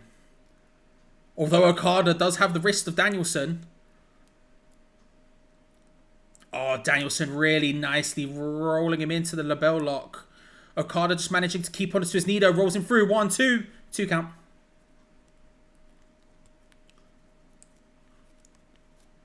Both of them looking for rolling elbows. Danielson's the one who connects. Into the yes kicks. Oh, straight into the side of the heads.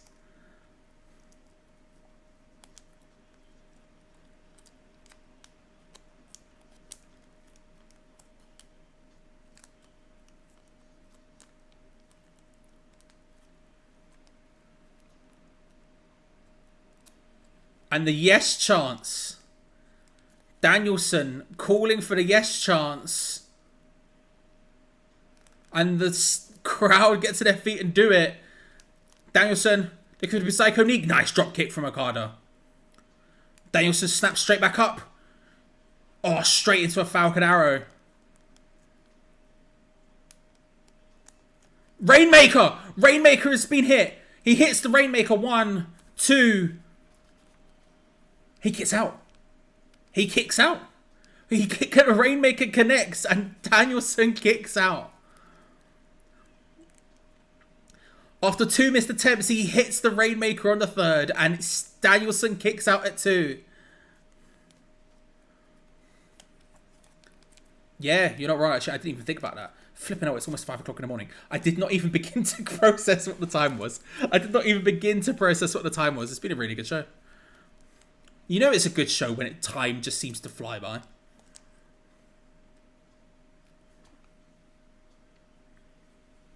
This is awesome. Chants from the crowd as Okada is lifting Danielson once again, holding him by the wrist. Big lariat. Big lariat. Still maintaining wrist control. Once more. And Okada screams. Lifting Bryan up. Once again into the Rainmaker position. Daniel ducks. Looking for the Berserker knee. Ducks underneath it. Rainmaker again. Ducked. Looking to try and force him down into the label. And he does. He almost locks it in. Okada's twisting, managing somehow to sort of get out of it. Danielson gouging at the eyes of Okada. Can't quite get the label lock fully locked in.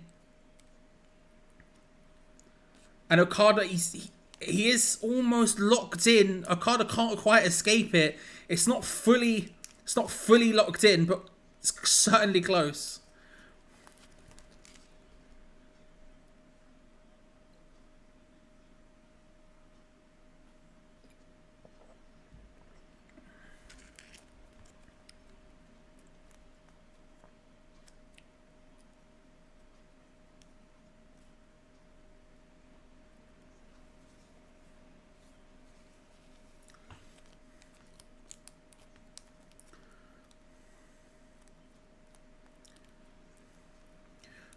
Okada's still in the label, but not properly. He's only got it wrapped around his forehead. Okada's sort of being able to try and get his legs towards the ropes, and Danielson locks him in. Just wrenches the arms back.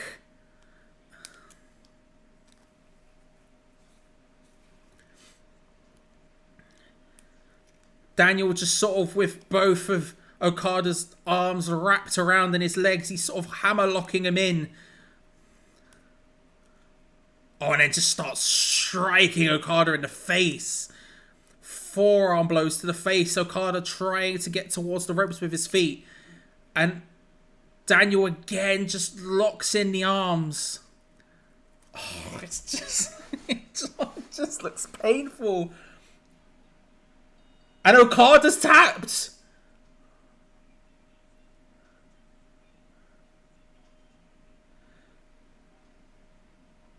Kazuchika Okada's tapped out to Bryan Danielson.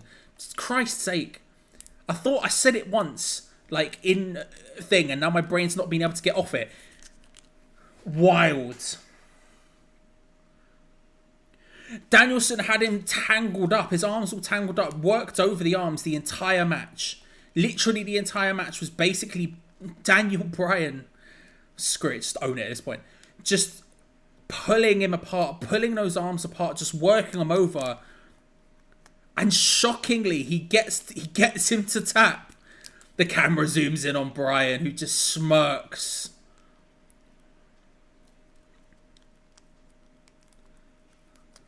Wow. Mad.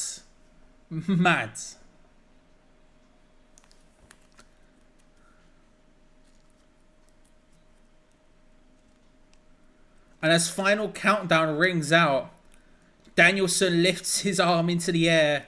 Number 1.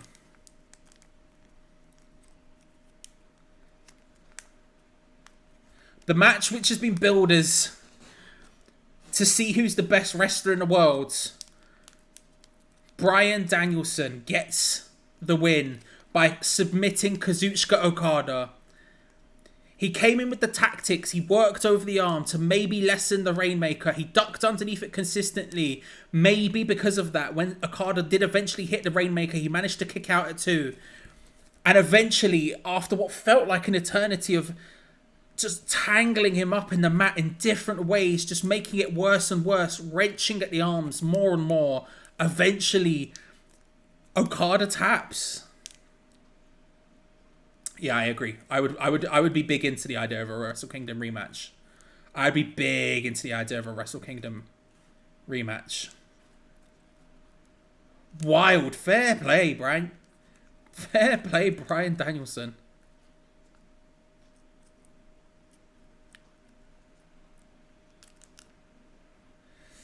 There we go. There you go. Forbidden Door 2023 is done. Bryan Danielson getting the win. Wild. Wild, wild, wild. A really, really, really, really strong show. A really strong show. The fact it didn't feel like that long at all is like testament to just how strong that show was.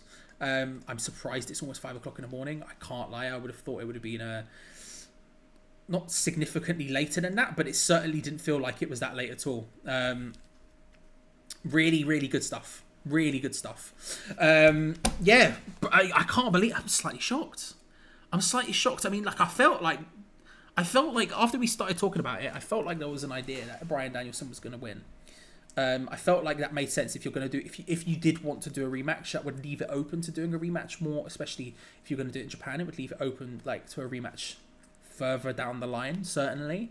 But the fact that, like, it just ended, like, I don't know, it made perfect sense. The story of the match is really strong.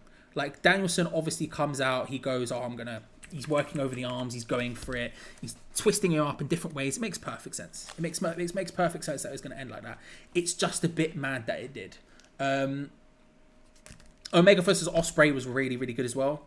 That ending is mad. I still need to go back and watch it just to see exactly what happened and why, like what that move was. Like, I just need to see it again. It was terrifying. I just need to see it again. But I mean, a really, really strong show. A really strong show.